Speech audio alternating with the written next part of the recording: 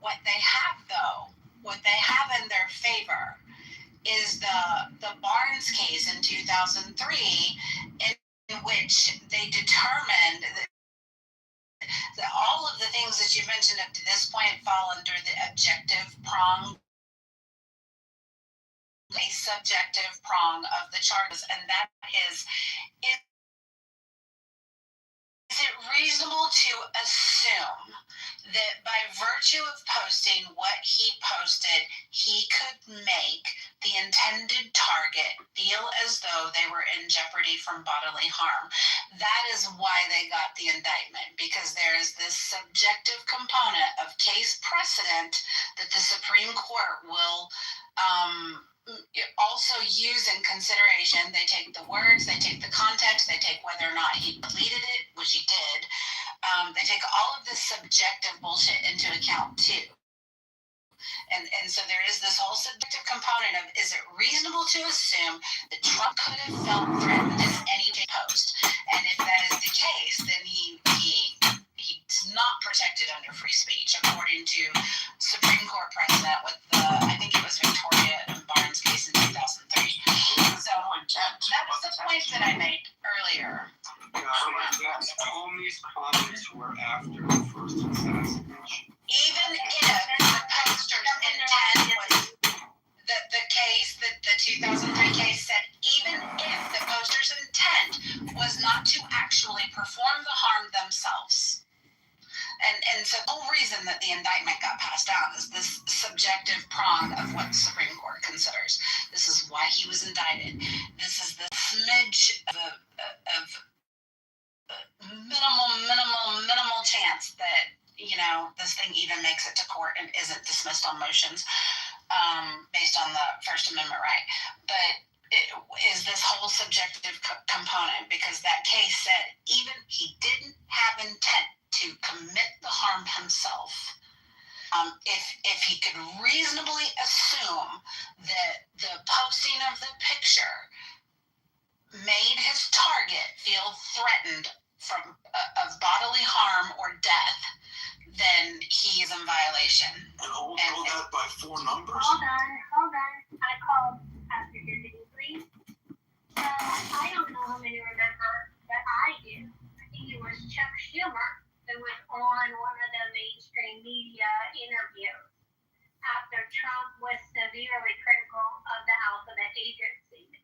Trump said he didn't believe that they were being run effectively and that they had some corruption that needed to be addressed. And Chuck Schumer, I think it was Chuck Schumer's quote was, when you come up against the alphabet agencies, Chuck Schumer on MSNBC. Damn, H-Head, go ahead. You do it. What was the quote, H-Head? He was saying if we come after this alphabet agency, was it worth interrupting they have 101 ways to come after these. They have 6 ways to Sunday of getting back at you. They have 6 ways to Sunday. Popular American expression, it means that they will retaliate. And James Comey was part of the alphabet agency. They make the argument that Trump felt threatened. Even though he's used to it. It would just be a lot easier to respect these perspectives if you guys would just say what you really want to say. Which is fuck the Constitution, we want to get even, burn them all. Wait. I want to clarify. I do not support Comey being indicted. Okay, I do not support Comey being indicted, and I don't think that the majority. There's at least one here. You've made that clear. I think it's Monica now that are dating. That was more for Sam's reference because he directed his comment straight at me or digit numbers. I do not support the indictment of Comey. I don't think he's indicted. I'm simply making the case for why they were able to get the indictment in the first place. And I think that he should have been indicted. If you die on the hill of seashells, you're writing a blank check for the next Democratic administration to do this exact same thing. So look at the court case Virginia versus Black. And this was over cross-burning. And the courts... That's the case. That's the precedent case. Yeah, okay. So cross-burning burning can be considered a threat to intimidation or harm. You can set up a cross, and as long as there's not a reckless element or a conspiratorial or a threat to harm in that or damage, obviously, to somebody's private property, then this is perfectly legal. You can do this. It's not anything different. So you have Do right it here. in somebody else's yard That's without. illegal, and it's Yes. an infringement on there. But that's Yes. that falls under a different, because that was articulated in that what is it case. So at the end of this, when you look at that precedent and saying here we have to be subjected to freaking morons burning crosses, and you may not like it. I may think it's really ridiculous and it's harmful and it's intimidating and it has those. It's still protected free speech as long as it's not infringing personal space, harm, or property. Comey can do this by every precedent. He can do it because, again, you have to prove that he was going to be reckless, conspiratorial, and direct harm to somebody that is sitting in that office, and that's not going to go over well. It's just you have a long road to do it, and this is optics at best and shitty optics. It's not a win. It's actually a setback, which takes away the meaning of what just happened in that fucking Hilton hotel. It just strips everything away. But the thing is, like, there's a long road of, like, the Supreme Court overturning the decisions. Like, we can go Black versus Board of Education, we can go versus Loving versus Virginia. I can name, like, 100 other cases that the Supreme Court has overturned. So it's just, like, that's what you're dealing with currently at the moment. But what makes you think, I want to ask Brad this question, what makes you think that a future Supreme Court doesn't overturn these decisions? Why are you so confident about this? Why would they overturn it when they actually argued? Yeah, but they could overturn it. I mean, like, you know, like. They could. I mean, I suppose I'd be against it.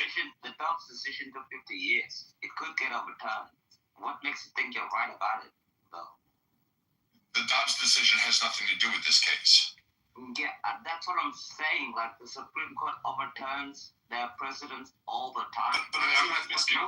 Chief, we can make all manner of premonitions into the future as to what may or may not happen with the Constitution. But the fact that a majority of the room feels that it would be a bastardization of the Constitution. It would be disrespectful to the First Amendment to suggest that we should indict and criminally charge and potentially jail a man over seashells? Yeah, but why not, bro? They criminally charged President Trump.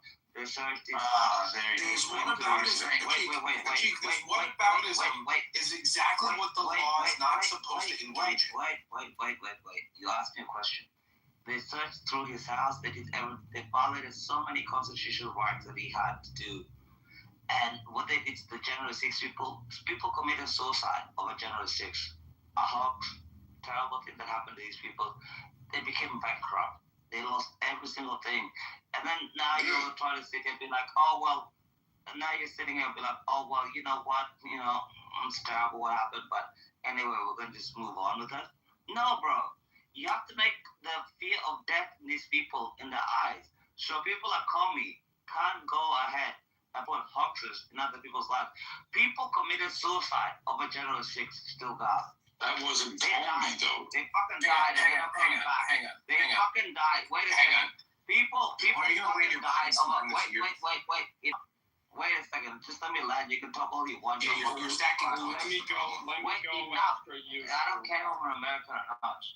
I didn't say anything about you being an American. You're stacking. Enough. Stop talking. You can speak all you want. People committed suicide, false charges. Listen to all human in the And the world. only reason they got reprieved is because President Trump happened to win the election. And if President Trump lost the fucking election, God forbid what would have happened to those people, you know? And you know what happened? President Biden, he's the first president in the history of the United States that did past pardons from like 2014 and everything and future pardons. Cheek. So what the Cheek, hell? you're gonna have to lay on this point. You've added 17 addendums to one singular point. No, Storm add to the conversation. you're about to be done. Okay, let me explain something really clearly to you. You're filibustering. Let him speak. Listen, you're filibustering. Look, and we can keep doing this. We can keep doing this. We can keep doing this. Let people finish. Sir, I don't need. He did. Wait. He did. Before you finish, can you pause for a moment? Let me break out a legal pad and a pen so I can write down each and every one of the points you've made so I have time to respond to them. Stop talking. Jesus Christ. I did that a long time ago. I just keep talking for no goddamn fuck. Okay, Jack, you get 60 seconds. 60. Thank you very much. 6. President Biden was the first ever president in the history of the United States to do preemptive pardons and everything else like that. Why? Because he led a corrupt regime. People in January 6th, they died. They committed suicide. They got bankrupted. The state abused them. The United States abused these people. The United States killed these people. And they did the most horrific, fucked up shit to these people ever in the history of the United States. And then when I hear it's a constitution, everything else like that, I don't want to hear about the fucking constitution. They put 60% of the FBI's informants onto these people. Why? Because they wanted these 15 seconds. And I know, love. And they wanted to kill themselves. All I want to say is, you killed your own people. I don't want to hear shit about abusing powers of the executive branch. And I'm done. I heard you the first time, Ellen. Thank you. So, listen. Cheek, I'm going to respond to the moment in which you careened off the highway of rationale and nothing else. Because I am not presently equipped with a pen to have heard all 15 of your grievances and address them individually. Next time, I'd prefer we do them maybe 2 at a time if you can manage. Thank you. The moment you call into question, the moment you submit any other case, any other legal proceeding in regard to this particular case as a rationale as to why you do something or wish something to be done or why you think something should happen, as those cases are directly related to this case by a legal case, you are absolutely participating in one guidance. You're explaining to me why I think we should wipe our asses with the Constitution of the United States simply for the opportunity to get even over some fucking seashells. This is a lesson in how to be succinct and cheap. Thank you, Alan. Yeah, also serious. You can add me after this, Stilgar. Yeah, I feel like I'm in a courtroom. so people keep focusing on the fact that they were seashells. It doesn't matter. You could write someone in crayon. On Saturday, I That could have written it in crayon. Not that relevant. It is the meaning of the that matters. Number 2, it illegally. They followed court procedures. They got a judge. They got a mugshot. all of that was done through the system. But Stilgar, you said, why don't we just admit that we want to throw away the Constitution? No.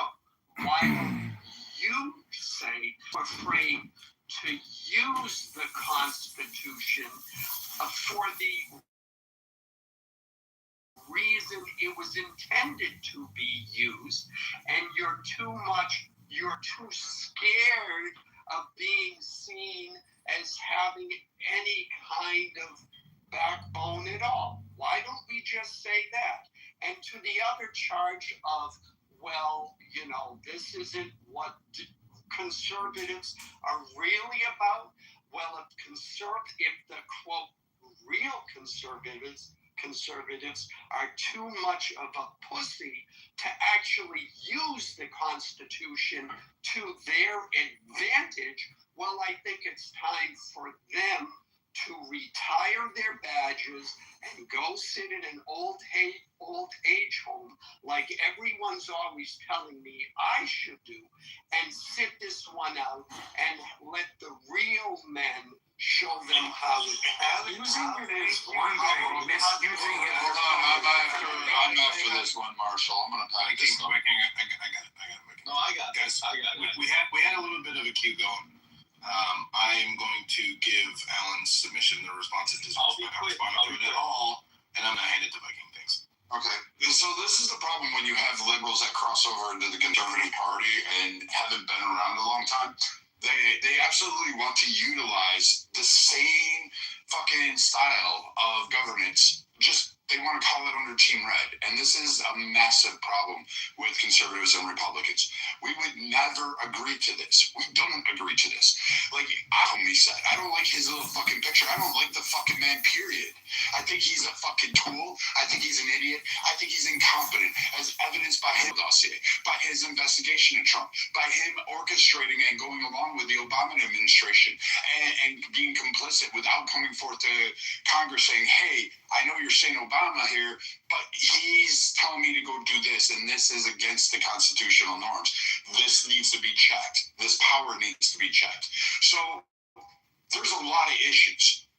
But what you want to hang your hat on is none of that issues. None of those.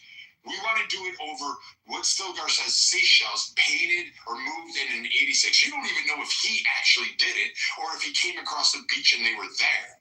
You still don't know that. You don't even have those final determinations. You don't have all the facts. But you're cheering this on and saying, let the real men do it because we just want to cry about this because this one hurts my feelings. And it's funny because this is now the second time after my workday I popped into another room and there's another guy crying about Trump needs to be mindful of my feelings and how I feel on his words. Yes, Daddy. You can't have that. You can't sit there and say, hey, it makes me feel icky, so I don't want to have it. I think we should use the courts, weaponize the courts, violate the First fucking Amendment, a constitutional landmark. No other nation has a First Amendment in the correct category that we have. And it's so badass that Trump today dressed up the Revolutionary Guard in full fucking uniform and put them out to the Greek. Guess who? The King of fucking England. Badass. I love that shit. That shit is amazing. That's free speech at its finest. That's great. That's bad fucking ass. But now, in order to protect that free speech, I have to accept a picture from Comey. Otherwise, your tears are going to get everybody in trouble, and we'll never have that. And once it's gone, once you put limits on it, once you start suing, once you start doing the court shit, weaponizing the courts to try to play that game, we will lose it all. It will absolutely be gone. And why would you give up that much power to the fucking government already? I'll end there. Are sugar babies allowed to work in the government? Are who? Sugar babies. Depending on where they work, being a sugar baby is not necessarily illegal. It is distasteful. Like a It 29-year-old. like is grounds to get you fired. I think if somebody knows about it, that depends on your boss. Are you putting it on your resume, or are you just showing up there and thinking it? Are for hire? Is that what you're suggesting? No, he's talking about the government employee. Every time I listen to Brad, I realize what conservatives have lost for like the last 40 years. We burn all statements. What are you going to do, Brad? Like, write a strongly word letter to your congressman? No, congresswoman? I actually do advocating for fascism. It's Every time I hear like so-called... So, like, let's do this. What I can do is I can leverage money. I can activate... But but it's just like, what are you gonna do? Are you gonna write? Okay, so you asked me the question now for the second fucking time, so now I'm gonna answer it, you stuttering fucking idiot. I'm going to say this. Brad, he was already losing. So again, when I look at this and you think I don't have power, that I actually organize, I move people, I fucking campaigns to a high degree of level, that I actually get calls if I want to back local politicians. And these are issues I'll bring up at RNC convention meetings. These are messages I'll sit there and tell people like Marshall, hey, when you're going out and canvassing, this is a major fucking concern of mine. This is a problem that I have. This is something I want to be remedied. So when you go around and tell people about this, Marshall gets these things, and I can spread it across the nation faster than you can. So again, I can also turn around and use the court to go ahead and sue those that want to infringe on it, because I can't weaponize the court after you create this. So again, you need to shut up while everybody else talks. Let him finish. Yeah, so guys, as much as I'd like to see you call each other fat gay retards, it's not going to move either one of you closer to either one's perspective. Viking, you and I largely agree on this one. I think the fact of the matter is, it's not a lack of information. It's not a lack of information. It's clearly a fundamental disagreement on the morals and principles surrounding this particular issue. If that's our chief's position, I don't think either one of us are going to change it. I don't need to, but when he asks me a question, I go to answer, and then he just keeps his like fucking gurgling fucking gooseneck fucking going on. Then like again, you can't expect me to. If you keep this up, you'll be getting animals together, and he'll be cranking the. Yeah, but I'm not worried about some know nothing from Australia. How about Marshall, you're the people I love to have an opinion on politics. You're just like, oh, Marshall, it's alright. long memory, Marshall. You're the same. All right, we're giving the floor to Marshall. Yeah, Marshall, I think you're particularly adept at addressing these sorts of issues. Particularly with things. Well, I definitely want to hear your input on this. So what was the chief contention of the argument? As I understand it, we're talking about Comey. Yes, and the indictment today. So from what I hear from talking to lawyer and judge friends of mine is that it's not going to hold up under review. That it's going nowhere. Right, that it's more political than it is actually lawful, which, I mean, says something about abusing the system in the first place. Right, if you're going to abuse the Justice Department to politically go after somebody, then it doesn't really matter. I'm also kind of with Brad on this. How do we know Jim Comey didn't just walk up on that image? Right, the tendency to punish over perceived political slights, or what look like perceived political slights from a national point of view, I don't think are very healthy to the government and the Constitution. It shows that the rules don't really apply when the elites and the participants of government stop believing that the rules apply. Then they do weird, strange shit that ends in some sort of dictatorial, fascistic kind of end. You can play the game, but you can't play the game so hard you break it. And it's definitely possible to break the Constitution. And selectively applying it is exactly one of the ways in history in which those things then become null and void. The Constitution is turning 250 years old this year, right? Yes. Yeah, so I think so far, if I'm tracking correctly, Ann and Achik are the only ones who think that this is a good thing. And he should be 100% is a good thing. Marshall, Achik, hang on, Achik. Well, yeah, Alan left the room though. I have a question for you. If you believe this is deserving of adjudication, what suppose the punishment should be? I don't know what the punishment should be, but obviously a grand jury of the citizens did not shut the whole entire time. He got indicted in D.C., Washington, D.C., with his fellow. Yes, because that's where the Justice Department files its claims. You don't have a fact for it now. Stop talking. You don't have a position on what his punishment should be. In DC, and I don't know what the punishment should be, but they should make an example out of Comey, because what they did to President Trump should never happen to another president, or should never happen to another person ever. They went through. Literally, we had a grand jury indict Trump in Georgia, and people cheered it on and argued against it. 1 second, bro. They said it was the same fucking guy said it's impractical. Wait a second. These people in J6 killed themselves, Brad. What part of that don't you fucking get? So, They Jake, killed do themselves you because they generally? went after them for fucking nonsense and after terrible things.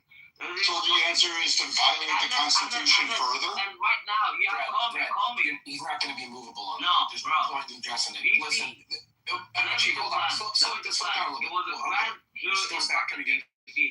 It was a grand jury in fucking Alabama to be like, oh, maybe it's terrible. Like, it's not the best thing ever. But it was a grand jury in fucking Washington, D.C. Even his own peers thought they need a trial to happen to him. Fuck that guy. It's a grand jury and got a ham sandwich. Have you ever heard that American saying, A-Check? Hang on a second. Okay. So, let me make sure I'm following the logic here. Okay. Based on the lawfare and the misbehavior of the previous administration in the direction of conservatives, you think the solution to that problem is to take a bigger bite of that apple to make that point, right? We're in a bar fight. No. I've picked up a pool stick, and your No. solution is to pick up a pool stick, and you think No. I don't want a pull stick. I don't want terrible things to happen. I just want certain people to be held accountable. One of them is Jim Comey. He's one of the worst of the worst. Terrible. okay, but Achik, the question that I'm trying to ask you here is: you think this is what will stop this? This will put an end to all the madness if we position in when it's not in its totality. Yeah. I just want to say, I want to make Jim Comey an example. Everybody else, I don't really give a fuck about.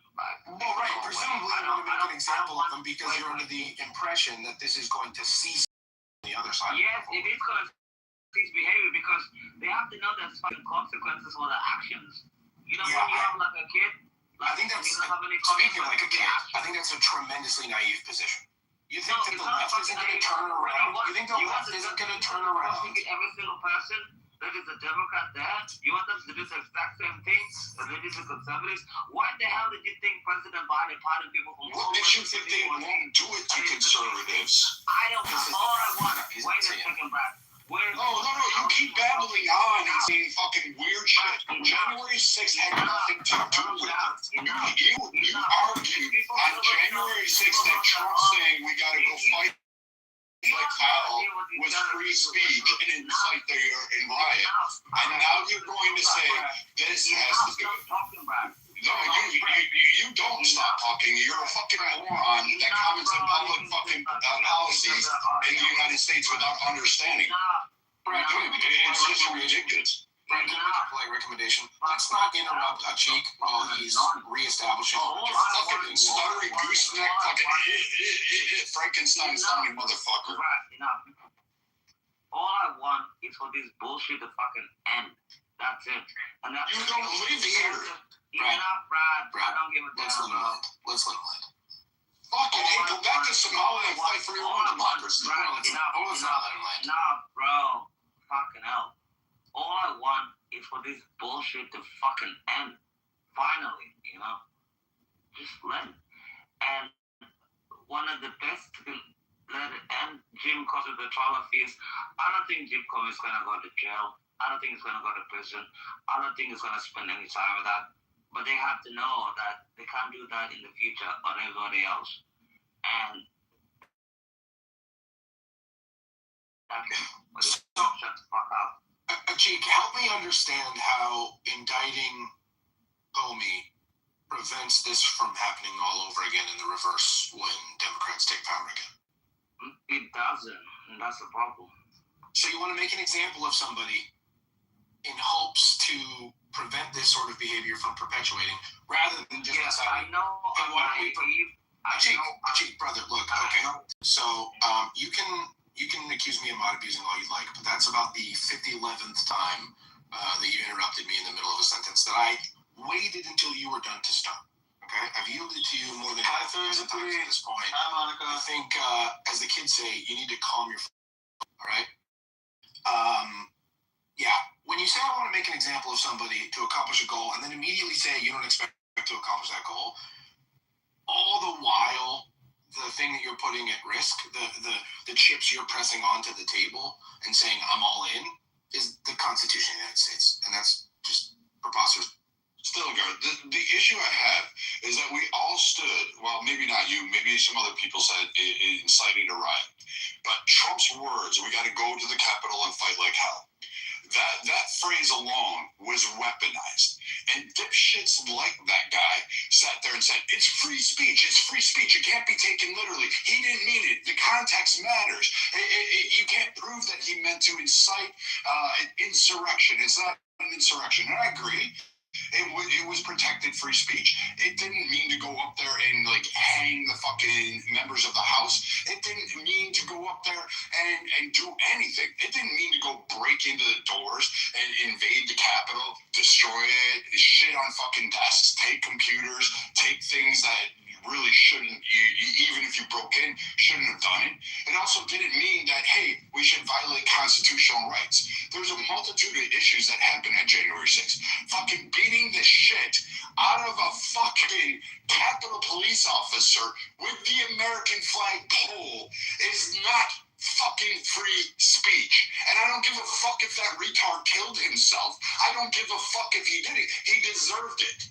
Because again, he violated not only the sanctity of our Constitution, but decided that he was going to go attack the government and beat some poor schmuck who makes 35 fucking K a year, who was sitting there trying to say, hey, you can't come in here and trash the fucking Capitol building. But he beat him with the American flag, which really pisses me off to begin with. But now I have to worry with some stupid weird argument from some fucking foreigner who doesn't understand how our government works. Now you want me to sit there and say I gotta feel sorry for him and that we should forgive him? It's dumb. It's dumb. No. You talked enough. So this whole idea that now I have to codify that, oh yes, James Comey should go, then by same mention, you would have to put him in jail. Whatever the consequences were of fucking Comey out of this, if you manage to even get it there, would be the same for Donald Trump. It would be the same for fucking Mark Levin, who is it, Ben Shapiro, Candace Owens, fucking, what's his name? The guy who says frogs are gay all the time. All of these guys. Yeah, you would have to say Charlie It's an eye for Clerk. an eye argument, and that's the problem. The civilized world doesn't handle their problems that way. So, No, I mean, it's either the rule of law or we don't have law. But Brad, the problem here is we've described our position ad nauseum. It's not going to move him. I think when he's saying things like, I want to make an example of, I also expect nothing to change and the Democrats to perpetuate the exact same behavior, I think he's invalidated his own argument without the need. I agree with you. But what pisses me off is when we have foreigners come in here and they don't live here, they don't fucking pay taxes to us, they don't contribute anything to the American society, and then they sit there and tell us how we need to actually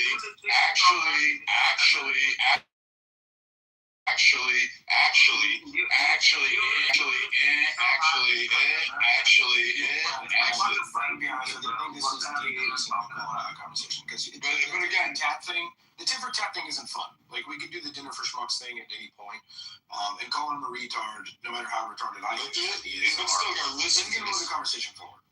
I agree, but again, we shouldn't let foreigners who don't live or partake in our governance or our country actually comment on how we should run our laws when clearly they have their own issues in their own fucking country, and when we talk about that, they lose a gasket on it. The problem there is you're running headlong into an appeal to authority argument. You're suggesting that he can't have an opinion. He certainly doesn't have influence. Of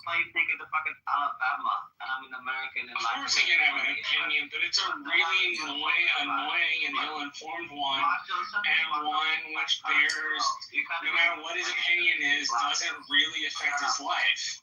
He's commenting on on stuff that affect our lives, which I guess is fine, right? Like he's entitled to it because it's on a fucking audio app and I can't stop him. But it is a little bit insulting to have somebody who is governed by different rules advocate for the essentially ripping apart of your own system because from across the ocean, he thinks that we just don't have a spine. Right? There's something about that is belittling, it's condescending, it presumes that they get this opinion without any pushback. And from what I've seen of A-Check, most of his opinion is rather anti-intellectual. It's all feelings based. Okay, but how about this? So I guess the unpopular opinion. So I agree that I think that these charges are validated, and I mean we had a group of our peers vote on this for him to be indicted. So jury duty, a group of our peers voted for him to be indicted. So then they did due process, right? So that, yes, there's a grand jury. It's a similar response that was done to Donald Trump when we said, hey, this grand jury, you can indict a ham sandwich. Yeah. And they got it. They shopped it, and they did that whole thing. Same thing in New York City. They got it. They got their little indictment, and they got to go forward with it. And we all called it out. We said this is an abuse. Yeah. This is lawfare. If we decide at this moment to say, hey, this is our way we get our get back, instead of actually fighting the true fight, the moral fight, the Constitution, the rule of law fight, then we have just abandoned that we are, and now we're just a blur. We either have to have that framework now, even in the face right now of the most, whatever shit you want to. Jimmy Kimmel saying that shit, that the first lady looks straight as a widow. I hate that shit. That shit's, that really fucking twists me in a certain way. As a personal level. Yeah. But the idea that I want to prosecute him? No, I do not want to abuse the law or weaponize it. Now, if he was in a bar and said that shit to my face, I'd punch him. Nobody's talking about that. We were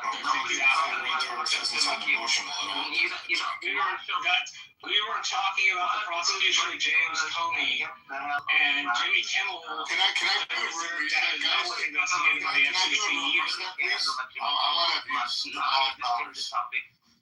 want to abuse the mud powers because what I keep hearing is one person is talking and somebody keeps interrupting. You're not going to get your point across. And the whole point of these conversations is you're going to hear things you don't like. But wait till the person's done and then say, hey, can I speak? And then say whatever you got to say. I guarantee you that person is going to allot you the same respect. There's nothing more annoying than hearing 5 people talk. Please. So I just wanted to finish it. And you just did it. Vikings started talking, you interrupted them. Please, bro. So, and do you understand the point under what we actually have to do? Yeah. Do you agree or disagree with that stance, or do you still hold and say maybe this one's a little murky, we should let this go?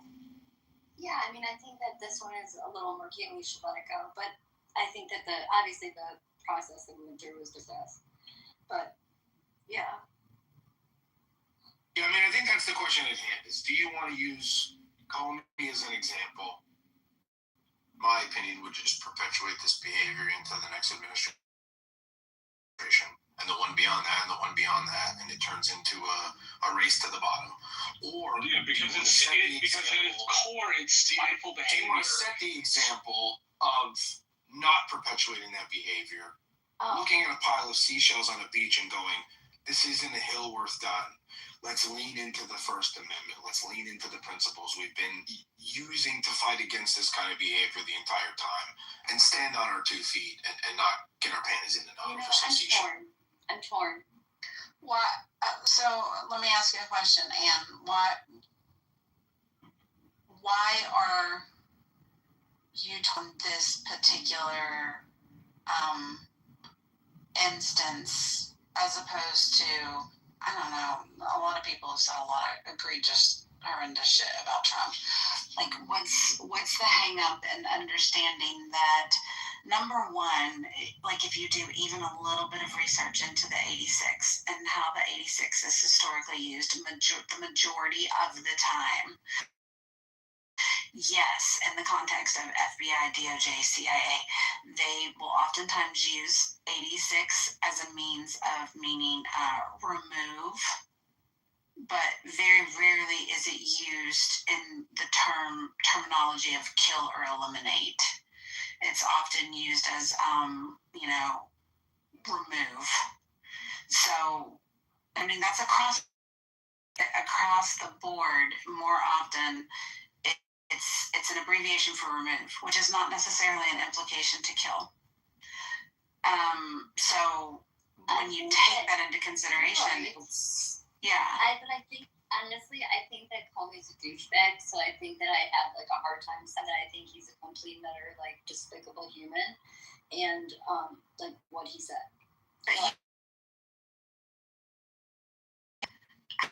I don't know. I feel like as conservatives, we have a due diligence to protect free speech, even the fucking free speech we don't like.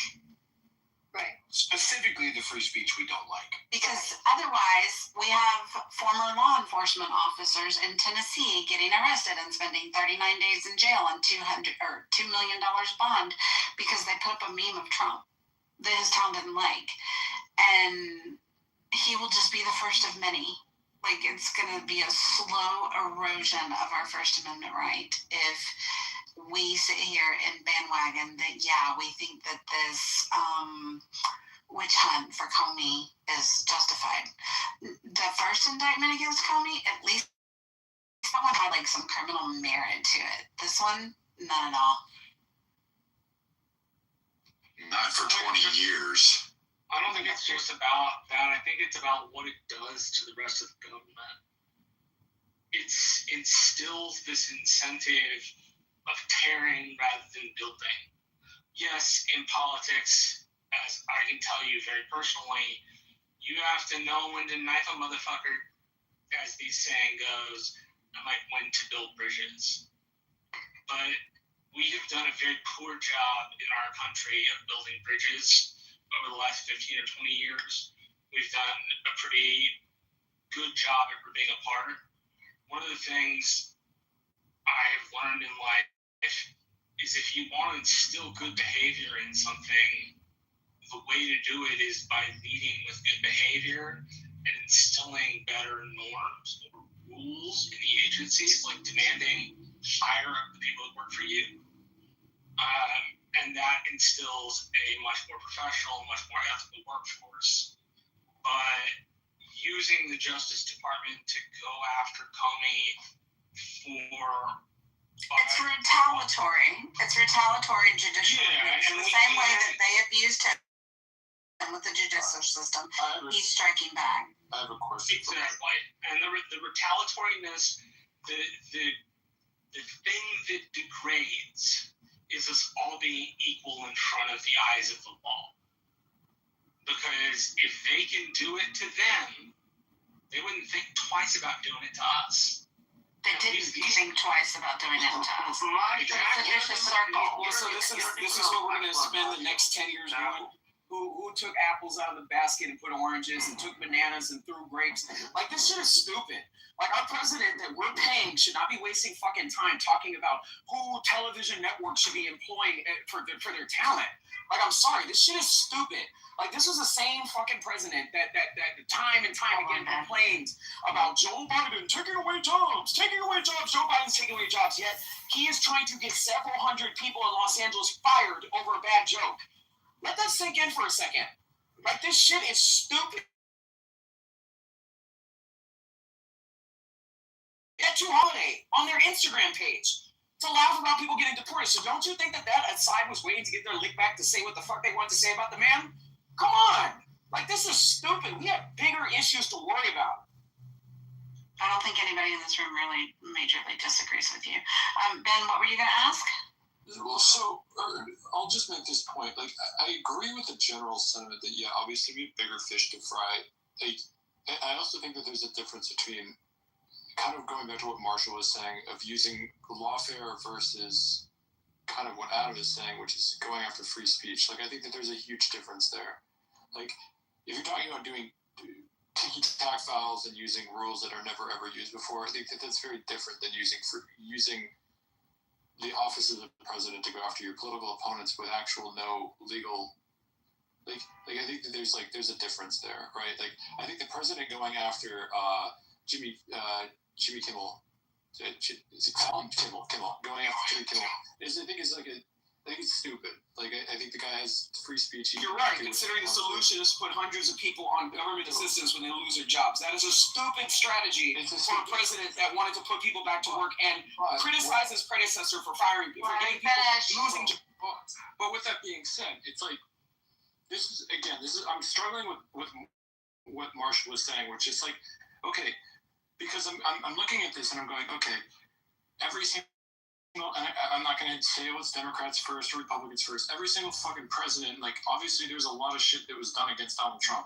Like, there was a lot of lawfare, all of this kind of stuff. It's like, so what is the answer? Like, if you're a Republican in this country, what is the answer? Like, when it go low, you go high? Like, how has that worked out for Republicans, right? Like, wasn't that the reason they elected in 2016? Was like, that doesn't mean you can't knife people privately, man. Sure, it's just that the knifing won't be seen by anybody. But the Democrats are not doing that. They're knifing people wide out in the open, and they're saying Democrats are daring you to break the rules. But Ben, Yes, do you not believe? just because somebody's going to jump off a bridge. But they're saying, like, every single time that Democrats are doing this, they're like, hey, look, like, it was political malfeasance. It was political malfeasance to call your political opponents racist, and then, like, the Democrats are like, yeah, we're just gonna go after fucking Mitt Romney and say, oh, dude, he wants to put you all back in chains. Like, it was political malpractice. It wasn't politically, like, this wasn't like. Democrats do this all the time, and then Republicans are supposed to sit on their hands and be like, no, we're the party of modesty. We're the that doesn't work in America. Well, let me ask you a question. The point was brought up earlier, Mitch McConnell, and all of the shit that Mitch McConnell did using Democratic legislation to stack the Supreme Court in our favor and to predominantly have the Senate for, nearly 10 years or whatever. Do you not believe that right is right no matter what? I mean, you either believe that right is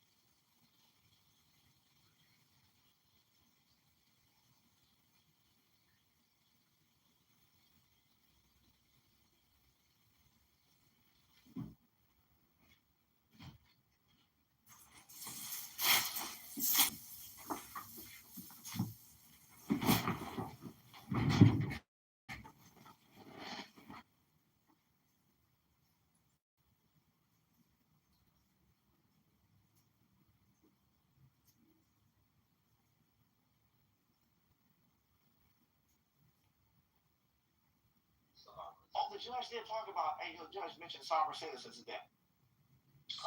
What I said earlier when you're not listening, I said, cite where Sean Carroll explains why these models are not arbitrarily finely tuned, not to reduce bullets in my brains. Okay, go ahead, explain that. In order to get into politics, you have to be a power-hungry piece of shit.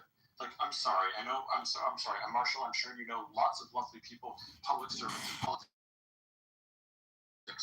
I'm saying in order to effectuate change on that level, then I'm saying, okay, so let's just take away the next executive order should be no more executive orders. Eventually, somebody's going to have to break this system and go, okay, it's a parent coming up and saying, you can't play nice with the toy, then I'm taking the toy away from you. If you can't play nice with the fucking power, then we're just gonna take it away from you. I actually don't have an issue with the fact of Trump going after his political opponents the way that he does, as long as he's doing so with the letter of the law.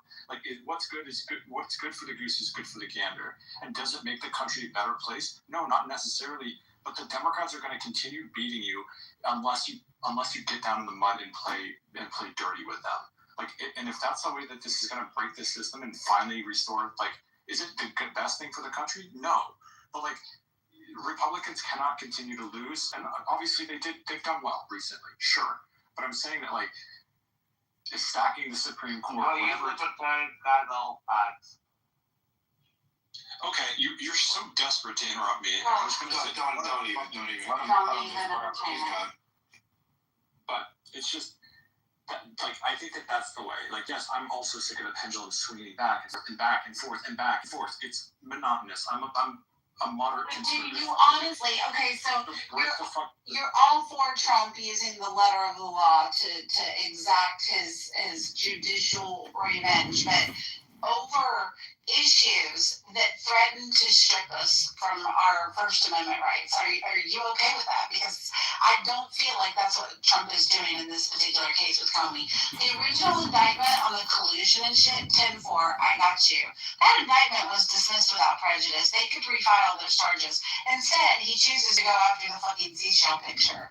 Like, that's my problem, is leave the freaking free speech alone. Again, I think it'll be adjudicated. Like, I haven't looked at the Comey indictment fully, so I'm speaking with. I haven't read it personally, but like the Don Lemon thing as an example, like going after Don Lemon for that kind of shit, I have no issue with that as long as. Me either, but that was a violation of civil rights. Sure, it's entirely different. Sure, but that's my point. Is like if you're going after free speech and just like, right, like I would be shocked if he wasn't upset about the entire, like, obviously Melania is upset, like this is nuts. Like, we need to lower the temperature. I don't know that this lowers the temperature, but like something needs to fucking happen. This is crazy. And again, going after free speech is one thing, but like, I don't know. If there's a legitimate indictment here, more power to you. Whatever.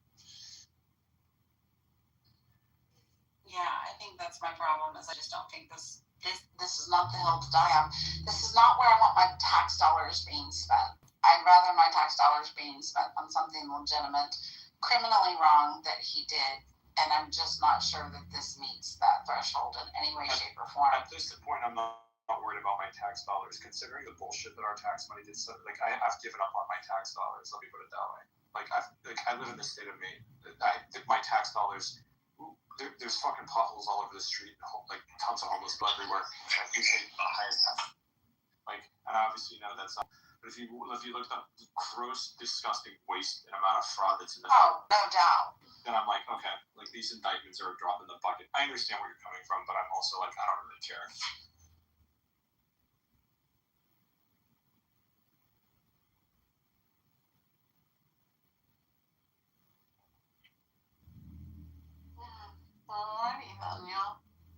I love that Alistair just said in the comments that the system is bankrupt, yet we employ 80,000 federal police officers. Yeah, that's what's breaking it. That's what's bankrupting the system. Come on. I'm not saying that's what's bankrupting. I'm not saying that's what's bankrupting the system. I'm saying the system is bankrupt. And if we want to save money, we could fire maybe half of the FBI and just defer all those responsibilities to local police. We don't need all these federal agents. And in fact, the federal workforce is down 40% from when Trump took office. And that's because everybody just kicked rocks and said, fuck it, I'm going to retire. And they put their retirement paperwork in.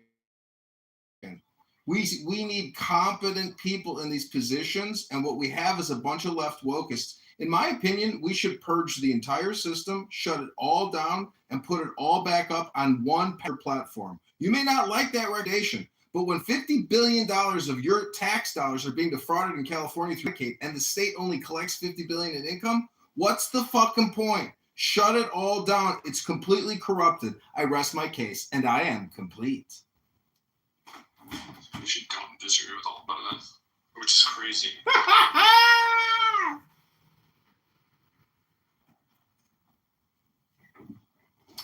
I mean, why do we need Medicare, Medicaid? Pay as you go. Oh, I got to go to the doctor. Okay, great. Now the government's going to pay for it. But we don't need this annual, quarterly, and annual budget billing system. We need pay as you go. The country's bankrupt. We need innovative financial transactions to help alleviate the stress. Hello?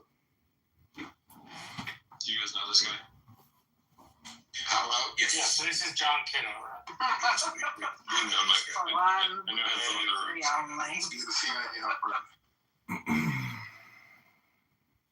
But when he's right, he's right. Fucking Donald Trump ran against entitlement reform. Can we all remember that? Like in this last He's right. Nikki, He's right. Ron DeSantis. Like that was Donald Trump's line of attack. Was I'm not going to touch your Social Security, Medicare. Like that's what's bankrupting this country. It's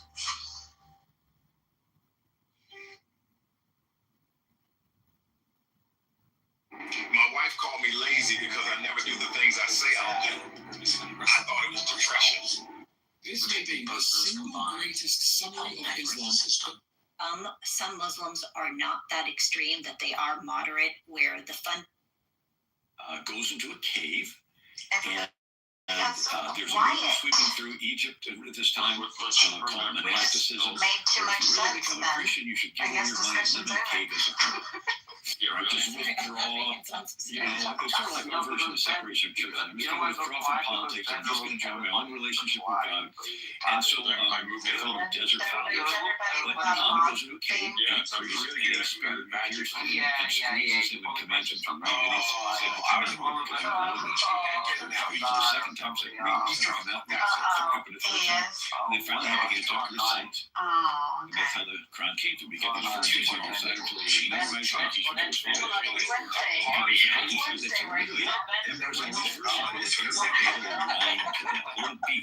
very similar to rap music. Thomas Carlyle wrote 1840. Arab Seymour method in it, which is rhythmic, kind of wild chant. So Muhammad goes back to his wife Khadijah. She's 40 years old. He's 45. He had worked for her, and then she marries him. And he tells that he thinks he's demon-possessed. And she decides to test his spirit according to the shock and so she has him sit on her left thigh. And says, "Can you feel the spirit?" He goes, "Yes, over there." It has a and she begins to stage her form and take up some of the veils. Did you do a shooting? Is that what you did? Terrible person. One of the worst. Ben is wonderful. I love Ben. What are you talking about? I like Ben as a person, but I love Ben. It's a time honored tradition. Because of my PTR. That's amazing. we're just dealing. The first person We're just that dealing actually with PR. That's all we're dealing with. Most people think middle-aged white guy. Bro, I don't even give a shit who the fuck you are.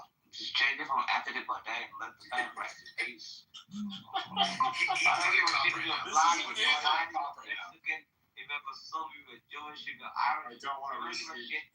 You want to think I give a shit how the fuck you look like? Just change your PTR because the second people look at you, Anthony Bourdain, he must be a good guy. But no, you're scum in half of the things that you think about. The rest of No, he's not. Don't take a shovel. Don't take a shovel while he's digging. No, but the thing is, it's terrible. I don't understand why he does that. It's terrible. It's dangerous. It's a horrible thing is to... I want peace. I want problems always. Oh my gosh. This is what I'm saying. I want peace. I want problems always. It's not my stance. People like you actually make mistakes, you know? Because of the Anthony Bourdain thing. Serendipity and other people can get along, but you... Oh no, he's still up. I was gonna say I'm not touching him. I had some popcorn for lunch. My hands are a little slippery. But I have something to propose. Do you think that it's okay to have somebody like that on national television that has millions of viewers to basically influence the public to want the president of America to die? You think that that's okay to teach our youth and the vulnerable, like the people that are very easily, I don't know how to say it, easy to sway, you know what I mean? Like in their position, and it could lead, has anybody thought that this could lead to violence? They should indict Jimmy Kimmel along with Zoe. I actually have strong feelings about this. Do I think he has a viewership and that he can be influential? Yes, I do.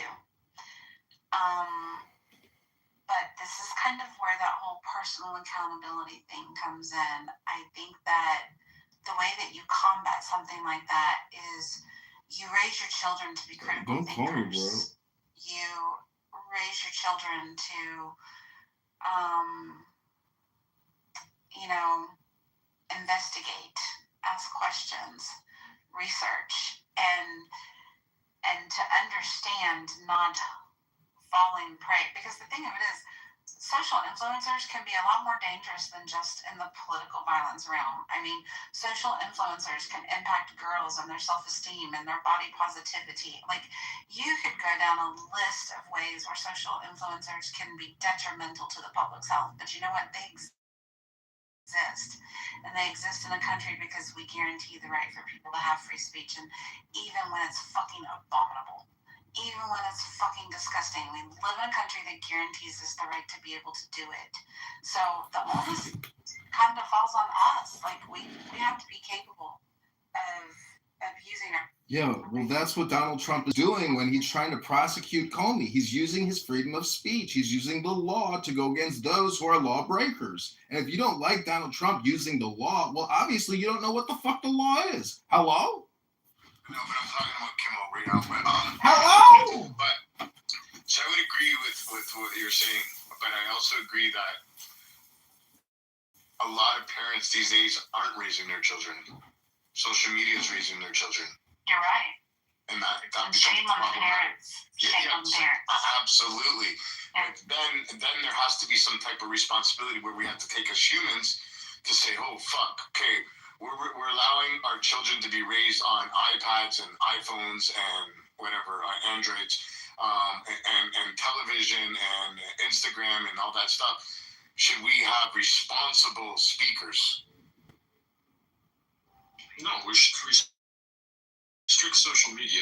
That's the obvious answer. I mean, like we have laws on cigarettes in this country. You got to be what, 18 or 21 in most places. Why laws in place? Because kids are not smart enough to make their own decisions, right? Like I really, really do. I think it has to come down to restriction of the social media companies. Like social media has been. We're talking about Jonathan Haidt earlier, and Monica and I think Serendipity, I think you were in the room as well. We're talking about Jonathan Haidt earlier. He's on this huge campaign at the moment about social media usage in kids. Like, that has to be where this comes from. Well, Ben, I think you touched on something that's so powerful, and I think it was subtle that I don't think people really caught it. And then I would ask, like, people in the room, do people have a problem that there's an age restriction on smoking cigarettes? No. Yeah, of course I have a fucking problem with age Check, restriction. stop. It's annoying at this point. You asked the fucking question. No, I know, but it's like there's like alcohol involved with the answer. So hold on, because I think it's very important what Ben said, and I think it's if people don't have a problem with you asked a simple question. And the problem is you don't give simple answers. Sorry, bro. Just hold on for a second, because there's something to be said about what Ben said. Yeah, I want to answer the problem with there being restrictions on smoking cigarettes. The thing of it is, it's a tangible good that you have to go to the store, you have to interact with a person to purchase and verify your identity. The problem comes in the virtual reality. Because there are too many ways to bypass verifying identity. You know, this kind of leads back to that Meta case that they just lost recently. Meta and was it Google? I think Google's the only other one that didn't settle. They just lost that case in California to that girl who essentially blamed her mental health issues on her social media addiction because somebody handed her an iPad at the age of 6 and she became addicted to YouTube.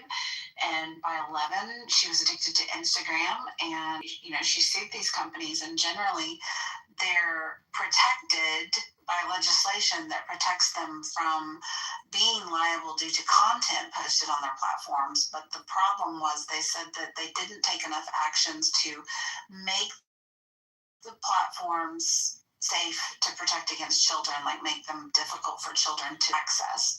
But when you have parents who are logging children in, creating accounts for them, bypassing all of the rules, I worry that this is a slippery slope, again, to curtailing our First Amendment right. And it's an entirely different ballgame when you're talking about virtual versus in person. I think the restriction on purchasing of tobacco products is clearly not effectual, right?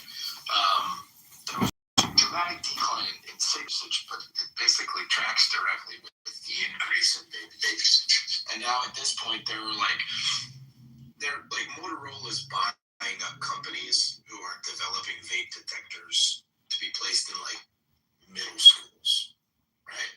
There's a massive market for this. The private sector is running at full steam ahead to attack this problem. So the question is does this legislation do anything? And we've seen I think it was 5 or 6 years ago, something like that, we raised the age from 18 to 25. And now you have to be 21 to legally purchase cigarettes in this country, or any tobacco product for that matter. The sale of Zins and Snus and these sort of like nicotine pouches and vaporizers is at all-time highs amongst those under the age of 18. So it's clearly not having an effect. Now, to follow up on that, do we think that there needs to be tougher laws on parents? Like, does the government need to step in and have more control over the children? Basically, because the parents aren't doing what they're supposed to do. Like, should the parents somehow be held to account? The problem is as much as I'd like to see that, I don't think that would be effectual either. I think it's a cultural problem. It's a cultural problem that parents have now like outsourced 3/4 of their job to iPads, and they've kind of yielded to this blame everything around my child, not my child behavior. And I don't think there's any type of legislation that we can implement that would improve the quality of life writ large and also improve the condition of that issue. It would have to be tremendously authoritarian and make them more victims of like putting parents in jail for their behavior.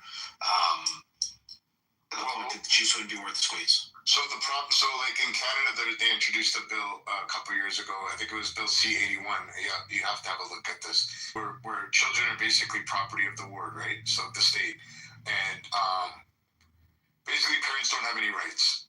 So little Johnny goes to school one day, and I know it's gonna sound like I'm going off like a course here, but I'm not, right? No, I'm tracking. I think you're dead on. Okay, so children go to school. Little Johnny goes to school, and he says, "Hey, I want boobies." Yeah, I want to be a girl. Yeah, I want to be a girl. He goes home and he says, "Daddy, Johnny, I want boobies." Daddy says, "Johnny, you're Johnny. You're a boy. Boys don't have fucking boobies. Smarten the fuck up and go back to school and be a boy." He goes back to school. He says, "My daddy says I can't have boobies." They can now legally remove that child from the home. Yeah. Because they think that child is being endangered and they want to protect that child. So now the parents lose the rights of raising the children because they believe that the parents are endangering the child. And I think that has a lot to do with things like this, like the Jimmy Kimmel situation, the iPad situation, the smoking situation. But where's the line where it stops? Like, I think that there could be a happy medium, but I don't think it would stop. And I think it's a slippery slope, like what Serendipity was saying, and you were saying, that where does it stop? Do you know what I mean? Yeah, the issue is when we want the government to use tweezers, all they have is a hammer. And if we put this kind of control in their hands, it's largely not going to improve conditions of what we set out to improve, and it's likely to worsen conditions elsewhere. And I just think, yeah, it's a recipe for disaster. Unfortunately, it feels like a more tenable solution than hoping the culture will change. But like, unfortunately, kids are gonna have to die of popcorn lung, and we're gonna have to allow them to suffer the consequences of sucking down vegetable glycerin by the gallon, and then something will change. A couple of things, yeah. A couple of things. When the smoking age was raised to 21, less teenagers smoked, and I think that even though the number of vapors is increasing, I think the total teenage vapors is still lower than those that were smoking cigarettes before the age. No, it's actually higher. It's actually higher. Well, the trouble is I just looked at. It's right opposite right now. Maybe in America, sorry, I know in Canada it's a big problem. Edie's right based on the statistics, but the problem is like, how do you account for the kids that are certainly hiding it from their parents, certainly aren't responding to these sorts of surveys? And if you look at the private sector, there's investment going into like anti-vaping technologies. I work with public schools in a security capacity, and the demand right now for the ability to identify and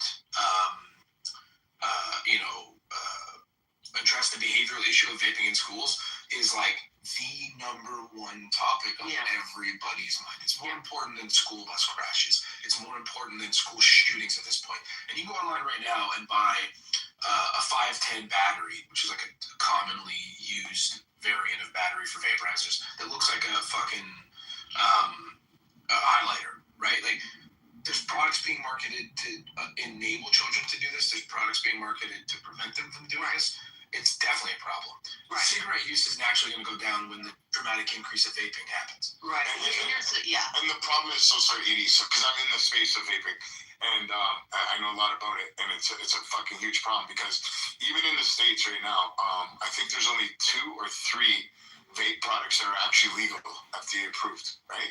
All of these vapes that you guys see, like Craze, Aloe, they're illegal.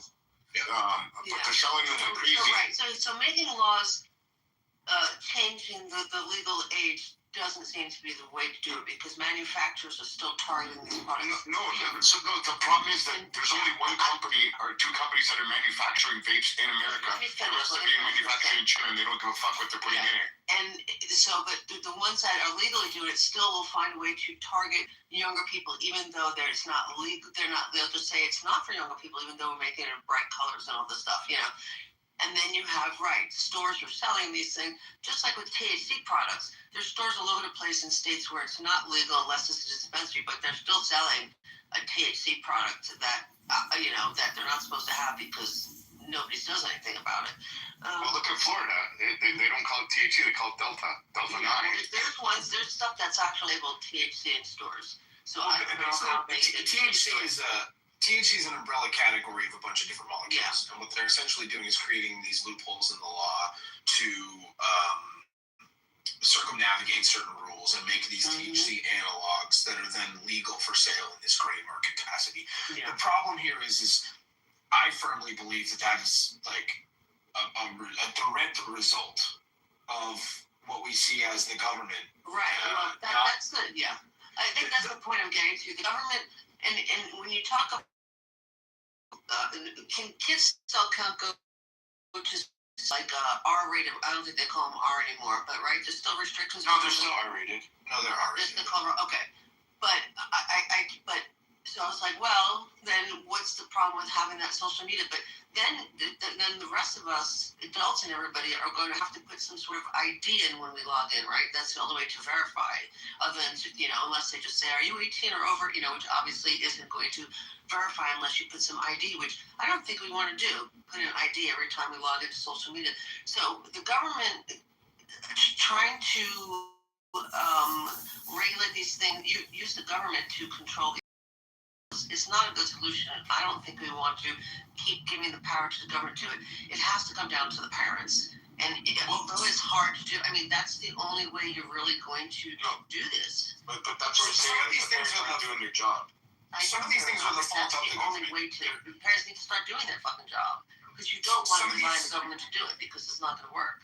some of these things are the direct fault of the government, and like the cannabis thing is it actually it makes the argument to these other categories in so far as if the government would do what the clearly overwhelming majority of the American populace wants, which is like federally legalized cannabis like Canada did, then we wouldn't have to have all these loopholes and workarounds, because unfortunately some of these loopholes and workarounds are totally innocuous and they buy it at the head shop and they don't even get high and it's no big deal.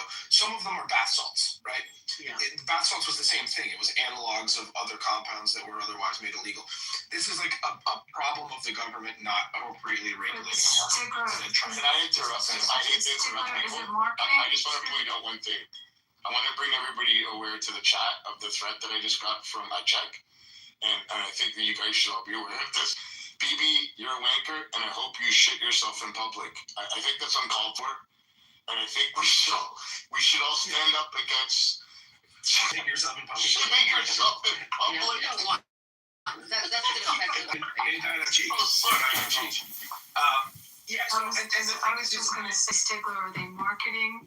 Part of the problem is the marketing efforts are marketing towards kids, how the advertisements look. I mean, we have that problem in my industry. It's a big problem, and there's mass torts actions and big lawsuits that have been settled because the market is appealing to kids, and there's obviously any marketing is appealing to a child. Yeah, but I mean, you're to a 50-year-old. I understand that's that. largely what we're getting at, though, is what we're saying. Yeah, I mean, we have it in the gambling world. It's a big problem. And the government's lack of action in terms of vaping leads to, like BB said, there's 2 or 3 vapes that exist in the country that are actually able to be legally sold, and the rest of them are operating in this weird gray marketplace. Crackdowns kind of ebb and flow at this point. But what does the packaging look like? That's my question. Packaging. Like people are saying that is that's what's incentivizing the sale of these products in these gray markets, making them more easily accessible to these kids. So right, and they look attractive to kids. I was talking a minute ago about a vape battery that you can buy on Amazon that looks like a highlighter. It looks like a one-to-one highlighter. How long are you guys going to go on about vapes? Because we haven't even gotten to COVID-19 injections, for all these youth. I mean, that Pfizer, Coca-Cola brand push. Wow, what an incredible marketing. Moderna, J&J. Oh, wow. But I think there's a misconception where people are thinking that the packaging is what attracts children. It's not. It's the flavors. It's the fact that it's properly doing it. I have a genuine question. So let's just say, for the sake of argument, you added kerosene to cornflakes, and obviously nobody's actually going to do that. But there are consumer protection laws. I asked this as a genuine question. I don't have an answer to this. But you see this RFK Jr. doing a bunch of shit where he's saying you can't have all of these harmful chemicals in our food, which is that should be well, no shit. But I ask you this genuinely, is there any recourse for that to say, hey, these chemicals are really, really harmful and you just can't sell this in this country because this shit is just really. The problem is the chemicals aren't harmful until they get heated. Okay.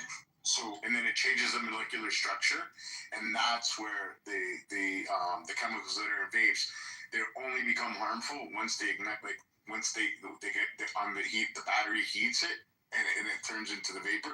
That's where the poison comes into effect. Before that, and that's to your earlier point. The whole vape market was a niche. There was a kind of a nice little cottage industry of mom and pop shops popping up, and people who wanted to be into the vaping thing had to wind their own coils and make their own canisters and build these vaporizers, and they were largely purchasing the vape juices domestically, and it was made here. Going to any gas station within a 5-mile radius. Now that's treating the mall numbers as constant values for universes you might find yourself in, and then there's less of them in the natural spot, right? Which is a crude analogy because it's actually way more complicated than that, but it makes the point. I mean, I have this thing in my Islam essay, which is just I have it be numbers drawn on a piece of paper, drawn out of a hat. So I'll call it the hat argument now, but anyway, it's just the fine-tuning argument for atheism. No, we can call it the stepping in the buckets argument. And stepping in the bucket is a thing from baseball where you, instead of stepping towards the plate with your lead foot, you step away from the plate. Thank you. Do you guys mind if we just quickly, Deepak, can you just cover, because I don't know how much time I have, can you just tell me what happened with your resolution with Zelene? I mean, I actually, I messaged you. I mean, you asked me question, like, on that, I can answer that. Okay, but, I mean, can you tell me, since I don't know how to read?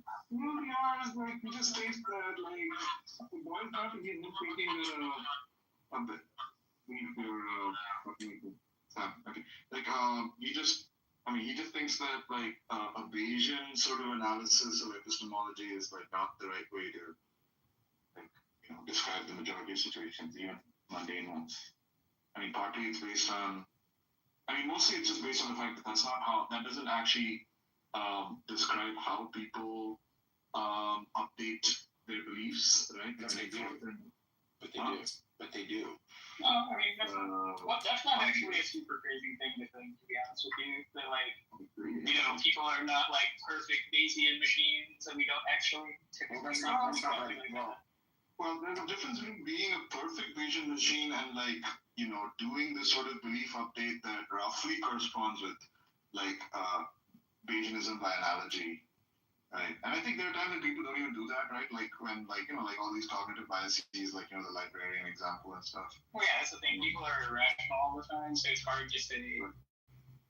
So, like, the thing is, like, typically you want to say it's a model of, like, ideal reasoning or something. Right, and Zeleny thinks that that's actually, there's no fact of the matter about, like, maybe I'm being too strong in what I'm saying, but maybe that's... He's probably correct. I probably agree. Bro, I'm gonna bring him back up. Whatchamacallit? Yeah, I saw that God Logic one today. I thought that was pretty funny.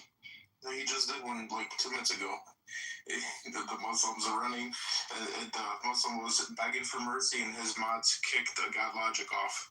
They're trying to save the guy.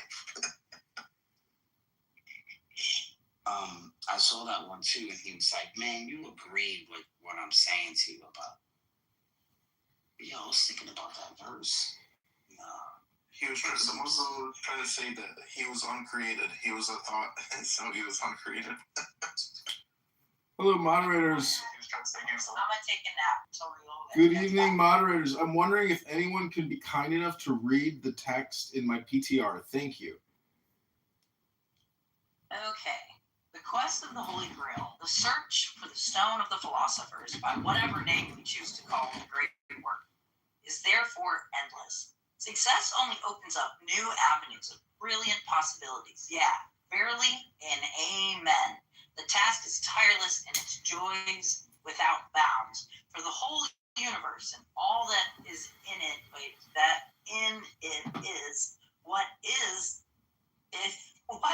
what is it but the infinite playground of the crowned and conquering child, of the insatiable, the innocent, the ever-rejoicing heir of space and eternity, whose name is man, I guess. Okay? All right, dog. Cool. I hope I read it as best I could. Well, what I'm trying to say is, like, we sit here and we talk about the GOD all the time, but, man in itself is quite remarkable. I mean, we're fully automated. It only takes a man and a woman to bust a nut and have a great orgasm. I mean, look at Barth. He's got 4 incredible children that he loves with his heart. You already forgot about the golden calf. Sure, I mean, have him in the room. He's just going to kill the room. So, but later on, you can come up later on. It's trying to acknowledge the creation, but not the creator. That's what got them wrong in the first place. You were really in the room that having his good life on the room dying out. Bro, Megatron, Alistair is actually pretty cool. You're the one that's running the room. You kicked me down because I disagree with you. You're being personal. No, you are. You're being very vindictive. No, you're being disrespectful to the woman. Things are about to get weird. If anything, you guys will be sitting. That's why I'm behaving myself. Wait, because I'm scared because somebody's got a green bean? Like, I give a fuck if you're gonna kick me out of the room? I'm not gonna kick you out. What's up? No, you were.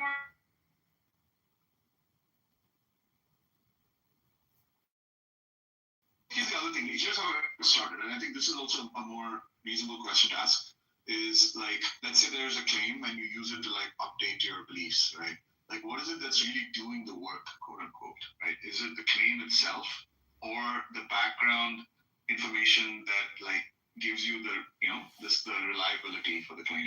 Yeah, I'd explain that point to the part because you can just say, look, the claim in the context is like a piece of data of like, it's an observation that somebody is like testifying to you or something, or they're assenting to something or whatever. So it's like, the data is like an observation of a person doing this, and the idea is like, okay, you could tell me what my background is, right? Like I could be like, in this kind of context, people who are usually honest. I don't know. That's just like an easy one, like you could come up with other ones that would also make it happen. Moderators, I'm just wondering, I know you guys will go on forever, so I'll have to just speak up. I'm wondering if somebody could read my PTR. Hello?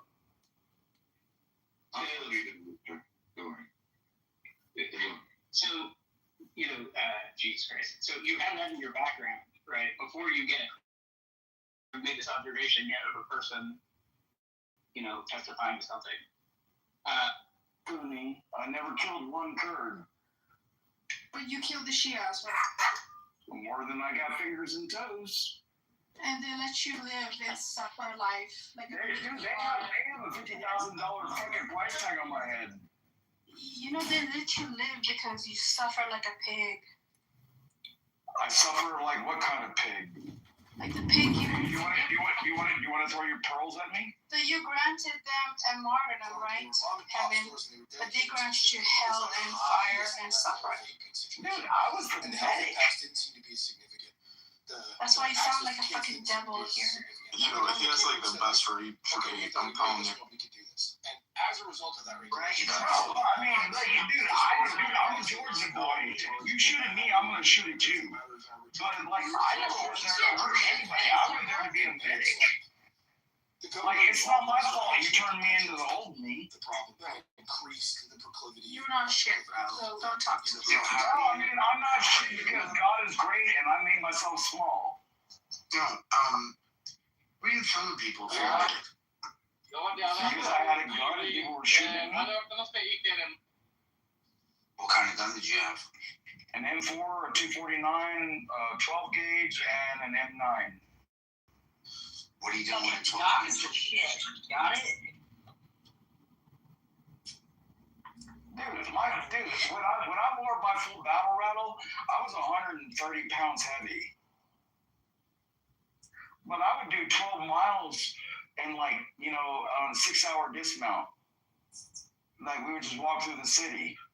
I'm sitting indoors, hard knocking, running the shit out of shit. Right now, I'm skinny as fuck, and I weigh 195 pounds.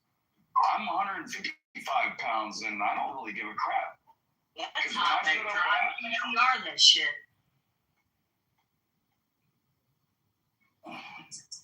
Bro, you act like I won't smoke a joint in your fucking face. Why don't you have a Smith & Wesson? You said you're a Georgia boy. Because I prefer my Berettas. Like, dude, I am a Georgia boy. I have my own gun range in my own backyard. Dude, it's 8:30 right now, right? What if I go like 1, 2, 3? Oh, yeah. Should we just call the FBI? What the fuck is this? Oh, yeah. I love Jesus. I love you, dude. Why don't you recite a surah and then shoot at the gun?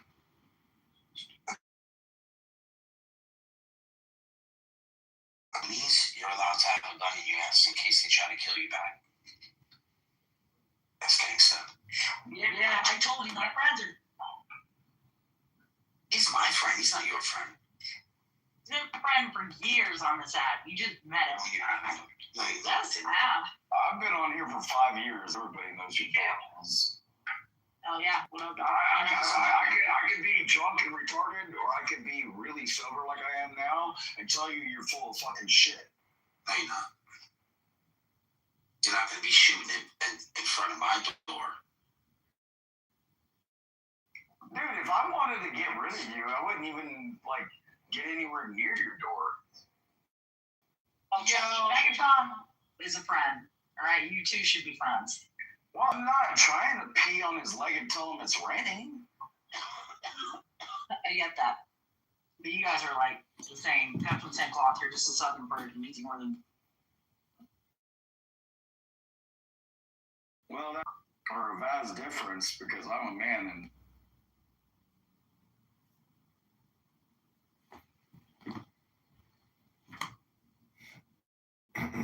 Hmm.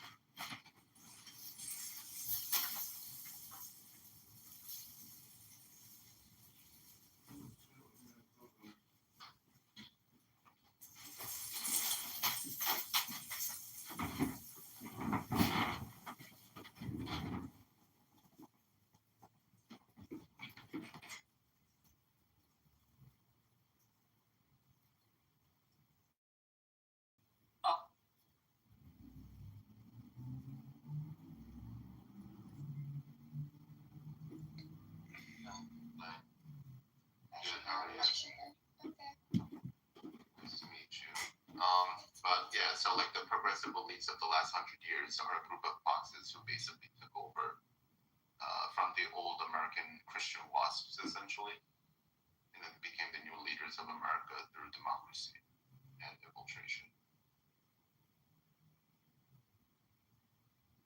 Makes sense.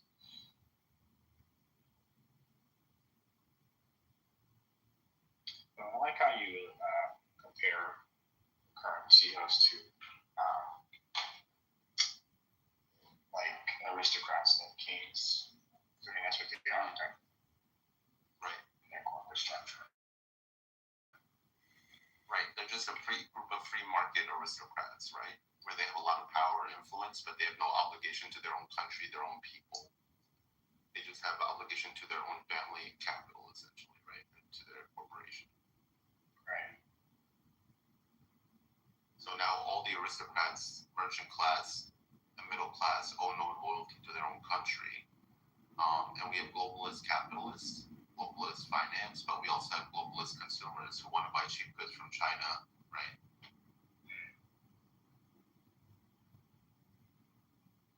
Hi, guy. Hello. Hello. Are you Christian, guys? Are you Christians? Yeah, I'm Christian. Yeah, why Jesus got crucified? Jesus got crucified because the Jewish people were waiting for a Messiah, and Jesus said in certain terms that he was the Messiah, and the Jews didn't like that, and they were given a choice by Pontius Pilate, who was the Roman governor, and they said, would you rather crucify a criminal named Barbarous, who was a murderer, a rapist, and a thief, or would you rather crucify a person claiming to be God, who was trying to create social change in the Near East? So he got crucified. And they chose. All right, man. I'll see you later. Losers. No, he's gone. You can wave him. You can add him and wave him if you want, but I don't really talk to retards. So. Nice answer. I mean, you were getting there.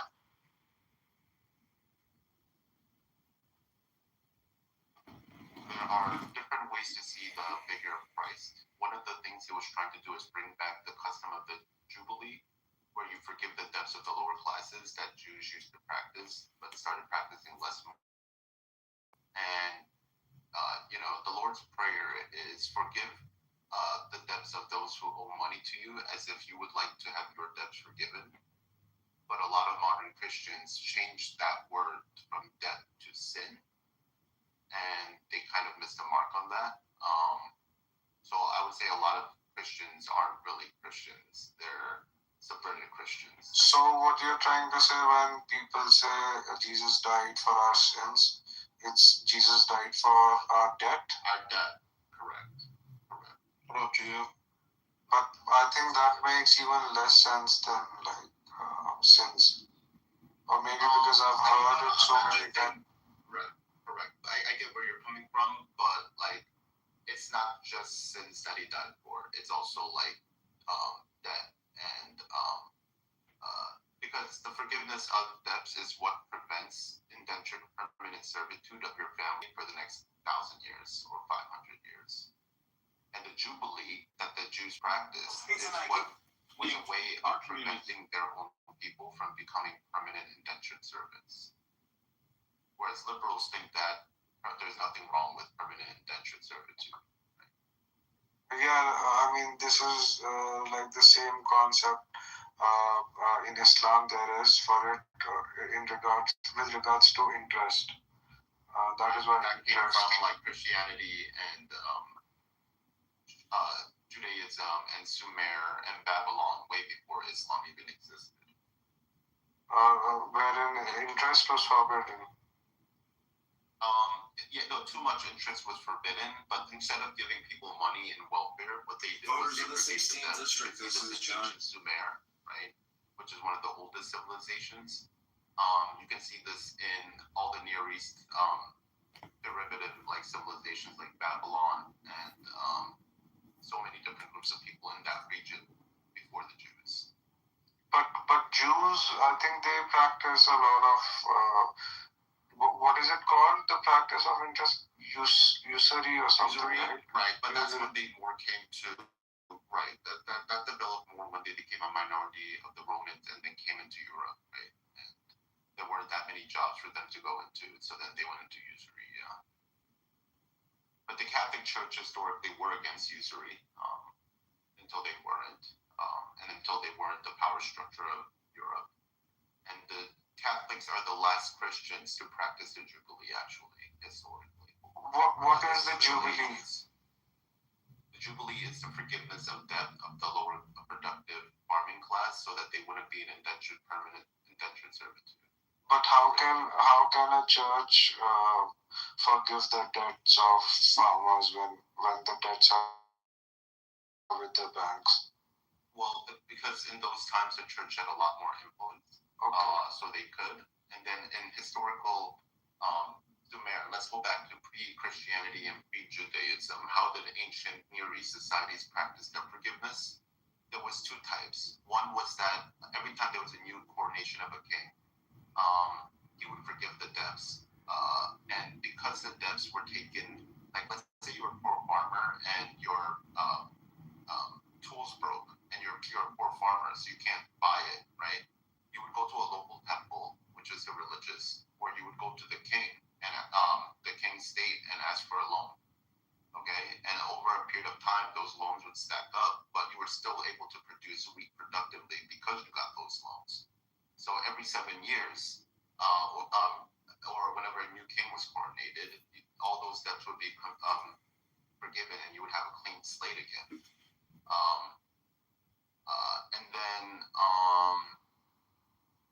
And then every 50 years, the king and the religious temples would redistribute all the land in their society so that people could go back to their homeland and then allow for the free market again. And over those 50 years, the best farmers and the richest farmers would eventually have most of the land again. And this was a way to reset the system every 7 to 50 years so that you wouldn't have permanent indentured servitude of like 3 to 4, 5 generations of people being indentured servants to the same rich people. So it was before Christianity, you're saying?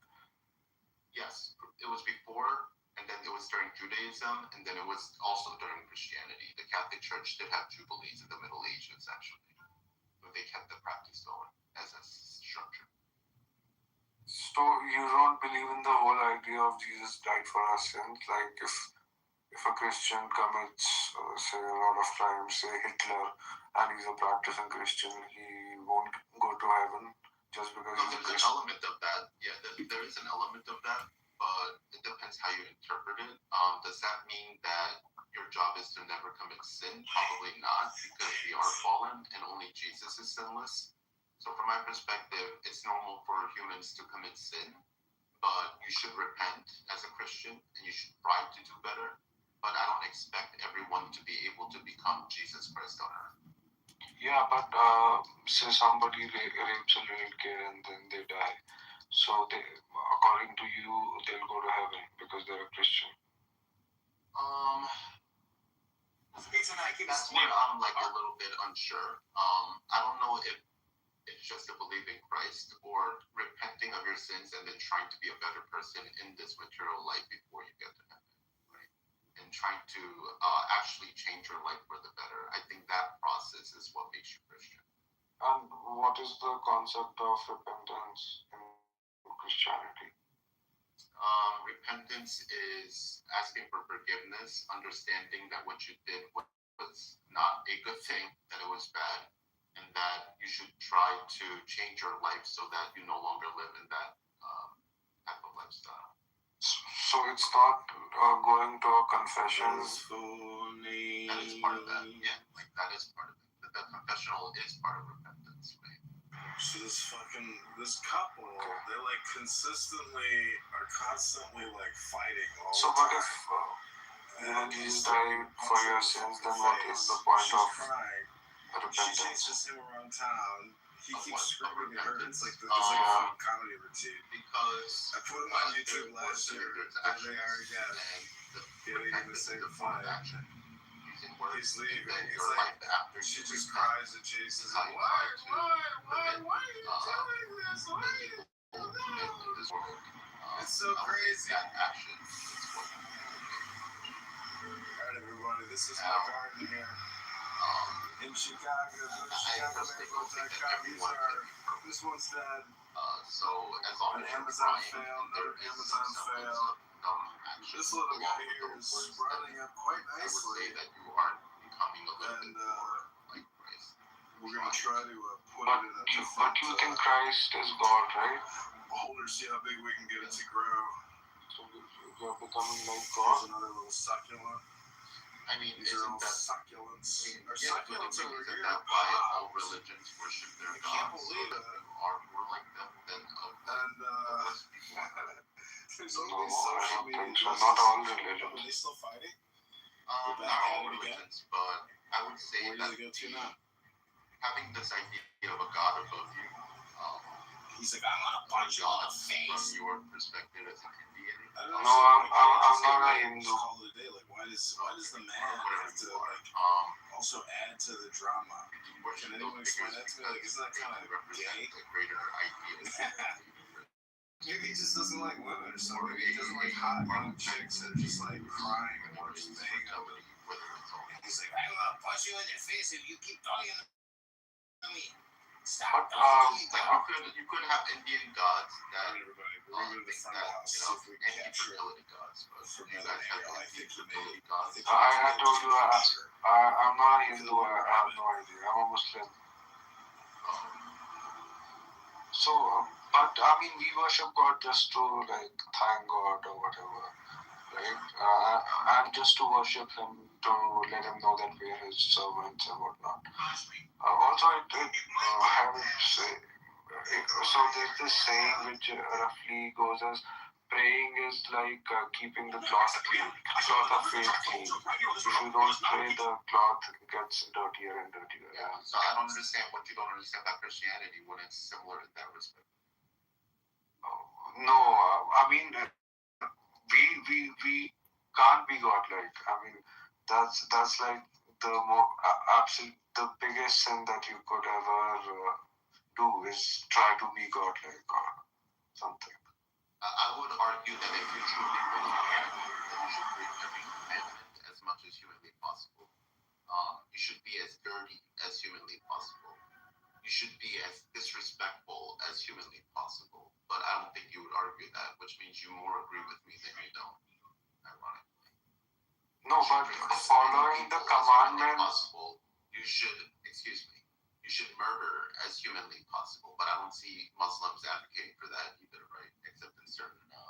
But following the commandments doesn't make you. Wait, can you just agree with me like on that, or can you disagree with me on that point? Like, is the point of life to be as sinful, to be as horrible of a human being as humanly possible? I had to figure out whether her vitals, or we can't, whether she was really going through something. A greater, I gave her a little bit of aspirin.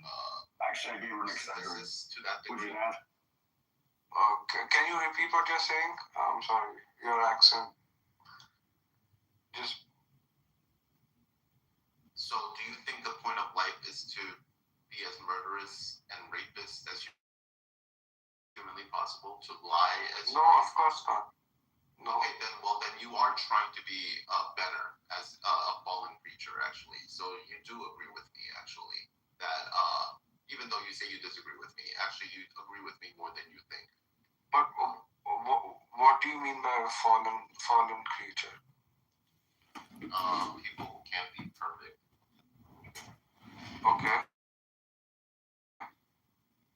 Yeah. Yeah, I'm really not interested in having a debate about Islam and Christianity, to be honest with you. No, I'm not. I'm just trying to understand what you are saying. The guy, whoever. Read about it. Go read. There's like thousands of books on Christianity and analysis and all this stuff. You can go read those books. Okay, fair enough. Yeah. Don't get hyper. It's all. Yeah, it's all right. Exactly. So, go read. Yeah. Hi, Gio. How is everyone? Hey, how are you? How are you? So, Gio. Yeah, long time no see. Hi, Marsha. Hi, everyone. Hey, Samia. What's the topic here? We're talking about Christianity, Gio? Yeah, PPL wanted to interrogate Christianity. No, I was just trying to understand what he was saying. The last guy that was here, he asked a question and then Gio was answering, so I just went off of that. Yeah, hello everyone. Do you have any topics you want to talk about, Samia? I was in a room where we were having, it was like Moses, Jesus, Muhammad, and it was like an interfaith conversation, and it's the style of talking I think offends people, because in Islam we have like da'wah, and some people find it annoying because it's like a bit Jehovah's Witness, so it's like some Muslims will come across defensive because I don't know, the religion's under attack, but it's I think it's hard to talk to people when they're like that, right? What do you guys think from outside? And you just witnessed with EMPI. I think discussion between different faiths is kind of retarded. You pick a religion and then you practice it. And then you should see the fruits of your religion over time, right? Yeah, it's tricky. I think with Islamophobia or you get what I mean, where it turns into but a Christian civilization should be Islamophobic, just like Islamic society should be Christianophobic, right? Oh, they are. That's exactly. That's normal, right? The people who think that we can all live in harmony. Look at the history of the Middle East, right? The Muslims conquer, right? All the Christian regions, right? Christian Syria, Christian Egypt, on and on and on. The Balkan areas, did they debate? Did they convert? Those aren't super difficult to find quality. The reason of what is happening, the phenomena to study, I think, is misinformation. The internet and social media. It was brewing during the Obama times, right? All of this information was building up, and it was right by the time Trump came. But there could have been other crazy motherfuckers, just as crazy as Trump, who have been also come into place. So again, it's not. I don't think there's nothing really special. So I do think there's something special about him. I think the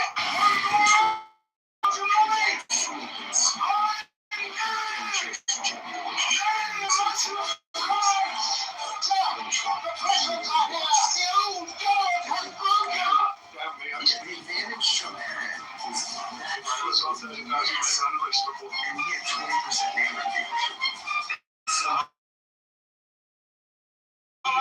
it's very interesting. Which direction go? One of the moments in the industry was Kasich is critiquing something, and Trump just was a little bubbles. That was probably the craziest thing I've ever seen this thing. This is why I'm like in the middle of the stage, and Kasich is down there at like 2%. I'm at like 20. And he's at like 2. I was the only time I've seen explain to people that your place on stage is related to where you are. I would speak honestly. And I think he would have been nevertheless. I would speak again if it was a 3-man race. I pledge my vows to renew it. I will never serve the usurpers or the wealth of our town. But there are battles to be fought. The other thing he did at times like this, which I think was, so basically, the reason he lost, you have mustered an army that Nero has fought, turning aside from our judgment and taking a course from myself in reckless. The second thing is, for good or ill, people wanted this. You are a leader of men. And if you declare yourself, the Lord will follow you. I never took you for that time. So, Nero's intentions are good, but what we need in this moment is a king. And I think that's why, may I have a word of right? Very, very key. And Harris, but people didn't like it. They wanted disruption. And that's why he's shit the subcontinent.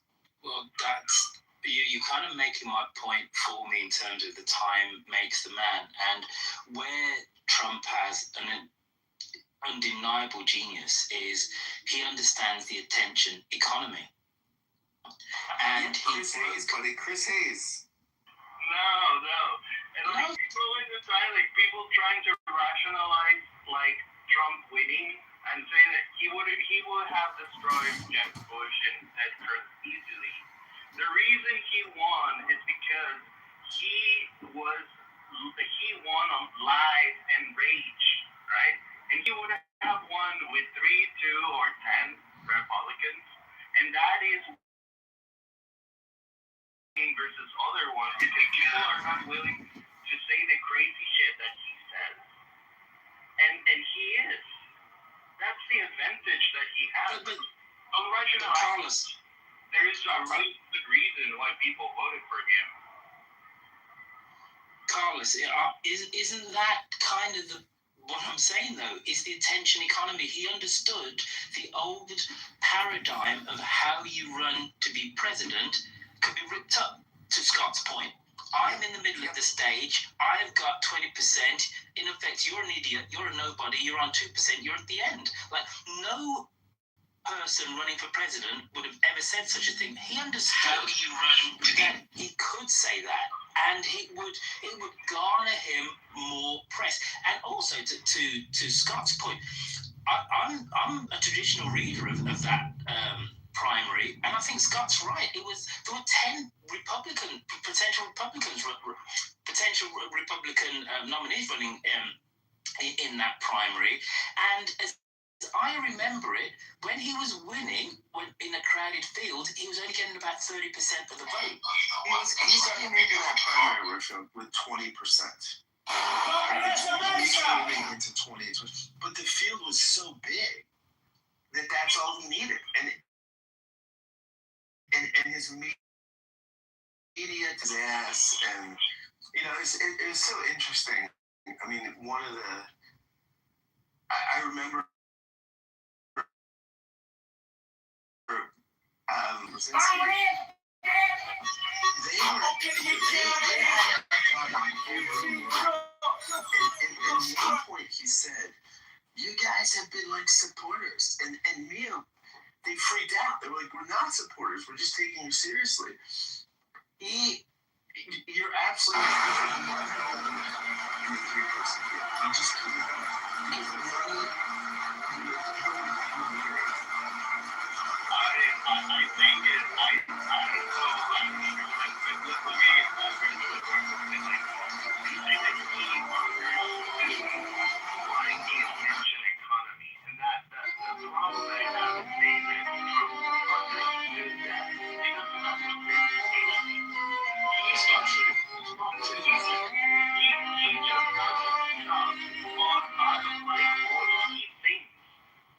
not like understanding. It's just like what he like the first shit that comes to his Collicular or whatever his name is, right?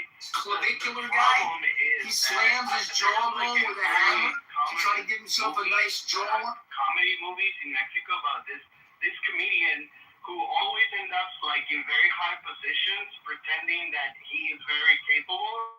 And everybody thinks like he's very capable, but he doesn't know anything. But every time he does something, everybody praises him. So this collicular or whatever comedy. And it's like what is happening? Like, are you that Trump actually understood that and he made the calculation if I say these outrageous things, it's just gonna get people. It's not it's just an outrageous person that happened to be on a society that lacks critical thinking, right, and lacks like understanding of what is reality and what isn't. It's a liar. It's a pathological liar, and that's all what he does. He lies. And if people can distinguish a lie from a truth, right, that's it. It's nothing about understanding or he's really like some sort of genius that controls the masses. It's just preaching to you like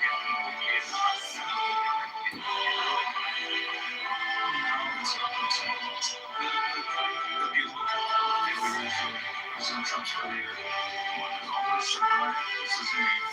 So he says you have to television magazine, the university, his clothing line is like selling steaks. Every single thing President Trump has ever done in his entire life is his name. And he understands the power of television because he did, like 60 Minutes. He did all the old talk shows back in the day, and he kept his name in the media. He went to Playboy parties. He stood at the forefront all the time, knowing how much television mattered. And then when he did reality television, his name was as big as the brand. So like he understood playing reality television to that degree. So when he went into a presidential election cycle, he was calling in on every single cable news station, voicing his opinion. He would win. He told us that, like, when Howard Stern said this, and Howard Stern used to be one of his confidants, and he told Stern this was a good thing. This was basically trying to draw the flaming sword. He was crowned child and conquering Lord. And he thought, I'll just run for president. And that would get me. God bless America! Argentina, Uruguay, Paraguay, Bolivia, Perú, Ecuador, Brasil, Colombia, Venezuela, Guyana, Panamá, Costa Rica, Nicaragua, Cuba, El Salvador. He ran the Reform Party candidate on choices weaponizing TV, which is how like the current work and campaigns of what Republican side of the political consultant, like the presidential election reporting. He understood that. And they were all media 3 times on TV. Just about all of the news and hours of coverage. They got you by talking and saying I'll tell you what they are. Outspending years in every single dollar that the prosecution absolutely.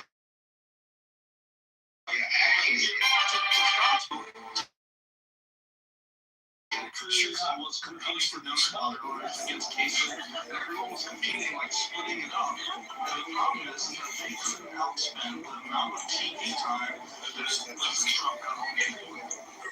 So yeah, he was smart. He wasn't just lying to 100% saying he was on himself.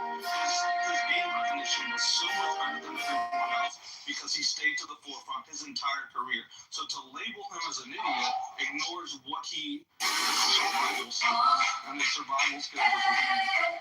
Exactly. So saying that he understood that being on TV every day was useful for him, as if that is something like only a genius could understand. You see, it's baffles me. It's like, what is it? Like, that's not what I'm arguing. Of course, everybody could understand that if the people are talking about you, it's good for you. You don't need to be a genius or like some kind of guru of social interactions in media. The only thing that I'm saying is that the guy, it is an idiot. He is an idiot. The only thing that happened is that because we're in a society that lacks critical thinking, people cannot distinguish between this guy lying, right, and telling the truth. And because of that, he maintained the support through the whole thing. He came out of that stare, and the first things that he said were very, like, stupid stuff. And from that point, I think percent, within a week. Actually, this is where you're missing it. The truth is probably somewhere in the middle. He was at 20% from the whole time. No. Before he came out of the stairs, he was not in 20%. That's not true. The truth is probably somewhere in the middle. Like, he's uncouth and crass, but I don't think he's like some Otto von Bismarck level brilliant strategist, but there is like a brilliance to some of the stuff he does just as an emergent phenomenon. He always has been this way, never surrender or whatever. He lies to a degree and frequency that would make any traditional politician blush, but he also, in a similar way, like tells the truth about some important things, and that's really why his star began to rise. At the same time that there was just such feckless leadership on both sides, and there was, the professional political class had failed us, the news had failed us, and so people were willing to take kind of an experimental treatment for what they thought was an incurable disease. And coming down the stairs, he was fucking dead on about immigration. The wall, as retarded as I thought it was, probably would have been a good idea. Like, some of his instincts are actually spot on, and then he does lie about insane other things that, like, strain credulity. So immigrants, right? And this is from the immigrants, right? Undocumented immigrants are revenue positive for the country because they pay taxes and they don't consume services. So I mean, he's wrong on See, that's not true. These things get tortured, but it is true. I mean, using everything down to just GDP like misses the point. Like, it's always over-indexed. Even if I would concede you that point, it's demoralizing. It's corrosive to like the connective tissue of a healthy, stable cultural society when there are all these carve-outs for laws.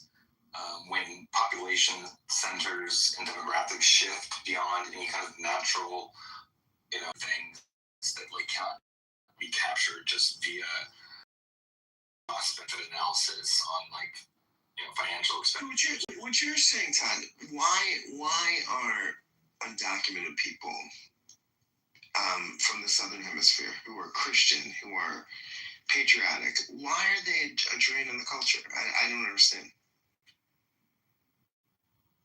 Wasn't it like self-evident? I mean, the selective pressures for assimilation have never been lower. You cannot have an atomized until it was dissolved in 1994. What's happening? So mental talk. Just keep that in mind for later. Now in 1994, I'm going to mute you real fast. It was a recreation of the Hudson. I have a problem with quote-unquote immigrants, legal or illegal, but when you let 10 to 15 million people in a short period of time, like, that's just not a healthy thing for a society. It depresses wages, it's corrosive, again, to morale, all these things that don't don't get captured immediately and neatly through some, study that's funded to. Why does it depress morale? Tell me, I don't get that. Are you serious? Yeah, no, I don't find. I have like millions of people illegally enter your country. This isn't Ellis Island. Like, you cannot have the same level of mass migration when you have welfare, where immediately you can sign up for services. There were people getting flown all over the country. There were people being put up in nice hotels. Again, I don't necessarily even care, like, woe is me. From just a purely pragmatic standpoint, that's not a healthy foundation for a high-trust society. And it retards people's, like, buy-in to, like, work hard, follow the rules, because there's this, like, gross asymmetry, which is usually, again, benefiting capital far more than it is the middle class. Like, this used to be something that was really important to the left at one point, and then it got flipped, but this absolutely depresses wages. I don't understand how that would not be demoralizing. So if I can ask him a question, demoralizing, I'm genuinely curious. Like, when you say demoralize, like, if you don't mind if I ask you, were you just more specifically say for who? Yeah, I'm with you. I don't feel demoralized. Okay, but I'm not arguing on Todd's side here, but there is large precedent for what he said. If you to look at the 1840s as mass German migration to the United States and Irish, and you read the newspapers of the time, and people were worried that the specific Anglo culture of the United States was going to be lost. Ditto, you move another 50 years on from that, in the late 19th century, it was Italian migration. People were worried. The chattering classes were worried.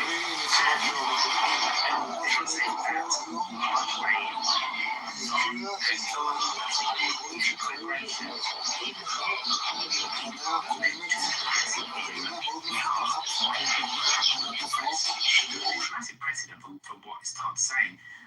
Where I would disagree is about people being demoralised, and I would rephrase it to say that what people have done in countries all over the world, when there's mass migration of people that don't look like them and or don't worship like them, don't talk like them, they worry about the culture of the country changing. And that's universal. That's totally universal. 1 million Syrians after the Syrian civil war went to Germany. There was a spike in far-right voting in Eastern Germany because people, rightly or wrongly, I'm not putting a value on it, were worried about so many people coming so quickly that didn't look like them, didn't have the same religion, didn't have the same cultural mores. These are age-old questions that people ask about mass migration. Dare I say it, when my folks went to England in the early 1960s, the same thing was said. They operate in offices outside City Hall, often identify corruption, waste, and abuse by the city's most powerful. And implicitly, there were much more intense selective This is not a religious to fold yourself in.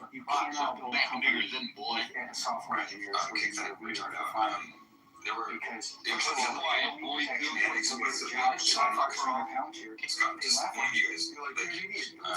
implicitly, there was much more intense selective pressures. Now you can have like half of your consciousness exist in the country that you came from. Todd, such a lame up. We're such a lame up. We're such a lame up. We're such a lame up. This is really exciting. What a dork. Anyways, in satellite television, free. We would have to pay. Have you tried using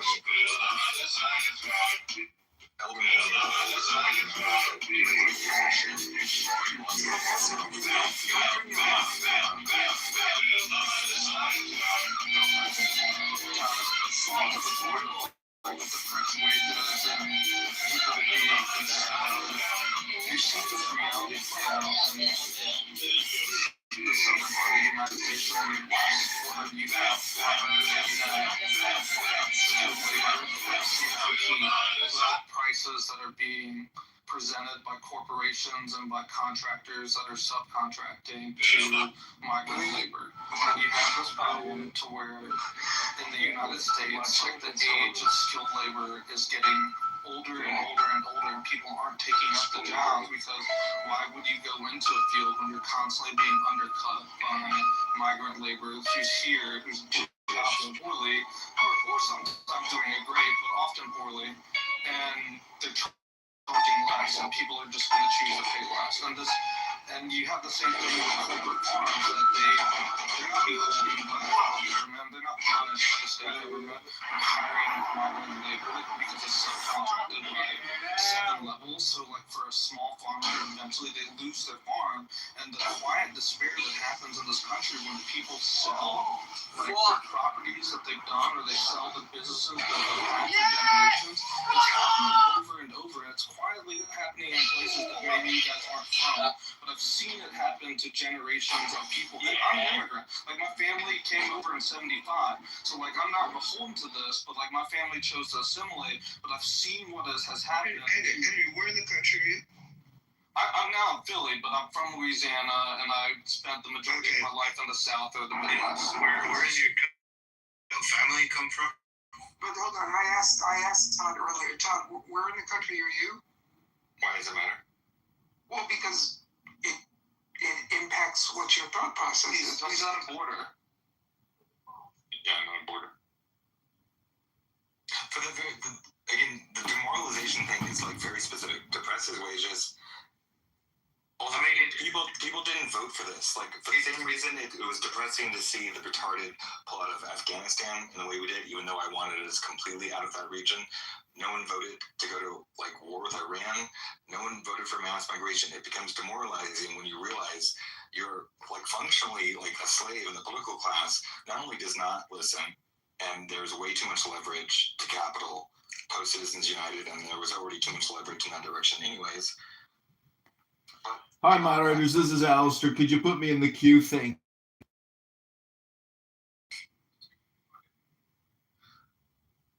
So the reason I ask is because the idea of the demoralization thing is something that, you know, it's a very specific word when you hear it, right? So I was, you know, talking to Scott. Like words are specific. Like what? Yeah. So if you let me finish, I'll get to it, right? So I live in New York City, born and raised in New York City.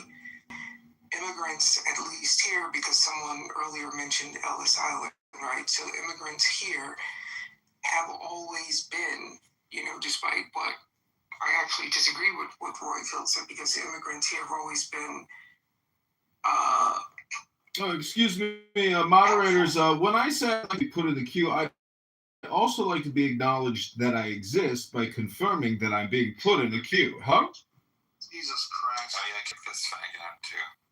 I'm a huge Kitover fan. So what I was saying is that's why when you say demoralizing, it is a very specific word. When you say like the country is being demoralized, words have meanings, right? So it's like maybe where you are in the country. I said it. Oh, I'm sorry, Todd. Did you just say kick this F word? Did I hear you correctly, Todd? No, you didn't hear anything. I said it's demoralizing. Did I say it's like? They kicked me! They kicked me. Oh my God.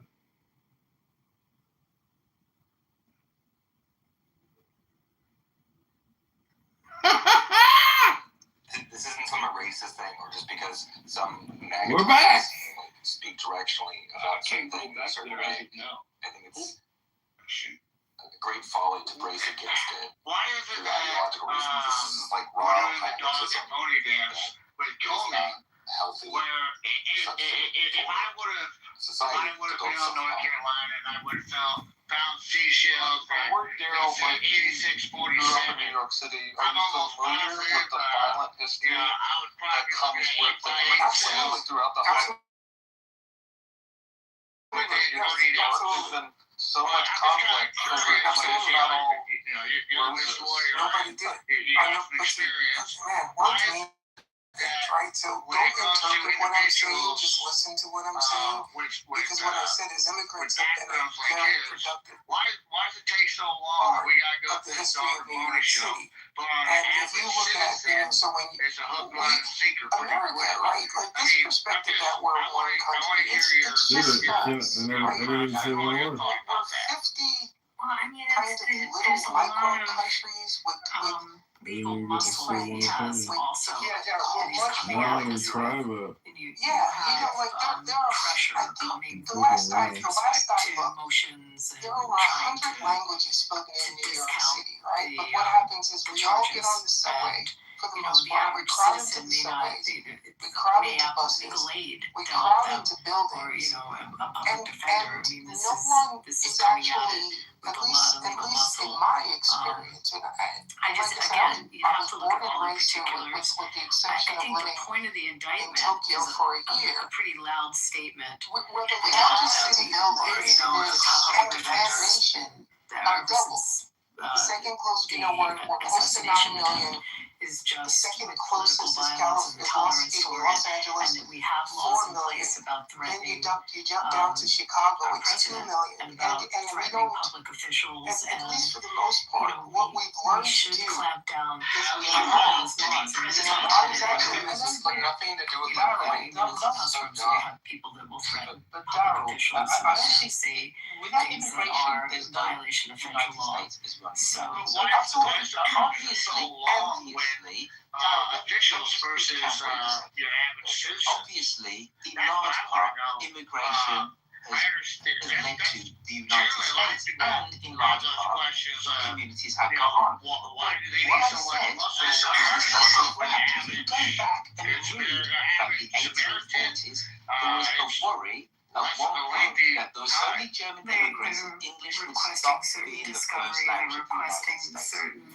You go back to the 1880s, and they're filing motions with the court. I mean, they're stalling it. Because and that would be my gut reaction. In this case, I've not paid too much attention to it, and I apologize. But just generally on the topic, I think it's right because people coming from really nations looking which were down historically Western European gun and barrel Anglo-Saxon. political That's violence the reason why it stopped. threatening our country. And I think that the administration's trying to just make a statement in the that it's not going to be my tolerated. friend. Threats are serious. Thank you. That is And not again, they what don't I'm have to saying. make Again, law. this is The like law's the on the books. what someone It just says and hasn't what you been, hear, right? It's like the wife comes prosecuted. into the kitchen, she says, "Hey, I want to take the kids to Disney," and the thought bubble pops up. What you heard was, "Hey, I want us to take the cannot track you down is that each one of us has a lived experience. My lived experience. I was born and raised in the past. I spent my entire life in Catholic school, and I've lived in the largest city in this country because the vast majority of my life. So when you talk about things like, well, there was a fear of this, there was a fear of that, there was suffering, there was a fear of women. There's always a fear of suffering. I don't understand how. Today on the 40th 8647 seashell thing. How do you counter the argument that people are saying this is sour grapes, this is petty, vindictive retribution? This is not justice. Republicans are want to get their lick back in their proceedings, feeling that Trump has been mistreated, as well as everybody in his administration, that they had any ability to draft, like that. How would I counter that? I would tell them we could go back to Obama going after the Republicans and the 501c3s by millions conservative upon millions of people entities trying, Obama targeted them through the IRS. I mean, we could talk, there's been targeting, there's been political targeting. I mean, clearly it happened in the Biden administration going after Trump. How many jurisdictions did they go after him? I think that's a very interesting way to see it because it's not just that, it's supply and demand, there's more supply, therefore there's nothing because they did it then. But what about it that doesn't mean that we should do it now because they did it here then. and they are on productive age makes the economy it seems to be the nature of the more beast. money But to the do I economy. think it's a good thing? People No. are able On to the one sell hand, on the more, other hand, right? the point And I that was making increases about wages, political that violence increases is productivity, really that important. increases And money. it is So important to the economic factors are like really complex. there is enough You truly need to see what the probable cause experts to say indict when about there are is threats against public officials. Okay, so this is If we don't start doing that, again, the law is there. We don't have to pass legislation. It's there. So what was that lady's But name, it's Kathy true, Griffith, though. when Trump was first? 100% Right? true. I mean, No, like that's not decapitation. true, I mean, right? they don't Like have to if you hear what the If economist said, right? It's you like don't, people are. it's Well, if you actually don't, you're gonna hear the shit that like you hear in most politicians. immigrants will come out like immigrants will come out like labor that Democrat senator. exactly this is again this is what This way, social media. The guy is sitting in jail. They just had a trial. they also will do it because they Exactly will that. do it also because they they're legally in the country and they can get better jobs. The unemployment was like 4% during the Biden era. That is probably what you guys are complaining about, like not finding like being very bad. Okay, so this goes to my second point about saying why Trump is like ruling the world with smart money, right? They just are able to follow whatever social media or whatever knows in the internet they think of, but they will not. And then the perception is Probably Henry thinks like that actually 86 Donald Trump doesn't won mean the dead. 2020 election Not or to something. many people. Right? 86 But means like just if to you remove, to get rid of. So Okay, what do you was won Cole's the 2020 culpability election? in this seashell joke? And I really do think it was a seashell joke. He walked on the beach, he saw Okay, well, seashells, it he's like, ha ha ha, certainly wouldn't this is, be right? funny? Because Certainly, Gretchen Whitmer I believe there's a lot of people had who in the first don't think administration, that and 2020 86 election 45. I think it was in right before the 2020 election. They had that code 11 for 4586 or something like that, and nobody knew what the letters meant and the numbers meant. And then we understood. Oh, they're campaigning to remove Trump. Wouldn't it all be an evidentiary question? It's just going to be an evidentiary question. We're going to see what did he communicate, who did he communicate it to, how did he communicate, what ancillary comments made along with that posting. That within a vacuum may seem one way to you, but within the whole picture, it may have a completely different intent. And the point of the prosecutor on this is to try to show the mens rea, to bring out what the criminal intent was. If in fact there was criminal intent, who knows? But that's going to be a question of evidence. Yeah, I can't argue with that at all. I do think it's super funny that the White House posted a picture of the King of England and Trump with the tagline "Two Kings." And like, so Comey's with seashells calling for the threat of removal of Donald Trump. That's the left type of humor. And then our type of humor is troll the left with pretending Trump's and so, like, we're very different. Revolutionary guards. People dressed up like Revolutionary Guards with the King of England there. To me, that was the ultimate troll. He's one of a kind. What do you mean? So to Like, you can say a lot about Trump, but you cannot if say, that actually was is there's two of them. But why would I make that? Who would make something like that? I believe that people may respond to that. I've been listening long enough to have input now. Very compelling, given the relative. I'm just going to the operation. Like, things like I had in the I understand what you're saying about the jump place.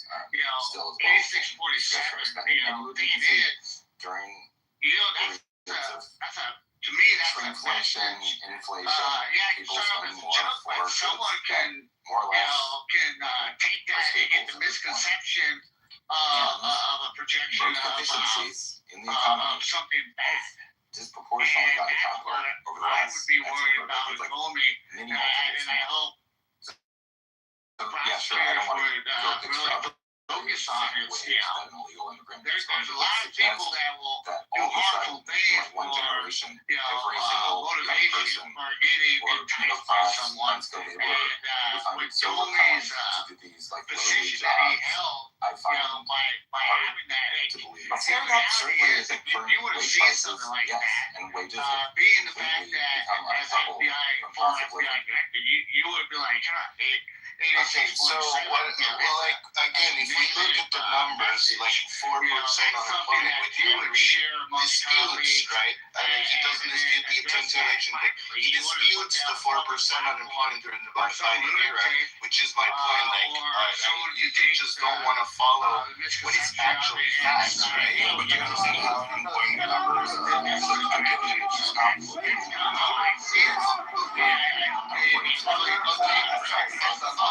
We argue that that's not like, we may argue that that's like a very good to measure the economy.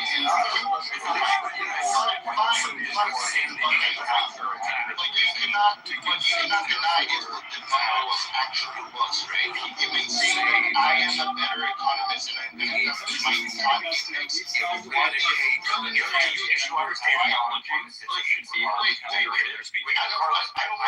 that's not my point, and I don't want to talk about it. Like, if you're an economist, if you're an economist and you have a better way to measure the economy, write a paper, publish it, and people can read it.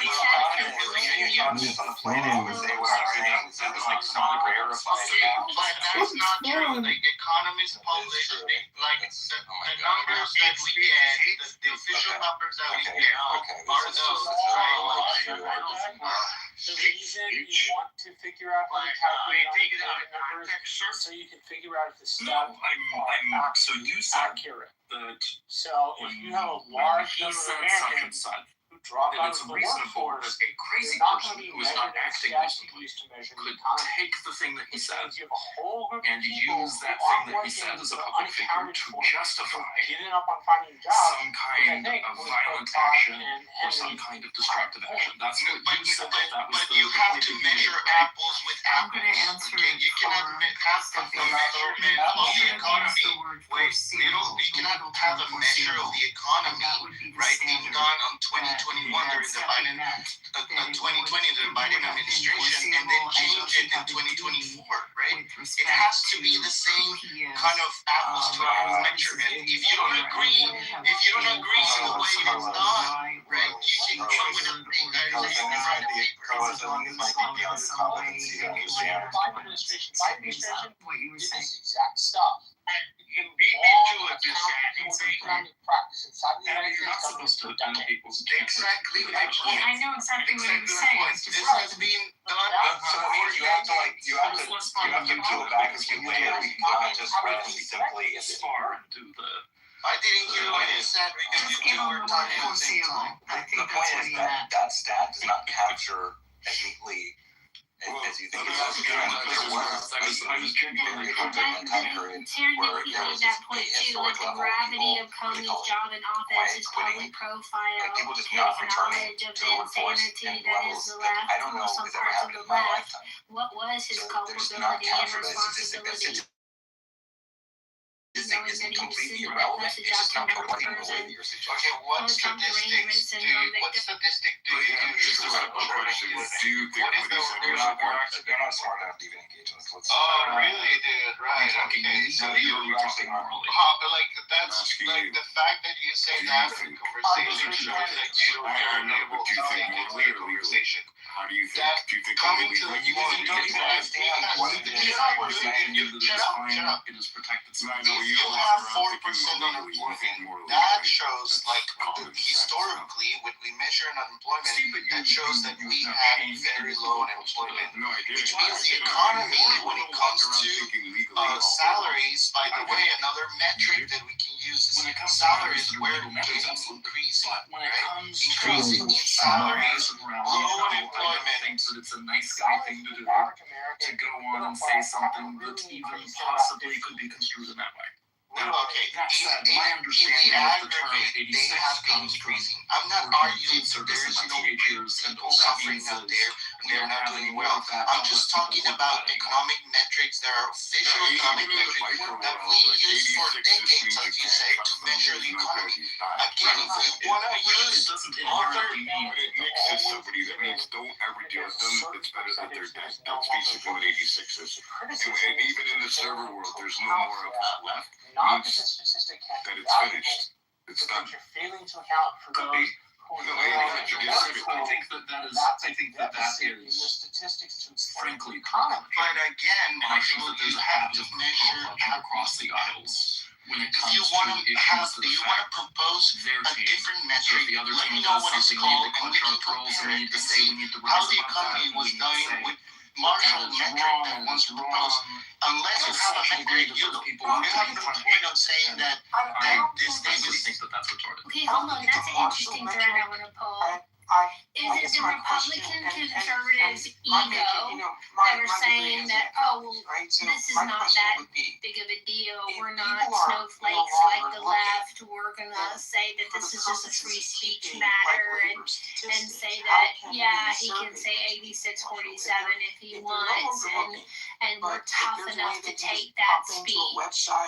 And is that a problem? Because we've seen the left, like, there's that new survey out that 25 to 30% of the extreme left or say that political violence is sometimes necessary, where 3% of the far right or extreme right wing make that same argument.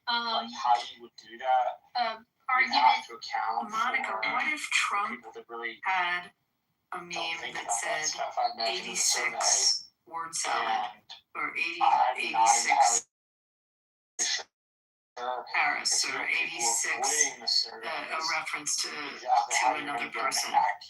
What do you think? How would you react to that?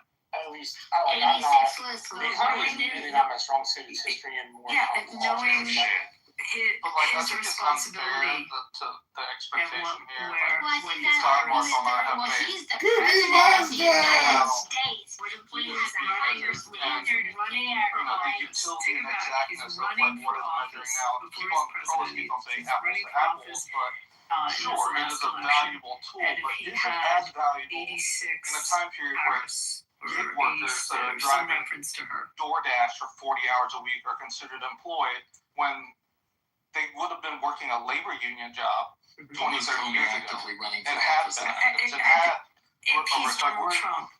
The obsession with forcing Marshall or Todd to come up with a new metric that's perfect and like will cover all these things is an unfair expectation of them because they're just making a criticism of like, yes, unemployment is 4%, but they are opposed with that metric. That's like unfair for you to be like, well, how else would you measure it? I don't know if you can be united over it either. But new metrics come out all the time, right? So I don't think it's unfair. I just kind of want justice. Abby, I made the argument earlier before you got in here. I Dr. Gordon, I can hear you when I say feeling. Abby, I made the argument earlier. I actually had wrote a tweet about it because people on X are celebrating, and I'm like, wait a minute. Like, why are you celebrating it? What's a celebration? It doesn't mean, I don't think it means to make it.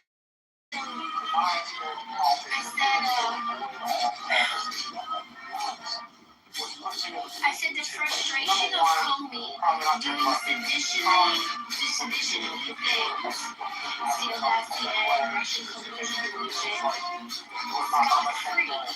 Having a seashell joke being considered prosecutable by the Justice Department is tangible. Very frustrated by it. I don't want vengeance or revenge. I'm just hoping for justice. And then I put the Hi, Freddie. have done with him looking at the redwood trees, looking up and saying, "So, any questions?" And I'm just like, Not in your face all the time. that doesn't seem like justice to me. So I don't It's comparing tax versus Helping you keep the deal and staying out of your way. I mean, the federal government Their jobs and your communities are secure. if we're trying to like encapsulate and like trying to capture people that are missing, it is looking at people who don't file taxes, and like this is an inaccurate measure because like there's plenty of people that are working off books or they move to another country and they're like not reporting, etc., etc. Something like that. So like it's imperfect, but the only way you can look is like who files taxes versus like for those people and where they're missing and where they're located, and that's like where how you find them and how you calculate them. And hey, But you know what? You could also like here, right? So it's like retribution isn't an illegal mindset. I think right? The way you do unemployment in New York is every week you have to go in and you recertify that you're unemployed, right? You get the 6 months, and then if you're unemployed longer, you get the 1 year. And maybe what you could do is just keep incenting. You know, human beings are incentive driven, right? That's a bit of a red flag. Hey, if you're I no can't speak longer for like legality, but and you pop into the happy to same talk about website that, that but I you just use to register to claim your unemployment every week, to me, pop I in was and we'll thinking, give you $100. in my mind, if I right? was the head Just of tell an us where agency, you. I would take that down It's like I to had some a people, reaction fuck the $100 to my isn't own worth it. reflexive thinking Or whatever and the be case like, is. What hey, I'm that's saying, not right.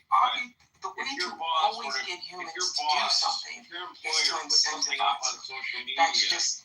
and then takes it down, theorize all these how would ideas that to leave you capture feeling? I think it would but what is the leave point people of feeling going down to 4%? uncomfortable, Like, are we trying to assess the health of the And economy and the middle class? Exactly. Not the middle class, but the argument that the immigrants were essentially taking the jobs, right? Because historically, right, if comparing apples to apples, even if it's not an accurate number that you suggest, will be a correlation to what the actual employment is, right?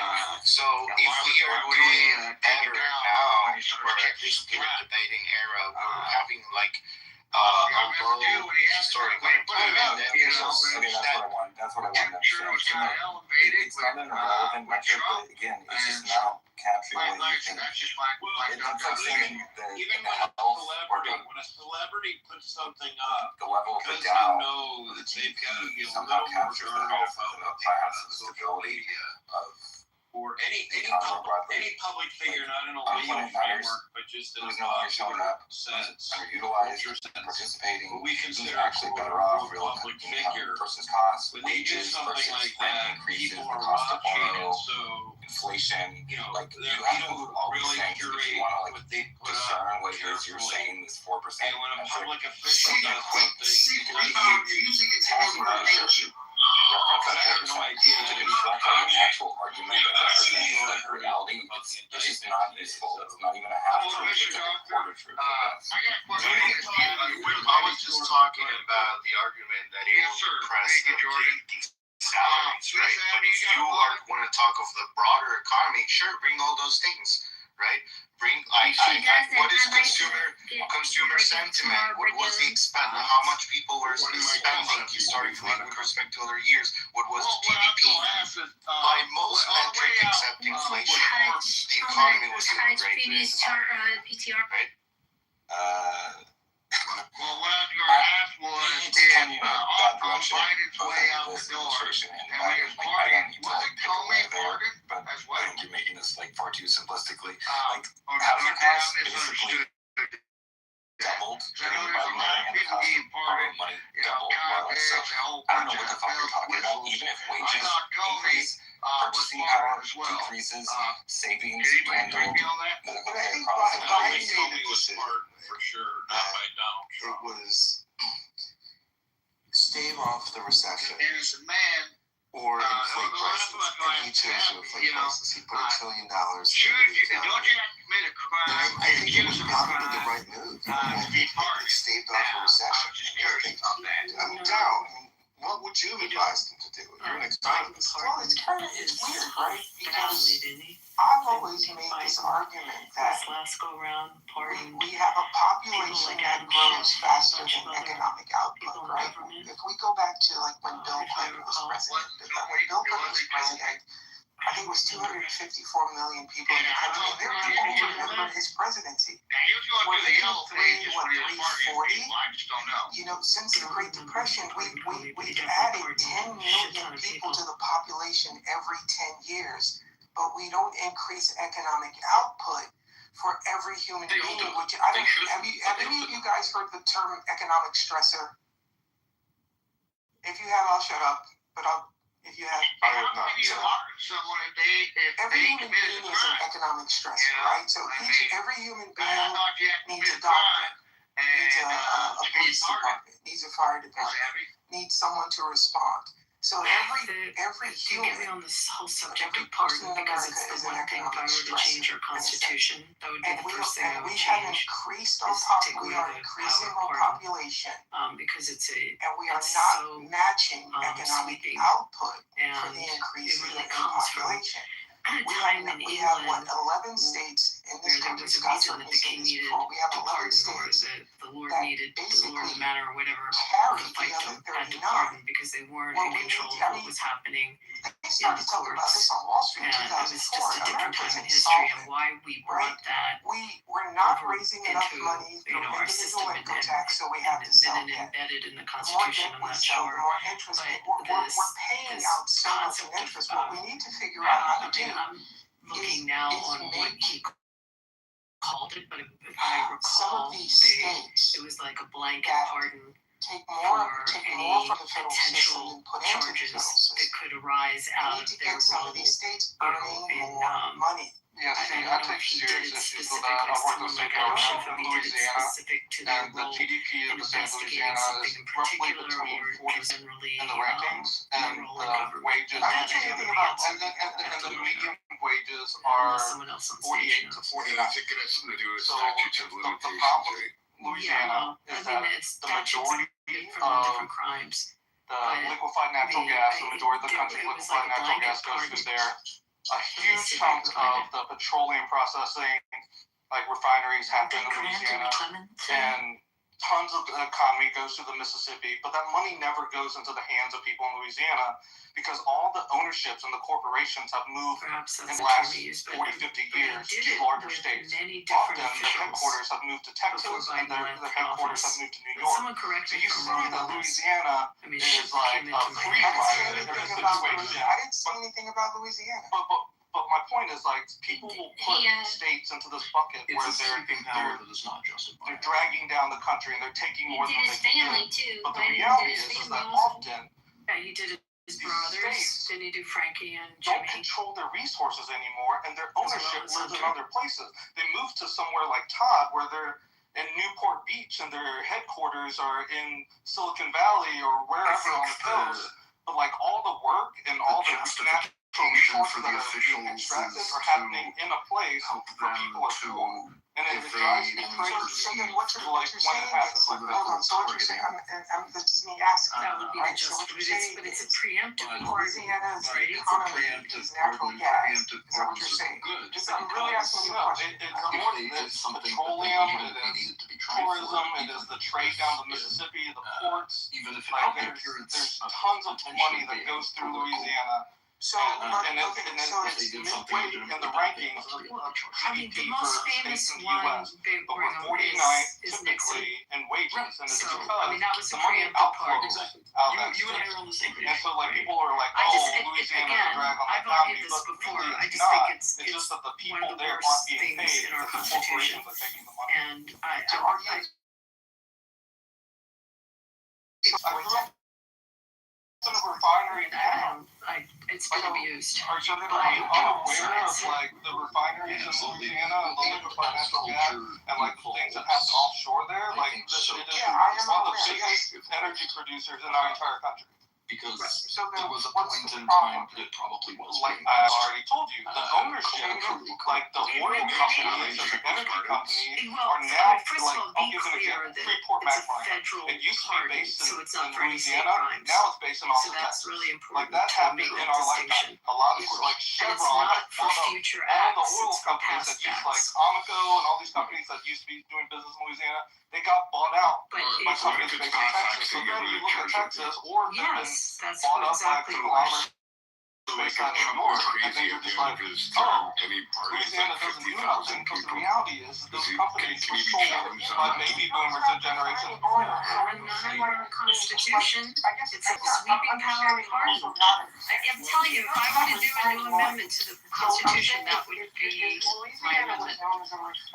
Well, it seems that the caveat is that both Biden and Trump have pardoned people in ways that benefit them ultimately, and so I don't know how the taxes of the wealth that people talk about, like, oh, ExxonMobil made X number of dollars at their headquarters at XYZ, or many of the plastic companies that are based in major cities, but they're actually being made in Louisiana. Then you're just like, oh, Louisiana doesn't do anything, but that's because the majority of the wealth that comes in Louisiana are going to other places.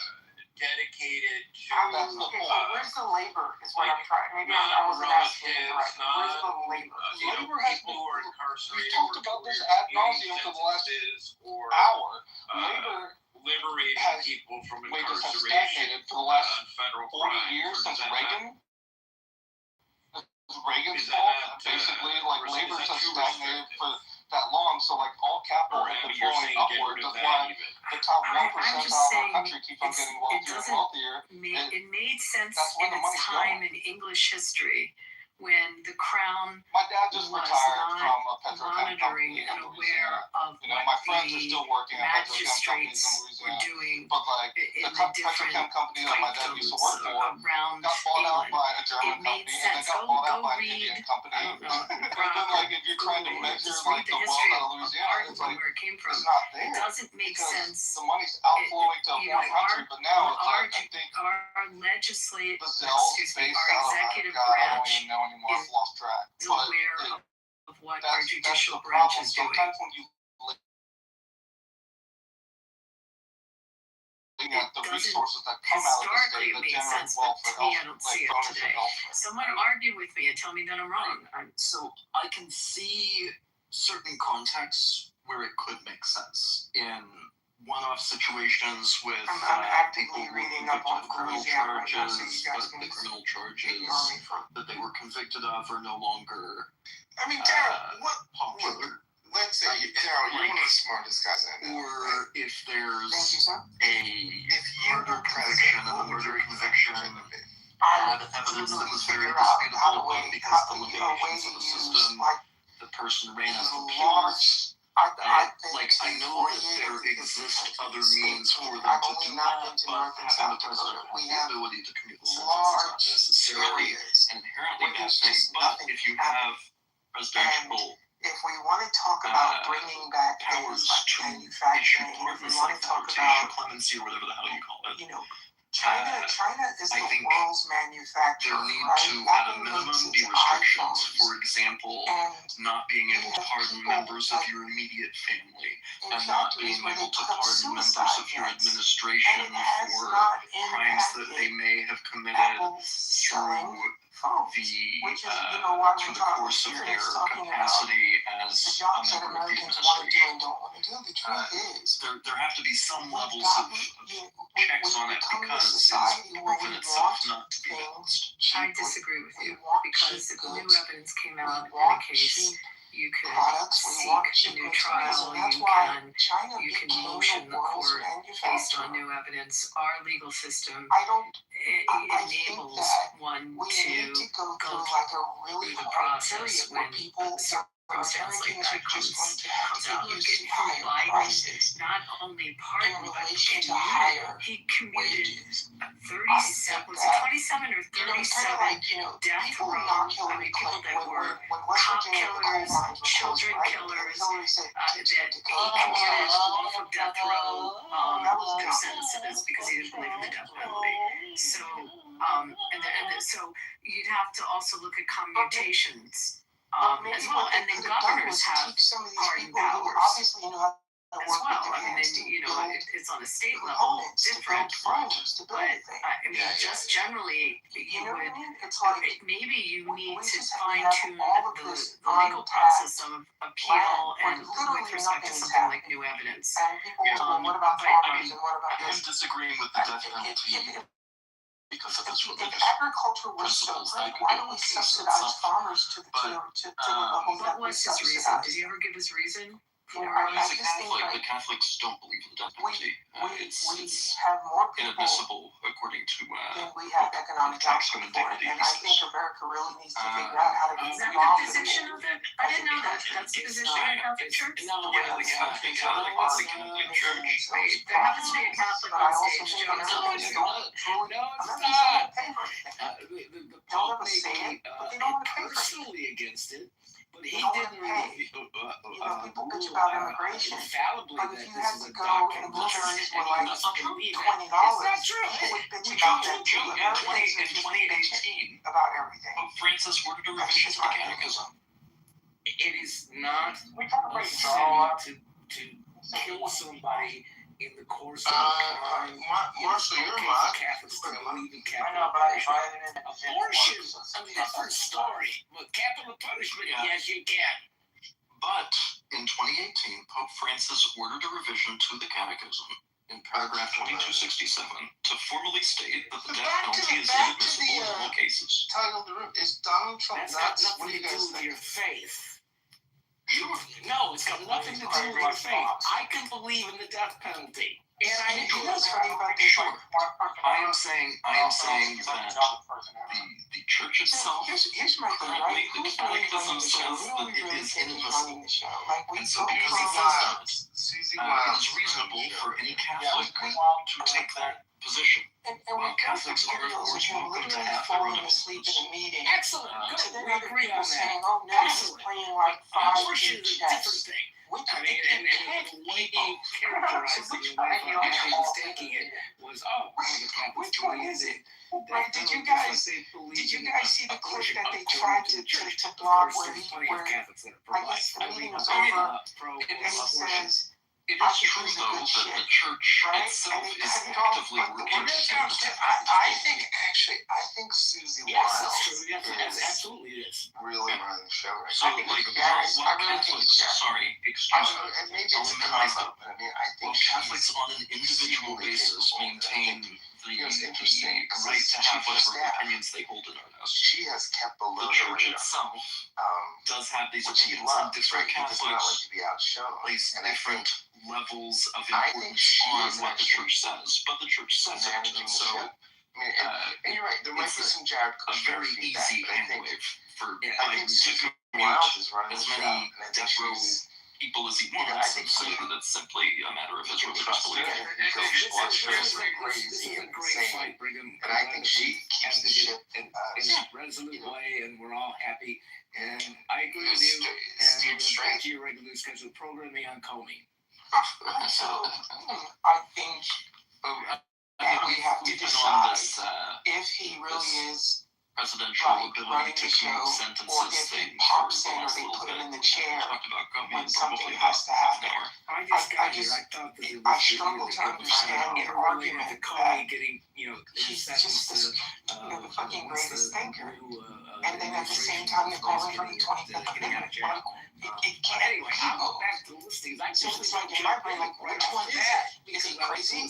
Or is he crazy as a fox? Which one is it? Yeah, I think I should have spoken precisely, not said Catholics or the Catholics, and specified specifically I'm referring to the RCC as an institution. I don't know if you play poker, right? Like sometimes you win hands, and I think that's how Trump is. Like, if he loses more hands, he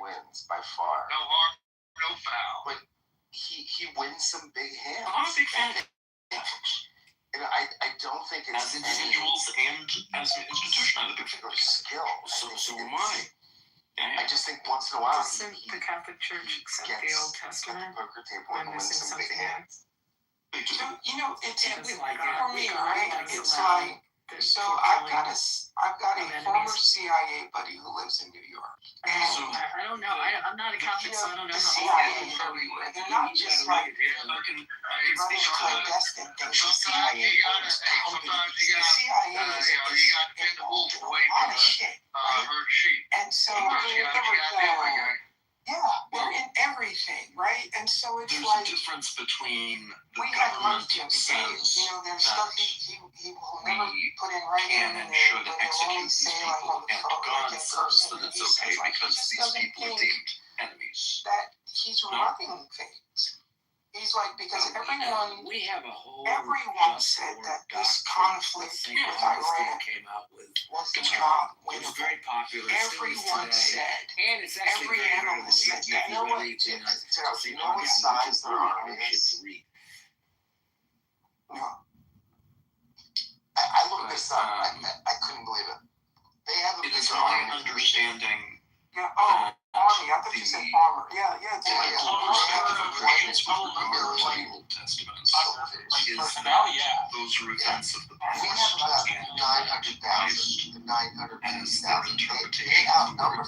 No, I'm sure they're Keystone Congressmen. A lot of them, but they have made it so that Mosaic law no longer necessarily applies. It's Yeah, but he's also fulfilled the promise So of does the North Old Korea and Testament. China. I think Russia has a larger center on forces than they It do. was a very good explanation. Better than mine. It's kind of like so. Sorry, I'm also trying to cross-thread the This different whole thing branches of about every. the Strait of Hormuz, right?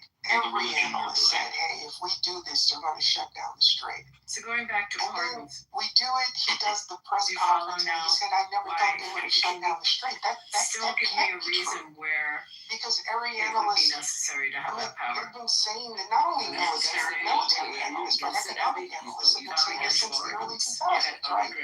Leave this little piece of the world alone. I'm mostly arguing for the sake of argument because I already showed my hand and indicated that I agree with you. I think that we probably should, and again, at minimum, a month ago, someone went into the futures market and they put a $2 billion. I think that there are arguments to be made. He comes out and he says, we've got a deal. And this is all public record, right? Someone made $60 million. Sorry for interrupting. And it's happened 3 times in Marshall. I think we talked about this in the right? So it's like, someone is making money. And I think, I wouldn't put it past him that he's a part of whatever the scheme. like war fighters that were If you look at what just criminally happened, right? charged, So and they China were is pardoned, backfilling oil, and so it making really future beneficial. payments I to mean, it's really Iran, hard right? to So really put a good clause in there Ferguson to Institute. Was it Ferguson? Someone made they were like, justify how long? not The being idea was that abused. we're Sorry going for to starve interrupting you, Iran. Bridget. How long can Iran do I mean, this? you Right? could have But China legislation. has been Assume you don't have that power. making You could payments have legislation against that could future come into deliveries play of oil. that So right now, the idea is that Iran is probably sitting on $30 billion certain in their, people that were convicted or people convicted under what was deemed crime at that time, and now it's not a crime. So that those sentences are vacated or, what's the word's not coming into my head when hold on for another 18 months. I'm sorry, what? Because China not commuted, but all when they go away completely when they're yes, thank you. And you can have circumstances like that where you have legislation that would cover it. It was Friday. Understand if something was considered criminal and then over time has become accepted. And that might make sense, but you could cover it with legislation. I don't know. I just think you're we're really limited causing a bigger pardon power problem than you in think those you are. They circumstances. actually say that Another one if this that goes on for another occurred to 3 me weeks, just now like the fertilizer supply in this is country, just the very it's going to simple hurt us for fact 3 that years. law is general I and don't justice think is that Donald particular. Trump is the guy who is taking in all of this I think that information still and making holds true. You decisions know, based Congress on writes broad someone statutes else and is making prosecutors these charge decisions, under and he's going along imperfect incentives, and then judges sentence in the within a chair framework that may and making later this look decision. excessive and What do you think, outdated or unjust. I think he makes the decisions, but I think there are people like Stephen Miller behind the scenes who overbroad, it's definitely exercise unconstitutional, it's more going to get control than challenged. probably should. So you can't write too Right, dude, broadly. like, you've heard me rail against like some of them still executive are. authority. I don't like it if it's Republican. I don't like it if it's Democrat. It's not criminal. In the civil realm, But I do you've want to got pass Chevron, that. and Y'all, Chevron I is do have a exactly question why for you. that happened. What It genocide was is he overly funding? broad and gave the APA too much leverage. I saw that. I'm curious. Yeah. I feel like a commutation allows the constitutional system to acknowledge that the conviction may stand, but the punishment has become too harsh.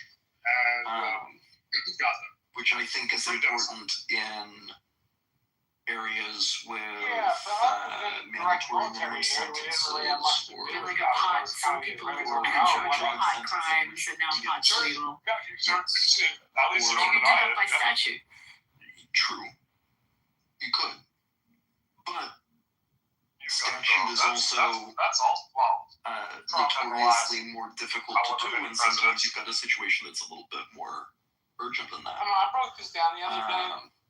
U.S. like I know of a pardon. I'll tell you a story. Someone I know. It's a famous person here in Vegas. So he owns, or his family now are the heirs to this. He owned a newspaper in town and other big, industries and very, very prominent developers, etc.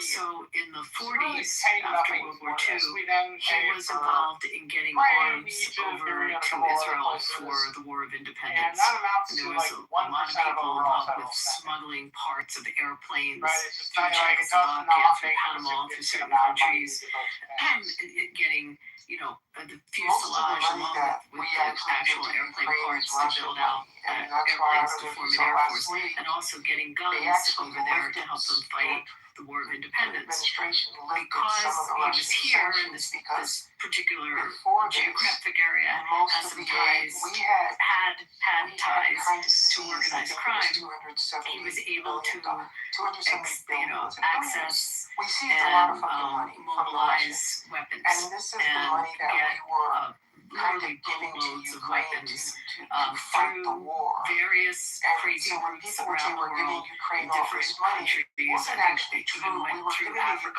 up to smuggle into Israel. War of Independence happens. Obviously, the rest is history. They become a country. He was convicted back then of arms smuggling. And many years later, his son happened to be roommates with Bill Clinton in was it law school or college, one of the two. And Clinton pardoned this man and took away his crimes. It was like, 50 years later or whatever. But it was a pardon. It just made me think of someone I know that was pardoned and where the climate had changed. And, but the damage is kind of already done. What it was a crime back then, something doesn't make sense unless it does. Well, I feel like, I don't know if that makes any sense. I feel like that story, but Hamilton's defense in Federalist number 74 is also a good one, which is, if I recall correctly, the criminal codes are necessarily severe, however, without some easy access to mercy, justice can become cruel.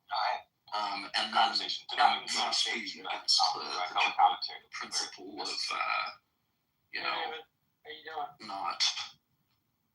not invoking cruel and unusual punishments.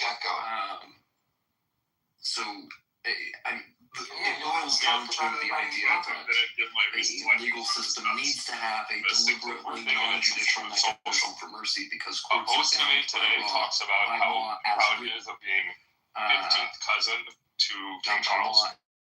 As written. If you go ask an AI And how so likely with you are the to be court being cousin, with the likelihood is about 100%. There are In fact, it's about convictions 100% that can I'd be occur cousin. that So maybe congratulations, people Trump. disagree with, maybe the president Yeah, personally didn't he disagrees say with. he should go live in And it can be in the or something? Yeah, I mean, exactly. in Yeah, at some point. in Yeah, I've always wanted to live in Buckingham Palace. He says. hypothetical that So I anyways, think I'm probably might 15th cousin with him as be well. The post, I have another post in my PTR, the one that he posted like 2 days ago, is him comparing, I don't know, some statue, I guess, that's important to Americans takes it upon themselves under Obama and under him.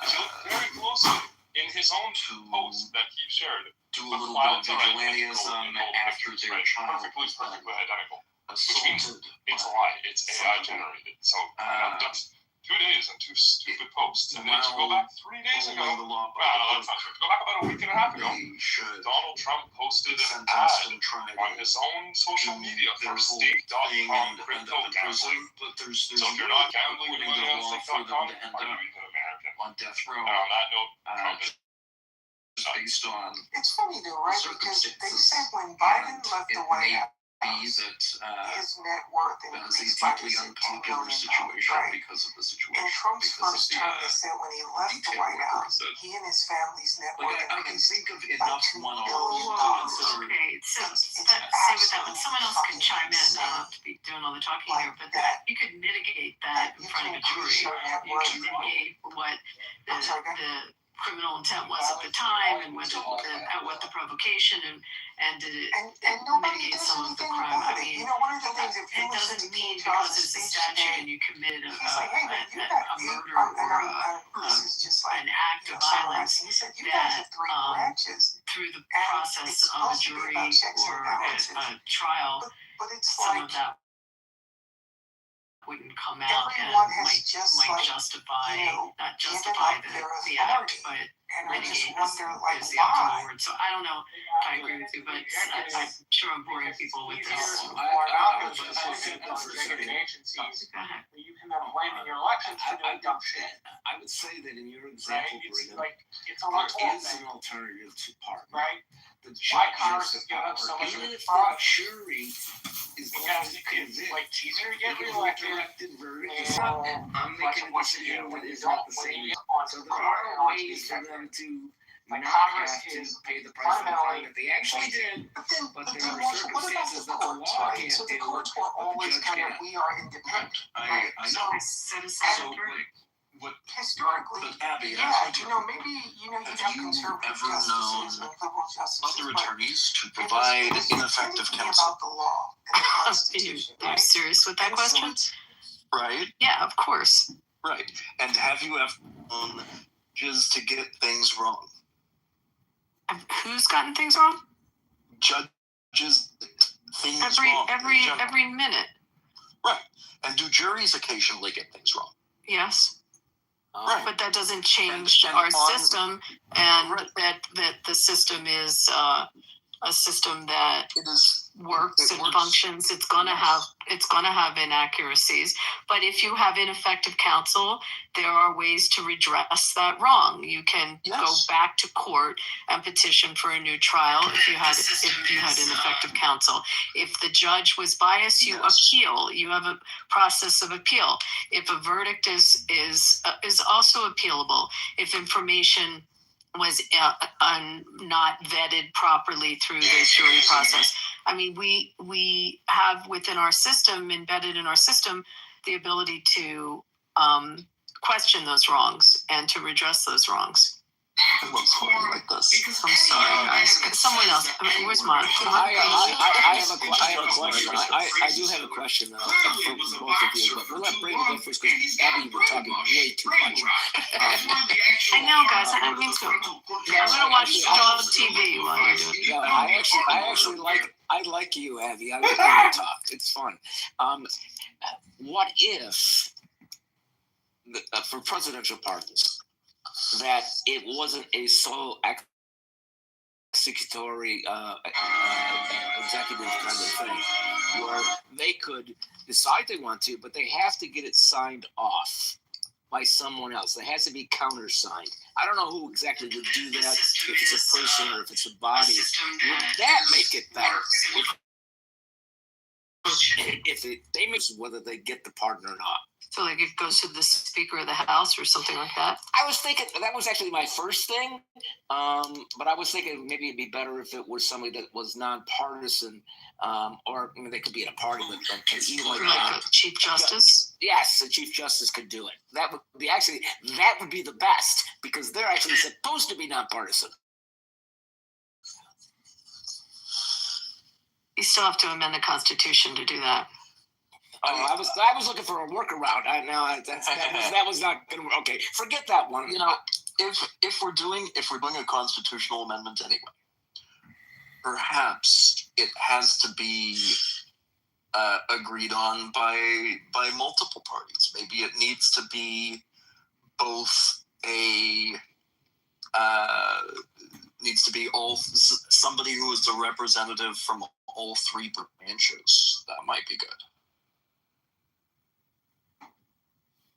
You know, a lot of people who believe in this minimum basic income, George Bush and Trump issued checks to every American. Hello? Can you hear me? Hello? So what I'm trying to say is, even though we're $40 trillion in debt, we can't necessarily delete it. But what we can do is just issue checks to Americans. And that means you have to be in the social... Hello? It is fantastic to hear that you continue to be... Hello? John, you're in the Matrix. You're in the Matrix. Yeah, I can't hear you, John. You're going to have to leave and come back.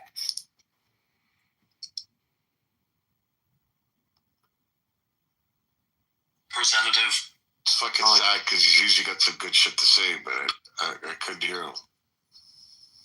Please don't do that.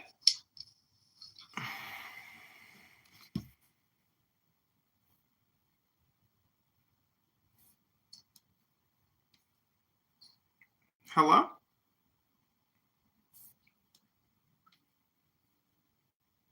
Hello?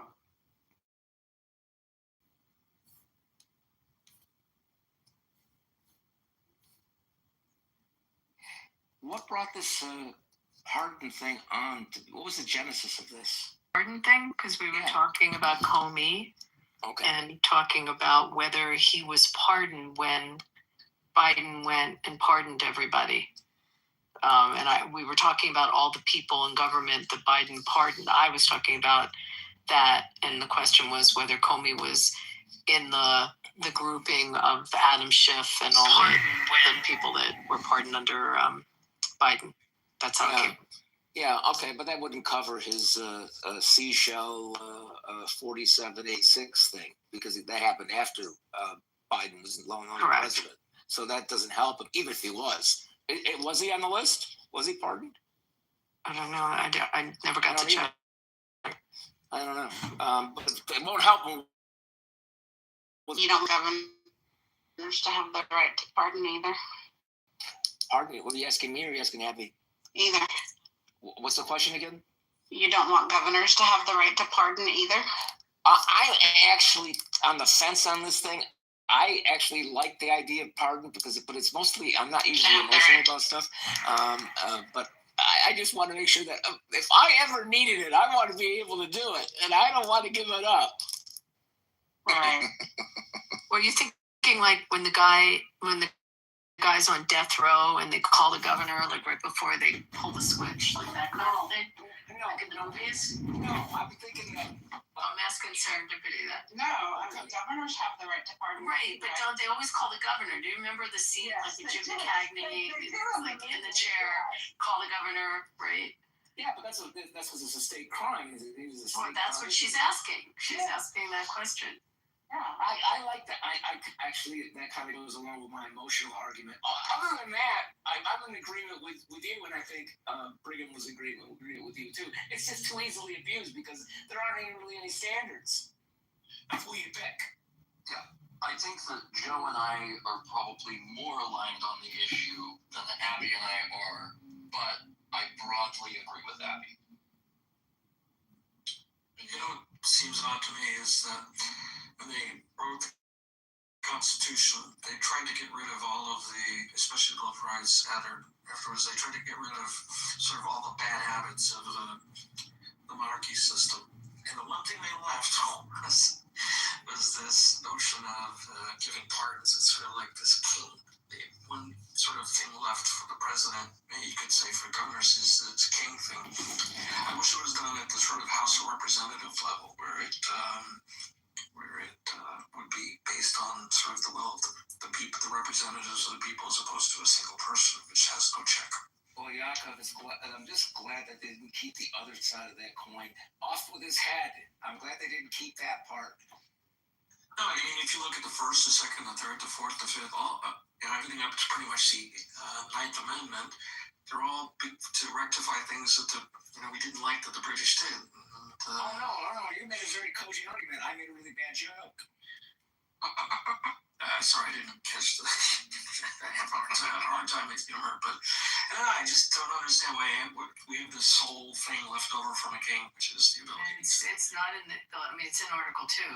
It's not in the. Yeah, I know, it's in the Constitution. But my point was where it came from, and the whole climate of England at the time, and why they had pardons, and it made sense historically. It just it's changed now. Our executive branch is aware of what our judicial branch is doing. In those days, that was the fear that the monarchy didn't know what the magistrates were doing. I think there would have been a better. If I was ready to debate the Constitution, I would have put it with the House. What I think it's valuable to keep is not so much with heinous crimes where people are killed or maimed or hurt really badly. I think it's more with white-collar crimes, because the courts do even a workshop with that. Because if they don't understand financial crime, most judges, and certainly most juries, and there you can have a miscarriage of justice, and it can look like rich guy got richer, put him in jail, and he really didn't deserve it, but there was enough evidence to convict, and somebody actually says, you know what, this guy really didn't deserve to be in jail for this financial crime. Let's get a pardon for him, either at the state or the federal level.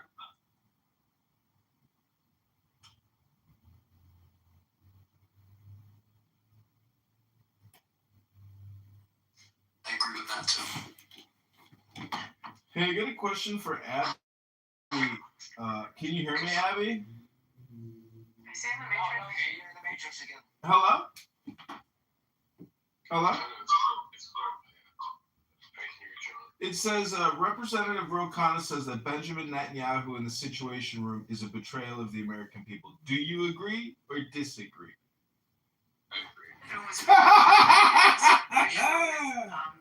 The gal on the app that was in the Situation Room, what's her name? Victoria, were they in the Situation Room together? I'm not sure. I think Victoria's Situation Room could be on the 23rd floor of a psychiatric holding facility. I don't like Ro Khanna. I don't follow him. Sorry. So Ro Khanna was hanging around with girls with Victoria's Secret? Is that what you're saying? Yeah, yes, with Victoria Ro Khanna in the Situation Room. Yeah, I'm voting for Ro Khanna and Thomas Massey in 2028. Boy, do you see there's a really good guy running against Massey. He's a war hero, veteran, but wonderful, smart guy. Abby, he won't even show up to debate Massey. Massey is destroying him, but, obviously this guy has billionaires backing him, but come on, Abby. I mean, one guy's... He's got a lot of people behind him. He's all the statistics that Massey puts out shows that Massey's going to win. I very much doubt that this guy's going to beat Massey, and it's going to make Massey so much more powerful than he already is. I mean, you got to realize that Massey and Ro Khanna have made over 50 people. Has anyone looked at the polling in that Massey and Ro Khanna have been very successful. They have brought down over 50 people. 50 people have had to retire because of Massey and Ro Khanna's Epstein file release. Hello? Who has polling in that district? You know, Necro? Can you pull it up? This is the Thomas Massey.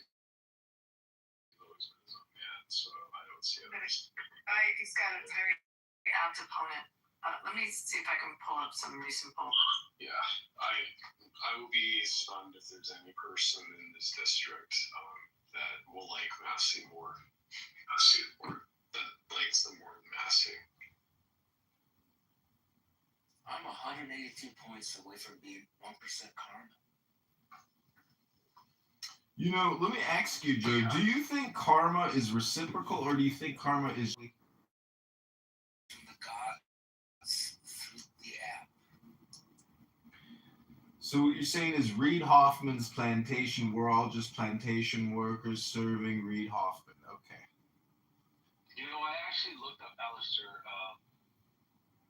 Crowley. The primary is, this is in the primary, and it's May 19th. So let's go back to the fact that Albert hates me, but now he likes the poetry. Yeah, no, I like who you're putting up. I don't necessarily hate you. I just think, you know, I see why you do what you do, but I actually enjoy how you do it. Oh, I see. You mean you don't like my mockery of people on this app who are worthy of mockery? Well, I think you mock everybody. I think you mock specific people. It's not true. I don't mock everybody. Some people I actually appreciate and listen, and you know they provide incredible, thoughtful insight that I had never heard elsewhere. I'm an information app. Well, I'll talk more for you than John. I'll say more things going forward so that you can enjoy it. Just stop wearing makeup, and everything will work out.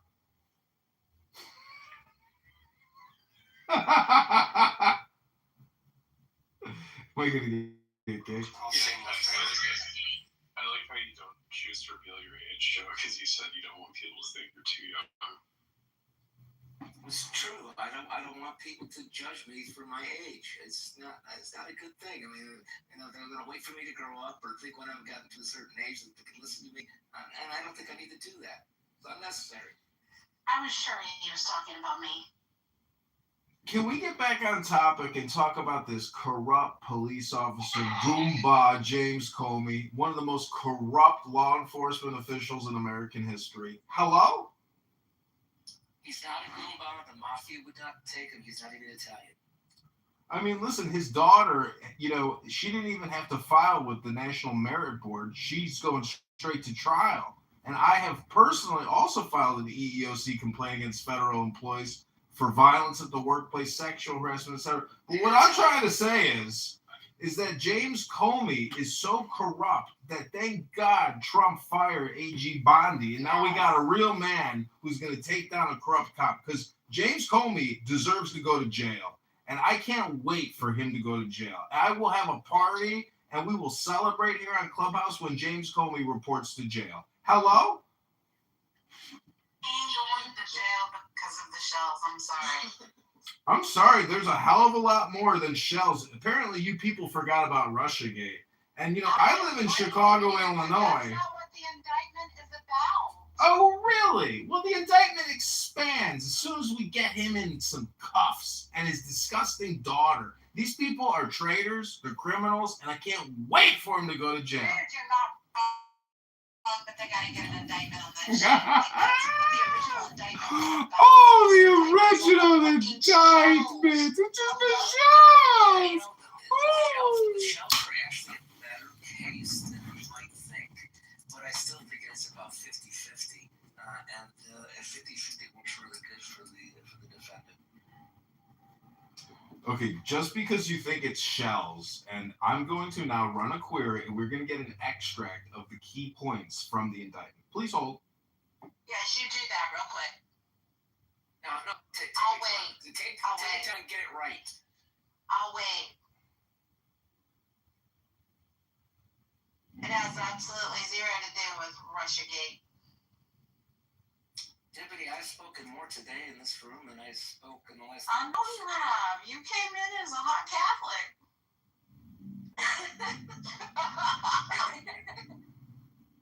The aunt's still wrong about this indictment, but we love her anyway. I just looked at the mass. Yeah, I mean, I just like. For an incumbent to be under 50% makes it competitive. So we'll see. He's got the edge on it, but it's definitely competitive now. Yeah. It's like 14% undecided in that district, something like that. Okay, so I got the extract from the Comey indictment. I looked it up. Yeah, Matthew's below 50%, but yeah. Okay, are you ready for the Comey indictment? Because it has nothing to do with shells. That's just the fake news. Are you ready? Do you want to know the charging language for count 1? Or no? Too much? Okay, this is charging language for count 1. False statements, 18 USC 101A2. On or about September 30th, 2020, in the Eastern District of Virginia, the scumbag defendant James Comey Jr. did willfully and knowingly make a materially false, fictitious, and fraudulent statement in a matter within the jurisdiction of the legislative branch of the government of the U.S. by falsely stating to a U.S. senator during a Senate Judiciary Committee hearing that he, James B. Comey Jr., the scumbag, had not authorized someone else at the FBI to be an anonymous source in news reports regarding an FBI investigation concerning Person 1. Charging statement number 2, explanation why the statement was allegedly false. That statement was false because, as James B. Comey Jr. then and there knew, he in fact had authorized person number 3 to serve as an anonymous source in news reporting regarding an FBI investigation concerning person 1. Number 3, violation clause for count 1, all in violation of 18 U.S.C. 100. Number 4, charging language for count 2, obstruction of a congressional proceeding, 18 U.S.C. 1505. On or about September 30, 2020, in the Eastern District of Virginia, the defendant scumbag James B. Comey Jr. did corruptly endeavor to influence, obstruct, and impede the due and proper exercise of the power of inquiry under which an investigation was being had before the Senate Judiciary Committee by making false and misleading statements before that committee, all in violation of 18 U.S.C. Violation clause for count 2. The full indictment is only 2 pages. Anyways, that's it. So nothing about shells. Hello? That's the old indictment. What?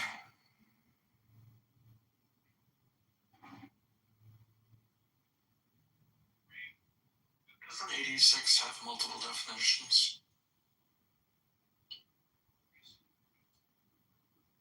Yeah, we talked about that. Sorry.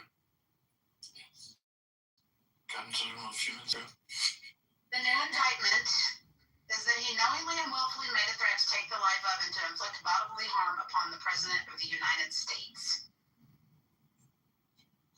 Maybe just wanted him removed from office. Like, he's just crazy. So, go back to your indictment search, please, sir. Okay, I'm putting in a new one. Tell me the top 10 extracts from the latest James Comey indictment. Dated April 26th, 2026. Forward at 26. It came out 2 days ago? Maybe, hold on. Maybe I have the wrong. Maybe it's the 8th. Okay, 28th. It was the 28th, sorry. And I'm tagging Comey on X. It's going to be exciting. Here we go. I fully support Comey, like them going after Comey. They should go after Bonnie too, though. Here it is. I got it. Yep. Thomas Massey says he's going to go after Bonnie. What charges would you bring against her? Count 1, on May 15, 2025, in the Eastern District of North Carolina, James Brian Comey knowingly and willfully made a threat to take the life of and inflict bodily harm upon the President of the United States, and that he publicly posted a photograph on the internet social media site Instagram, which depicted seashells. Oh, look, seashells is in the fucking indictment. Just like I said, arranged in a pattern making out 8647, which a reasonable recipient who is familiar with the circumstances would interpret as a serious expression of an intent to do harm to the President of the United States in violation of Title 18 United States Code, Section 87 or 871A, Count 2, on or about May 15, 2025, in the Eastern District of North Carolina, the defendant, James Bryan Comey Jr., knowingly and willfully did transmit interstate and foreign commerce a communication contained a threat to kill the president, Donald J. Trump, specifically by publicly posting a photograph on the internet social media site Instagram, which depicted seashells arranged in a pattern making out 8647, which a reasonable recipient who is familiar with the circumstances would interpret as a serious expression of intent to do harm to President Trump. Any more questions? Could you make it faster next time? Yeah, I have the actual indictment, and I'm looking at it. You're absolutely right. Yeah, you're absolutely right. So this is amazing. It really does deal with making threats to the president. And the fact that he's the head of the fucking FBI making sigil death threat, homicidal ideation statements about killing our president, I can't wait for this motherfucker to go to jail.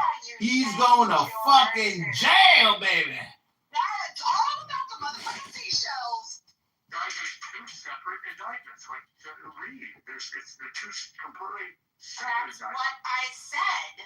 There was an old indictment that was dismissed without prejudice, and this is a new indictment, and they're completely different. I have no problem with the original indictment. I have every problem in the world with this new indictment.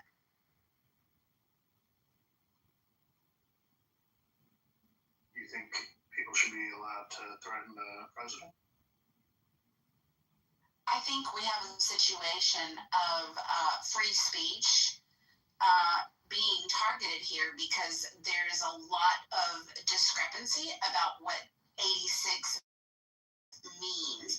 And the most general reference for 86 is remove, not eliminate or kill. So your concerns are free speech? Are you delusional? Your concern is for free speech? Ah! That's not your concern. It's not free speech. That's not what you're concerned about. This one's been on the books for over 100 years, and James Comey should have to defend himself. That's what it is. I mean, how do they prove intent that he intended to kill him versus intended to You look at the remove him? circumstances, you look at what, I mean, that's how you present evidence. You have to obviously discover and see on other social media posts. You have to see whether there were emails or texts or anything that would express the intent for harm. I mean, you have to build your case. I mean, that's what they're going to have to do.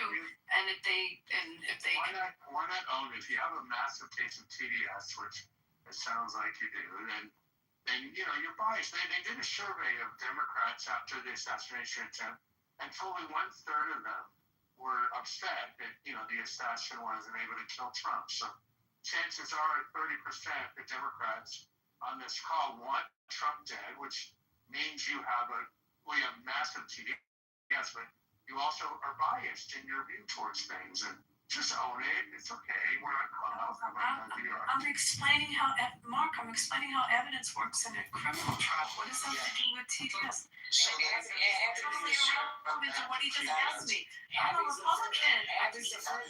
from TDS. So what you're saying is TDS. I was just explaining how you would prove this. You have to show the mens rea of some type that there was an intent, or if you look at it, and I was trying to look at it almost because that's what we were talking about before. Is he still in here? I wasn't talking about you, of course. I'm saying like in general, so many Democrats are so crazy right now with their brain not fully functioning that they have TDS. The trenches of World War I to the beaches of Normandy, from the frozen hills of Korea to the scorching sands of North Africa and the Middle East. I heard on here, we just sound like, like no matter what, it's Trump's fault, Trump's a criminal, Trump's a bad guy. So Comey, of course, is innocent because, he's on their team. And it's just such a boring. There's nobody on this stage right now that's a Democrat. We're all Trump supporters. Necro, sorry. And Necro wants to indict Bondi, so I'm reading what you would be indicting her for, Necro. So can you be specific on what criminal act? Because indictment would mean criminal. Sorry, say that again. So explain to me how you would put together your indictment that you're suggesting on Bondi. I think there's a legitimate case that she violated the Epstein Transparency Act by not releasing by the deadline. And of course, also her leaking the names of the victims against orders. Okay, but let's talk about what the Transparency Act, what was her reason at the time that what was released got, was there national security reasons? What was the reason that was given? Well, that was the thing. We, never got it right. Is there criminal statutes behind the Epstein Act? Yeah, that's what I understand.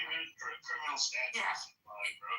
No, there is. It's law. It's actually law that was passed, and by not performing according to the statutes and the laws, they actually violated the law. AG Pam Bondi, who Trump fired because she's a failure. That'd be a violation. It wouldn't be put her in jail, correct? It takes a future AG to bring those charges. It could very well be. Well, you'd have to look at is there an abusive process? Or, I'm trying to understand what criminal act. Yeah, that's a good point. So I'm struggling with that. You have to look at the actual Epstein Transparency Act and then determine. Again, it's a future AG that will have to bring these charges. Again, this is all just. This is Abby. It's just prosecutorial, objective. It's the future government if they want to do something. Is there abusive process? It's not abusive process. It's the fact that it's going to be, it's political. If somebody wants to bring charges against her in the future, that's what it's going to be. If she gets a pardon, she gets a pardon. Under what criminal? Again, it'll have to be political. I'm missing what I'm asking. What would they charge her? Do you want to try this? They wouldn't charge her. It opens her up for liability to be sued by the victims, but it wouldn't be. There's not a criminal statute behind it. No, it's under the Retard Act. I'm a retard, Trump dating, scumbag, and that's what it is. Why do we try to take it serious? Yeah, I'm not. She was removed. She got immunity. She has immunity for the stuff with anybody that was named in there. But Mark, the Epstein Transparency Act. There were serious repercussions from this act. Over 50 people resigned their positions, and one of them was a Pritzker. So there were a lot of people that got fucked up by this release, and they had to resign their positions and resign in disgrace, completely separated, no pensions, all kinds of consequences for being in these files. And those people have suffered. She did get fired. I'm talking about the perps who were hanging out with Jeffrey Epstein, not AG Bondi. Hello? Did anybody spend any fucking time going through these files? Am I the only one that looked through the files? Hello? I don't know how you screech like a banshee. You get mic time on the stage. Stop projecting, Monica. I'd like to invite everybody to Love Bomb Serendipity, the hostess with the mostest in this public space. Please share some love with her. We are combating negative karma, and she deserves every love we can provide her. Also, welcome to the stage. Nice to see you. Everything is the best mod on the app. I just. It's like my favorite mod. Okay, so just go through this. If you want to look at whether she was in contempt of Congress, is that where you're going with it? I'm trying to understand where the obstruction of justice comes in, because that's she would have to be criminally obstructing justice in the violence. Yeah, like I said, I think there's legitimate grounds. But I am not the person who's done an extensive investigation, so I can't charge her. So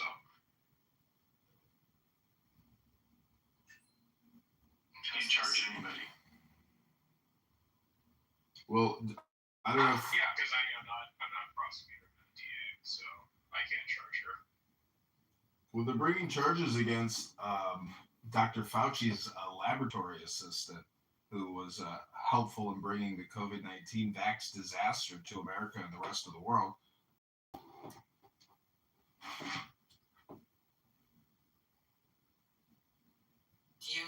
proof on that, like an article? Yeah, let me put it in the link. There's also this thing called Google, and you could also try to search for what I'm talking about. Hello? Is he in the Matrix again? Yes. Yeah, leave the room again and come back. I know there's a lot of buyer's remorse for those who got vaccinated. You made a bad decision. You were lied to, and that's okay. I feel for you. I hear your suffering. How's it going? In a minute. I hear your suffering. What do you think is the real reason why UAE left to OPEC? Is it just a fight with Saudi and UAE? I think they're going to open up those lines, Mark. I think that the whole shipping line, they're going to, the intent originally before October 7th that the Saudis had to try to build a line almost going all the way through to the port of Haifa, like in that direction, and everything got screwed up after the 7th. But I think the UAE may be looking at that transportation route. They talked about putting a rail line in. I think it opens up trade going in that direction. I don't know. What do you think? That's what I'm asking. I'm not sure, but it does seem like maybe it's a little spat between Saudi and Riyadh, and UAE. And where maybe Saudi's sort of growing colder on Israel, and UAE is, I don't know. Well, they have been warm, but I don't know. Can we just not to the Middle East right now? I know, no offense, Mark, but like we were on something here. Yeah. We're staying domestic tonight a little bit. So can we just go back to, where's Necro? Is he still here? No, he just went to the gym. He's going on a date with a tranny tonight. I'm still trying to figure out how. Abby, what is it about Thomas Massey that you hate so much? I know he doesn't want to fund Israel and he's a schmuck, but what is it? He tried to major Republican proposals that come down to a hair of votes, and he can't vote with the party, including important fiscal, just various different types of legislation that he just on principle opposes, and it's problematic for the party, and so that's why I don't like him. Didn't he wasn't he gonna work with who's that dipshit? Connor, yeah, to increase the number of fucking number of H1B1 immigrants that will come in from fucking India. Yeah. I don't mind parts of him. I understand he's more libertarian, which I can stand him to a degree, but he's I don't know. I don't even know what the fuck he's doing, to be honest. Well, maybe you should go to his X account. You can go to his Instagram account. You can go to his YouTube account. You can read his content. He puts out a lot of content, and all this ad hominem projection. You guys aren't critiquing his content, his thoughts, his opinions, his economic philosophy, his legal philosophy. You guys have said nothing specific other than I just like him. Fuck about his legal philosophy. I care that he's a member of the Republican caucus and he fucks them over. That's what I care about. I'm sorry, but one dude in Kentucky is not, to me, should not be determinative of whether legislation can get through, and he purposely goes against his own caucus on a regular basis. Just look at his voting power. Well, yeah, that's kind of why I like him. He is. I appreciated that part. Somebody who did not care about the Epstein files, fucking retarded people fixated on it. But to be fair, the president did release them when he's running, so it's okay, well, yeah, now you. No, so don't do what this is enough. Okay, this is Trump America. This is Alistair. I have a vow now. I won't actually spend any time in any rooms with Pepe anymore if he's speaking. I don't want to hear his voice anymore. And that's that. Yeah, try that again. And so I ended up talking to the cops, which was a bad thing, right? We got a ticket out of the deal. And, that was about it. They let you off, but they just didn't do anything. Yeah, a pipe and a grinder in my car, and I had not been smoking, but it smelled like weed. And the cop pulled me over and confiscated my pipe and grinder. It was like, you're lucky that you didn't have any weed. And the thing I thought about to this day was that there was weed loaded in. Ability and accountability is number 2. And the cop took a look. And so I got away with it. But those incidents are few and far between, 7 and 10 years ago. Don't do that stuff, man. One time when I was in undergrad, we were smoking in my friend's car. On campus, because we had gone out to out for the day, and we had come back before we head back to our dorms. We'll smoke up, right? And so we were smoking in his car. This is before weed was legalized in California. So this is in 2015. And so we were smoking in the car, and for some reason, LAPD gang unit posted. Yep. Yeah, they whooped them, bro. Yeah. Woo. Yeah, Celtics dropped the game today, but they're still leading 3-2.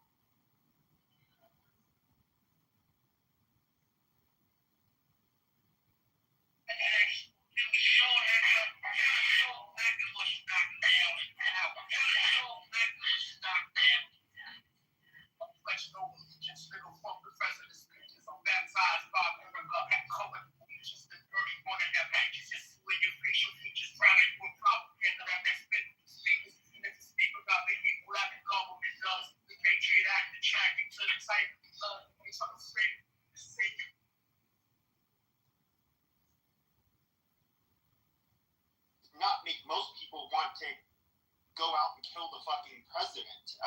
That's just he's somebody who I don't think is it's likely an issue with him in general.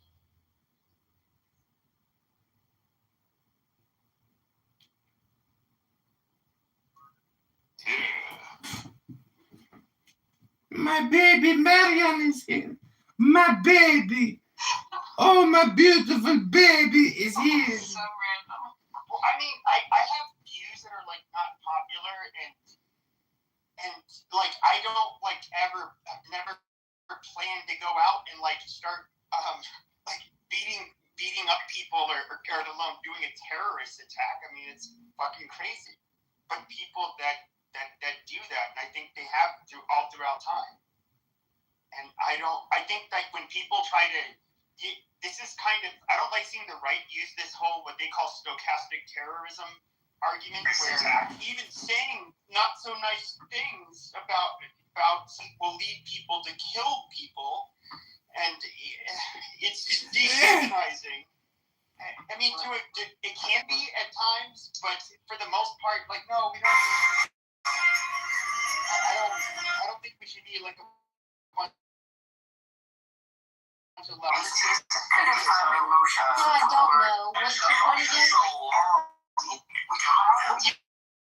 You're saying that it's a problem that rhetoric is propagandized. So in other words, what is the solution? That we end up basically clamping down on the speech that you feel would have led to Donald Trump, somebody trying to execute him? No, make sure that we provide information that's accurate to the people so they know that Trump is not a pedophile. Okay, so how do you do? But then that means you have to stop he's a pedophile. No, I don't have to stop it. I have to mock it. I have to tell them it's stupid. I have to tell them that they're only seeing part of a story and they're swallowing hook, line, and sinker, and it's a huge problem. But there's people who will turn around and say that you're brainwashed and you're stupid maggot. That's what they have that you're guilty. If you're somebody incites violence to commit murder.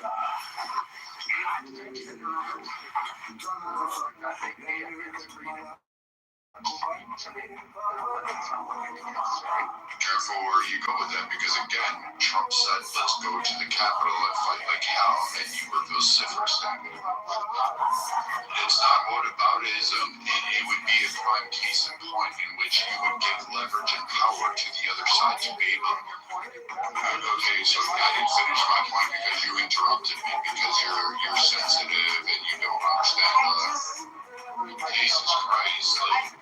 I just, to your point, Mark, I just don't understand, like, why people see the right essentially say that Trump making comments on social media about wiping out a civilization is just hyperbolic and not really that big a deal, and that in turn, a very ambiguous post because of what the meaning of 86 could potentially represent is something that's worthy of us arming and sending our federal prosecutors after a person. And yet, like, we all wanted to make excuses when Trump talked about, wiping out civilization, because we know he's hyperbolic. We know he says outrageous things. We make excuses for his outrageousness all the time. And yet, by the same token, oh my God, somebody threatened to kill Trump. Was it 8645 or 8647? I mean, she did exactly the same thing. So serendipity, can I give you context, maybe help you with this? Serendipity, I'm going to go back to like early days on Clubhouse, trying to this to people. We actually have a standard. I mean, whatever happens to Comey, it's still going to go through the Brandenburg test. Thank you. Who said that? Me, Pepe gets, yes, okay. So Brandenburg test, two-prong test. The speech must be intended to illegal activity, and the speech must be likely to cause immediate illegal activity. Those are the prongs. It has to be intended, and it has to be imminent that it's going to happen, and intended for that to happen. That's our test. Thank you, Pepe. God, why didn't you become a lawyer? You picked up on this. I know you know But this same lesson would be said, because now if a Republican in the future says go fight like hell and something happens. Let's talk about, but this test got tested over and over in the courts many times. It actually got loosened more than when Brandenburg happened. And Brandenburg was a Ku Klux Klansman who stood up in front of a bunch of Klansmen. And the question was, did he incite the violence? Did he have the intent to have them go take down the Black community? And was there a likelihood they would do it? And the court said no, that it wasn't incitement. So, and again, it became even more and more harder to prove incitement over the years. So in this scenario, it's interesting what you say, serendipity, because ultimately it's going to go back to if his intent was to dog whistle or to get people to react to it, knowing that there's a strong possibility that there would be the reaction, then it's going to be tested under that test. It's our law. I mean, and you guys can Google it. Where's my co-counsel, Pepe? You go Google what happened in the case law post-Brandenburg, that how we look at whether that dog whistle is going to bring imminent harm and the likelihood of it. All right, now No, Pepe, add that to your bio, bro. That's on the resume. Yeah, he's good. It's my understanding that's why you can use vague threats. Like, for example, kill Whitey, total N-word death, gas the you know who's. Now, or be severe for saying that publicly, but okay, let's just use the last example, gaslighting the Jews, right? Because that means you're doing something you don't need to be doing. If you're ashamed of who you are and what you're doing, stop doing it. Point blank. You worry about somebody gonna tell your business. Sometimes, young man, these ain't all the way there, and that's it. But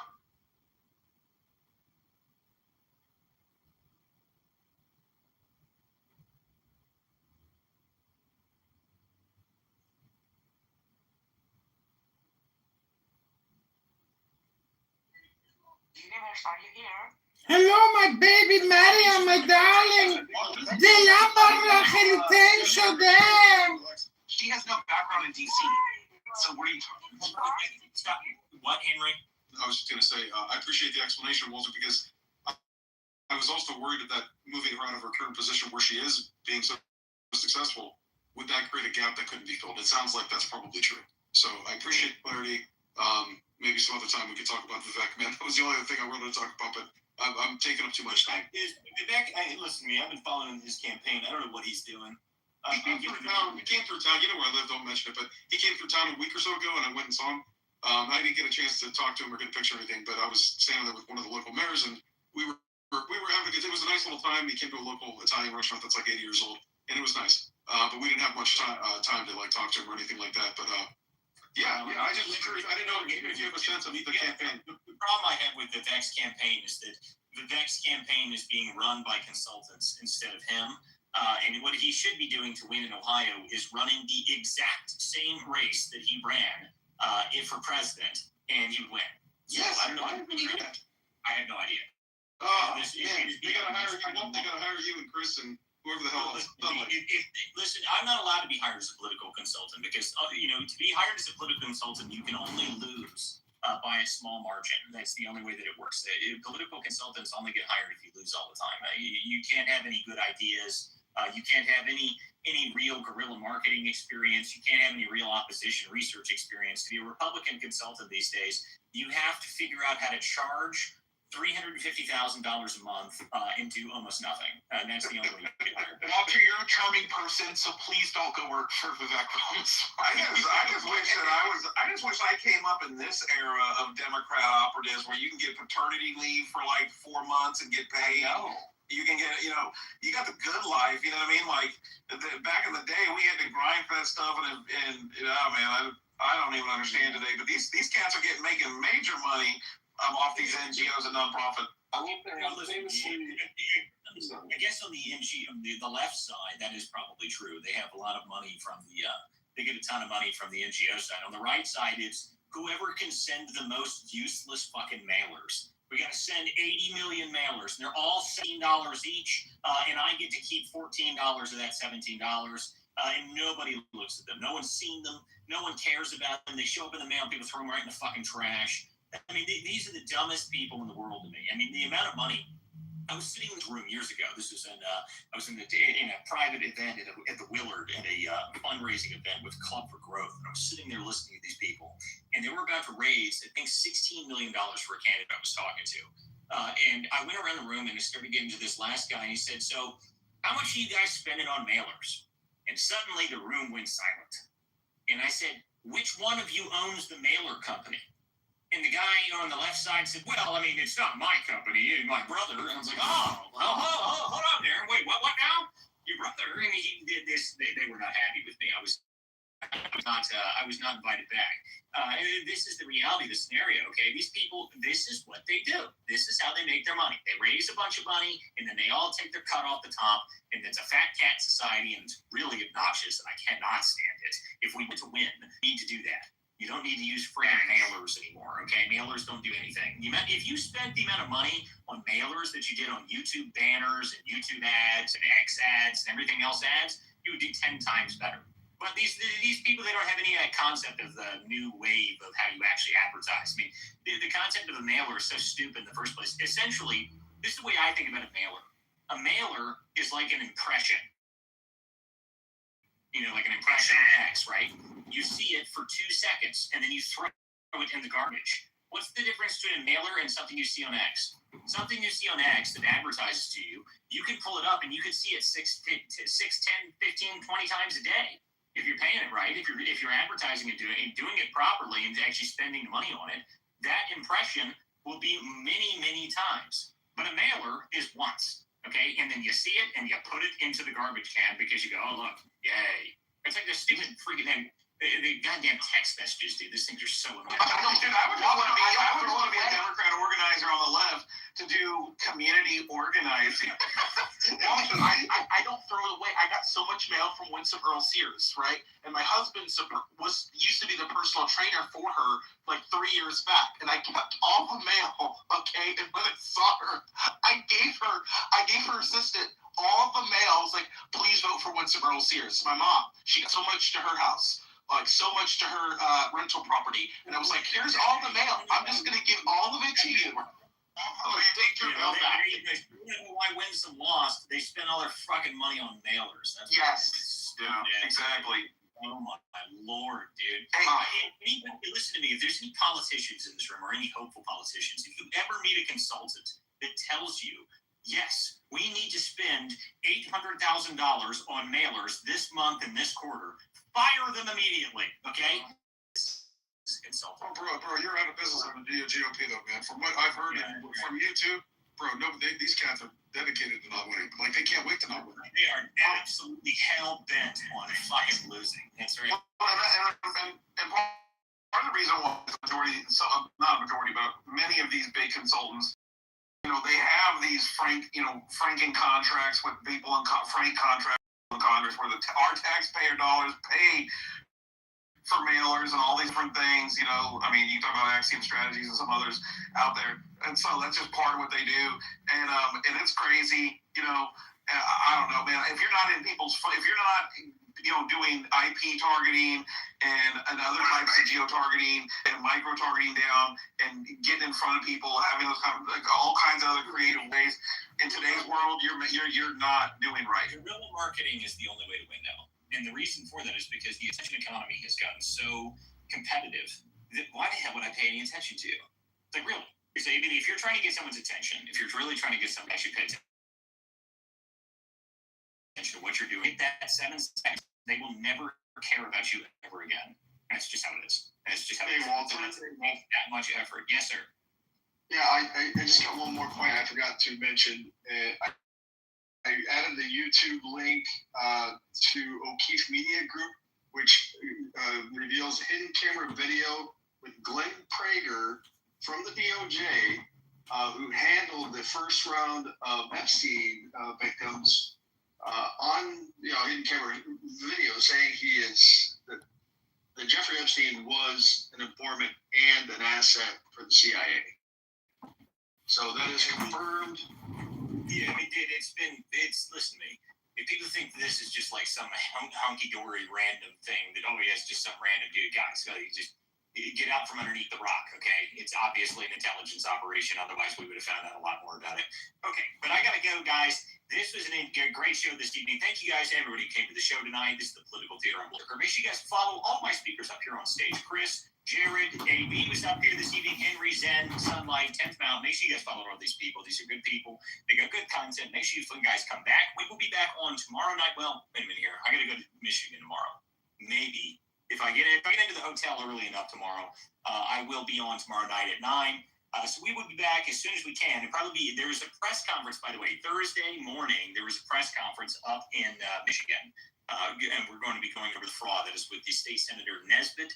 At 9:15 on Thursday morning. So there's a press conference talking about the fraud stuff. That's the most recent articles. If you guys have been following the work that I've been doing, that's what that's going to be covering. So we're going to be covering that on that. And I think we should be on for the rest of the week.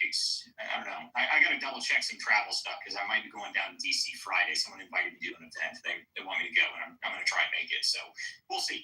But anyway, guys, we'll be back. Hopefully we'll be back on tomorrow night. I don't know why I wouldn't be able to be back on tomorrow night. So we'll see you guys tomorrow night for more of the Political Theater. 9 p.m. weeknights, guys. We will see you guys as soon as we can, and we will see you guys next time.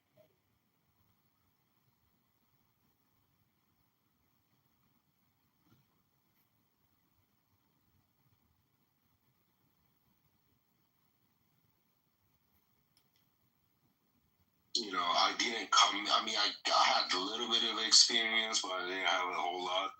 But throughout my years being in, I'm pretty well off for myself. Done well, and I'm trying to finish this contract and just, go to the next chapter. But we did kind of hijack this guy's room, though. No, we didn't. Hey, Universe, is that you, John? Yeah. Hello? It looks like you, John. Hello? Hello? That's my call sign. Hello? That's my security password. If you ever need to walk across the perimeter, you just say hello. John, the guy in the top of the room, his name is Sir Seek, because he's a captain and he's active duty in the U.S. military. You're making this far too simplistically. Sir Seek, the guy in Universe, he went to the Citadel to be an officer. Oh, nice. So I mean, I've been on this app for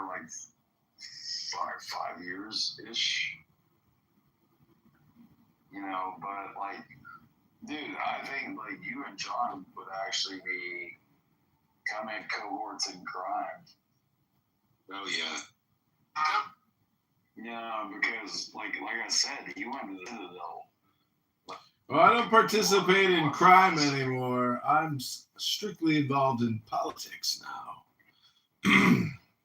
Yeah, well, that's because you lost your fucking congressional fucking run.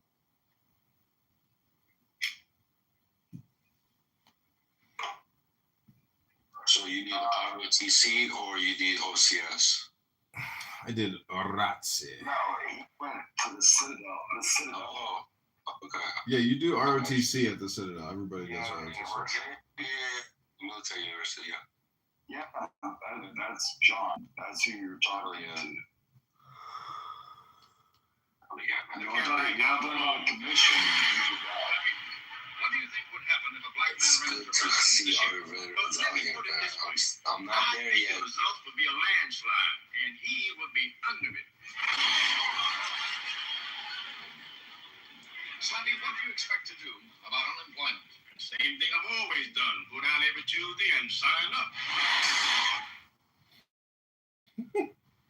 Slavy White, do you think being vice president To be an officer. Why the hell would I pay any attention to you? Really? I mean, I like to accuse other people of committing ad hominem projection, but then when I say that other people are committing ad hominem, is that me committing ad hominem projection against an ad hominem projector? Is it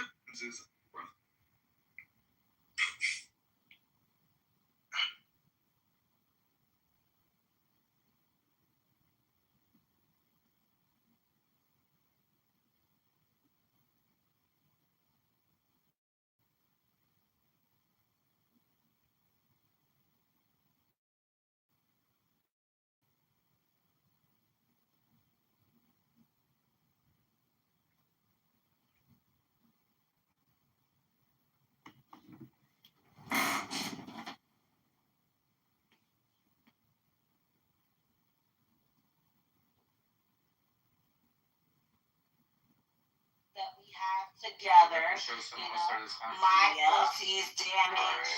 My pussy's damaged. My pussy's damaged. So we all banded together to try to create one big pussy. And they thought it would be stronger.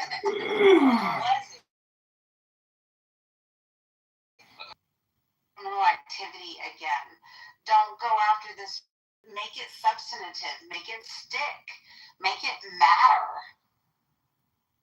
Yeah, that's one of the problems I have too. I think this is shallow and superficial. I don't think it's good enough when we have evidence of him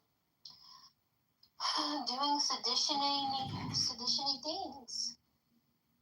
propping up the Russian collusion delusion, making the Steele dossier seem vital and important instead of gossip and innuendo.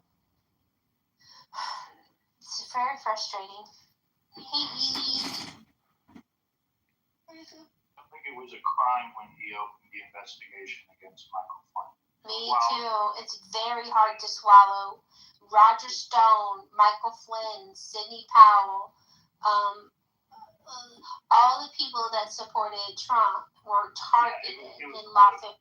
It was a political intended to tie them up and bankrupt. So in this instance, while people can argue and he'll have to argue what he was meaning when he was using the term 86.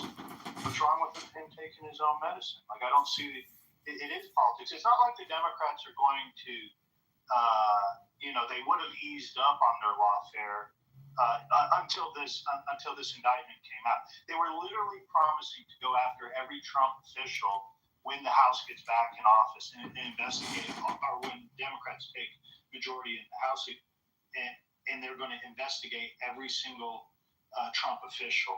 So, they're already promising lawfare against Trump. Shouldn't Trump fight fire with fire? I don't see it. I'm going to go after Pepe. I 100% agree with you. I'm somebody who believes that when President Trump is in office, a lot of people need to go to jail. The way they went after Trump and those around him, they had to play dirty, and I don't know how else to do it. I personally do not really give a shit about Comey. I'm not the one who brought this up, but we kind of the conversation started before Comey. It was about radicalization of the shooter, but when it comes to the people that were going after Trump, I do think something drastic needs to happen to them because they will just keep on doing it. How else do you stop it? Well, what we could have I would go after Pepe, please. So 2 points. Abby, I back channeled you a PolitiFact that said that the odds of the Senate being retained by the Republicans has gone up. I think the Southern Poverty Law Center scandal is having an effect, and we should push that and amplify that. And that goes back to the propaganda message. We have evidence that people are being manipulated and told that white supremacy is the number one threat to our country, and we know better. So we should educate on that. And the second point is, Joe, we are tossing out odds about how likely is it that with this charge, Comey will be convicted and found guilty. The highest percentage the stage gave us was 5%. What's yours? Talking to me? I'm sorry, I was. Yes, sir. How you doing? Good to hear you. I was getting accustomed. No, I don't think it's likely, given the state of clearly in this room right here, if Republicans are thinking it's a bad thing, Comey better get a bunch of clubhouse Republicans on his jury to not convict. Well, the thing of it is generally speaking, one of the big things I think is being missed here is from one of the biggest complaints is Trump's first term was he promised in his 2016 election that he was going to lock Hillary up and spend the steady build up, and then after going through 2020, after going through 2020 and in the years under Joe Biden, it's actually polling very, very strong with Republicans, according to big data polling. And I look at where it is now, that many of Trump's MAGA supporters wanted indictments, and they want convictions as well. And maybe they don't have the goods, but there was a lot of rattling of the chains a year ago by supporters saying, where are the convictions? Where are the indictments? Why aren't they going after Trump? And I think it actually hurts Trump's chances more with his base, and it is red meat. This is to get the base up. This is to get the some enthusiasm that Trump's sorely lacking with his Iran war. Okay, and my concern is we should go after people which we have the evidence to indict, convict, and jail them. And if we're going to put up these charges that have little chance of convicting and jailing them, we're wasting our time and our credibility. And I get that MAGA's mad that more people aren't in jail. And also, I don't think this is it. And so I'm frustrated because I want justice too. But this is smacking of vengeance and revenge. This is not on our priority list. Putting James Comey in jail is not our priority. Our best shot at Comey would have been in 2018, and 2017. That would have been under the purview of Sessions, which he was a twit, and the DOJ was flustered. We had illegal wiretapping, misuse of a FISA court, omission and tampering of evidence to fit a narrative to go ahead and get those. That all occurred under Comey. Now, whether you could have pinned that to Comey, that would have been a different thing. But he still violated the Hatch Act. He also interfered with an election process in which that does carry criminal charges under it. So he could have we could have prosecuted him. They didn't do that with Comey. I don't know why. It's a short thing, but Comey could have done. The Flynn debacle, as was mentioned, yes, it should have absolutely been reviewed and probably could have been over the party. And we could have probably found out that there was some mishandling of evidence and misalignment of that. The mother is she survived Big Gas. Like all the evidence that people have, you have to prove that she's criminally violent. I hate to tell you this, but I can't stand that comment. And she is the worst person on this planet in terms of our political system. But they get away with it. Like they're clean. There's nothing that sticks to them. There's nothing you can really pin on the Clintons. I mean, shit, the guy lied under oath in front of the American people and they re-elected. The power dynamics there are just, you have to sometimes say, hey, there's really not much I can go ahead. After those hearings, Hillary's stock went up. And everybody knows it was her and that administration that left me and others to go ahead and die. Like that's just a simple fact. Grab that shit. Her administration did it. Uma Abedin, Anthony Weiner. You can't tell me that was the first time that they had child pornography on their webs on their computers. The servers, the destruction of evidence. They had the crimes there, but they exonerated her. You couldn't make it stick. So. I mean, it's not just what you know, it's what you can prove.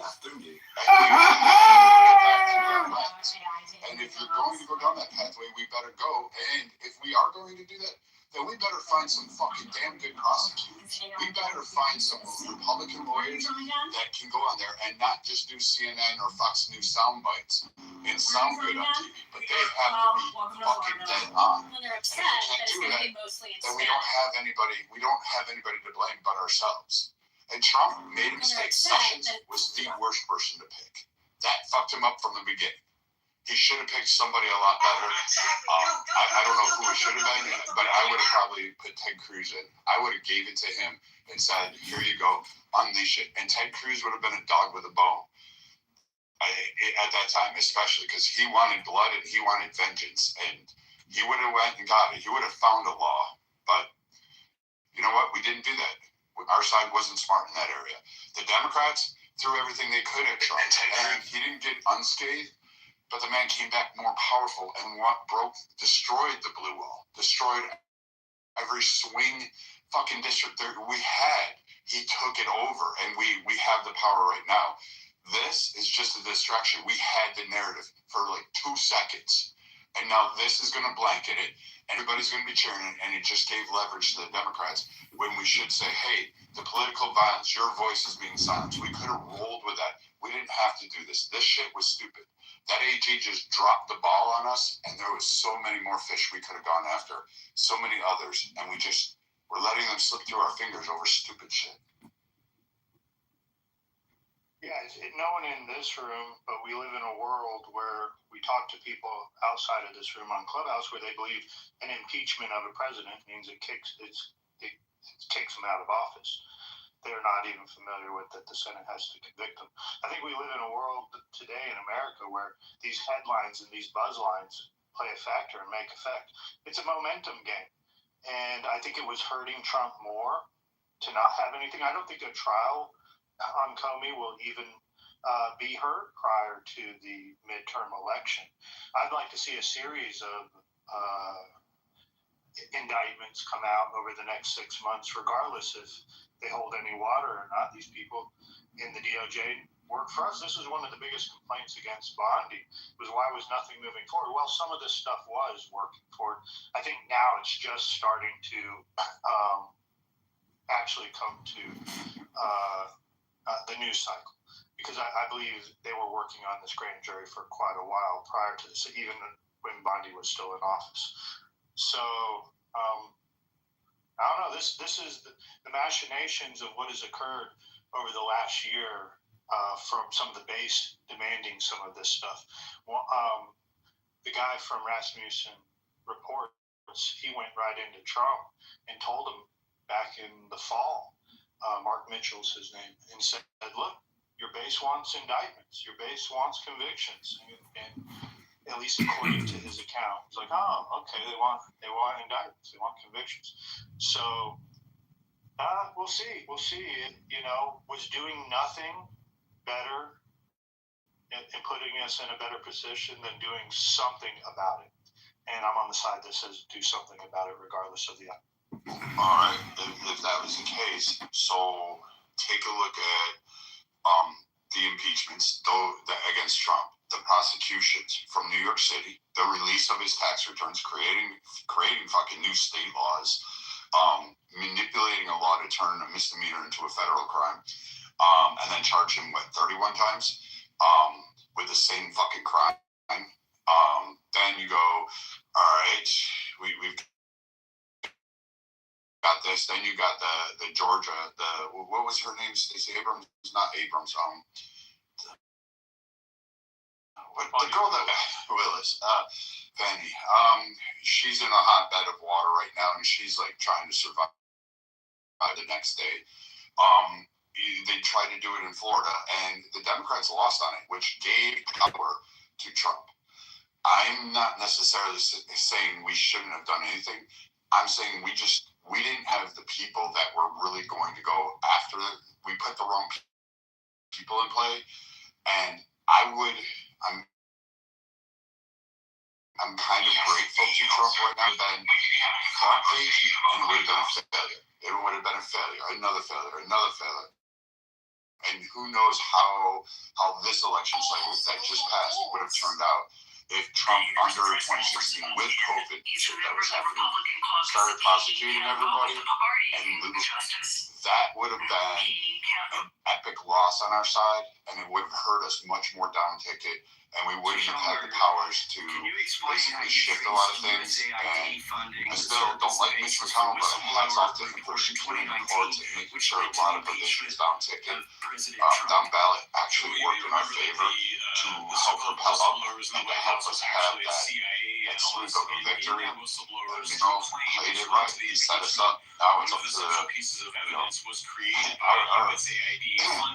team to hold on to that. We're going to hold the Senate, and we have a chance. We're probably not going to win a major majority in the House, but it's still a coin flip. We can still take 3-4 seats over and still have power, and it would be an epic win for Trump to be able to finish out his term, being able to do a lot of the things he promised, and maybe somehow we get a better win and set up the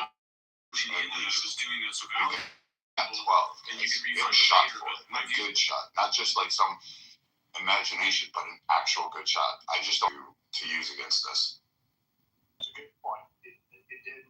The when the Democrats did it to Trump. It was completely They weren't appropriate. effective. With They that, never got I was hoping today to give you an opportunity to put to rest they the never got concerns that people have that there were Stone, federal agents or assets of the federal government. Mr. Speaker, I rise to wish a very special Attorney General Garland. Steve Elon Musk is a Bannon. Democrat.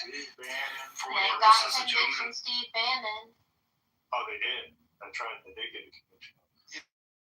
Yeah, but he kind of set himself up. He can't do that whole Sandy Hook thing. Wait, that's Alex Jones. No, Steve Bannon was the one. Oh, yeah, Steve Bannon. I'm sorry. I was thinking Alex Jones. Contempt of Congress. Bannon.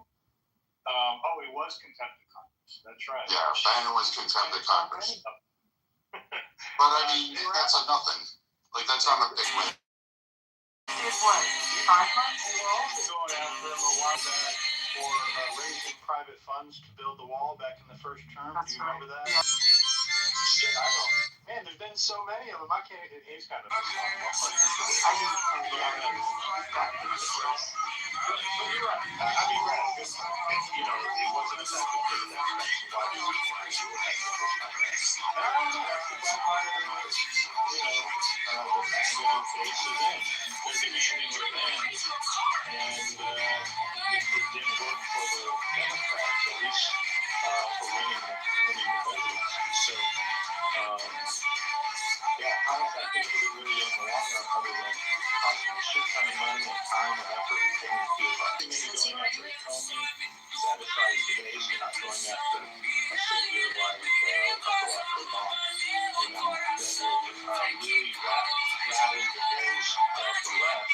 Because that would do it. Going after Hillary or going after Barack would definitely bring the left some momentum.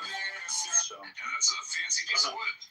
But I mean, if we take that point, like again, if Trump succeeds, like let's say he gets the straight, all the IRS thing falls our way, we start, boom, they start to work it out great. Okay, done, settled, over with. And he falls through and he's managed to hit $21 trillion in investment. Now we won't see that in this term, but we have a shot to see it in the next term. We definitely will start to feel it about the midterm after the next administration. That'll trickle down. And he, I mean, can you imagine if it's all under conservatives, it's control, and we can actually fund and start doing things and start targeting issues that we have been complaining about for a long time, that we're going to have an economy that's booming under 12 years of stewardship under conservatives.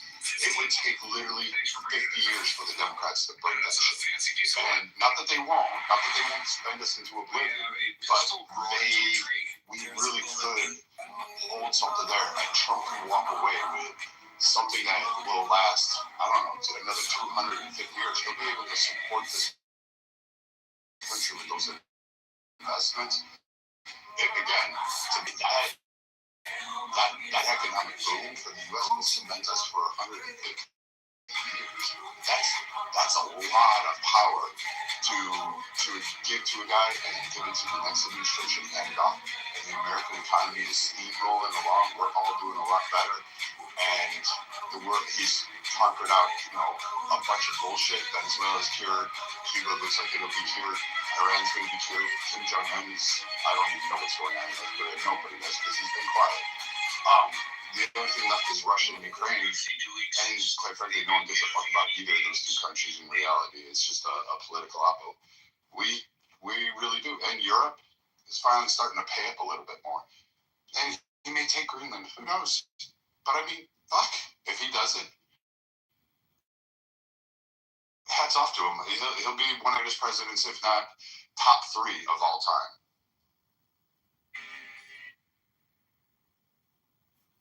Ready for Mount Rushmore? Well,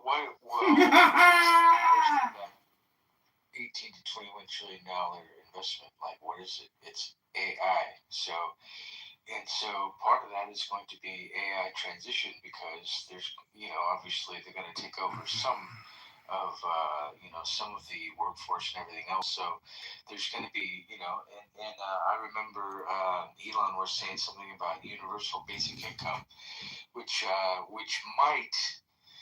they might have to put that into action. I mean, I don't like the idea of it, but it's one of those things where it might, I mean, it might very well,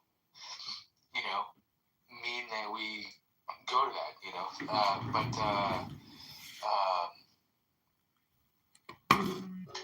but so it's mainly going to be the AI transition.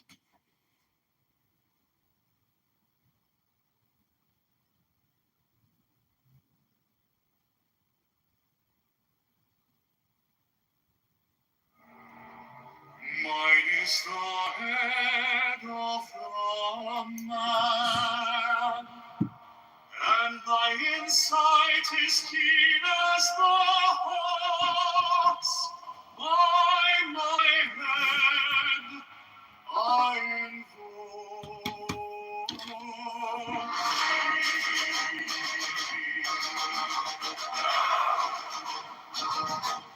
I am the only begotten child of my father and mother. My father is dead. My mother bore me with labor and pain and fear. By my body I invoke thee. About me shine a diamond from radiance white and pure.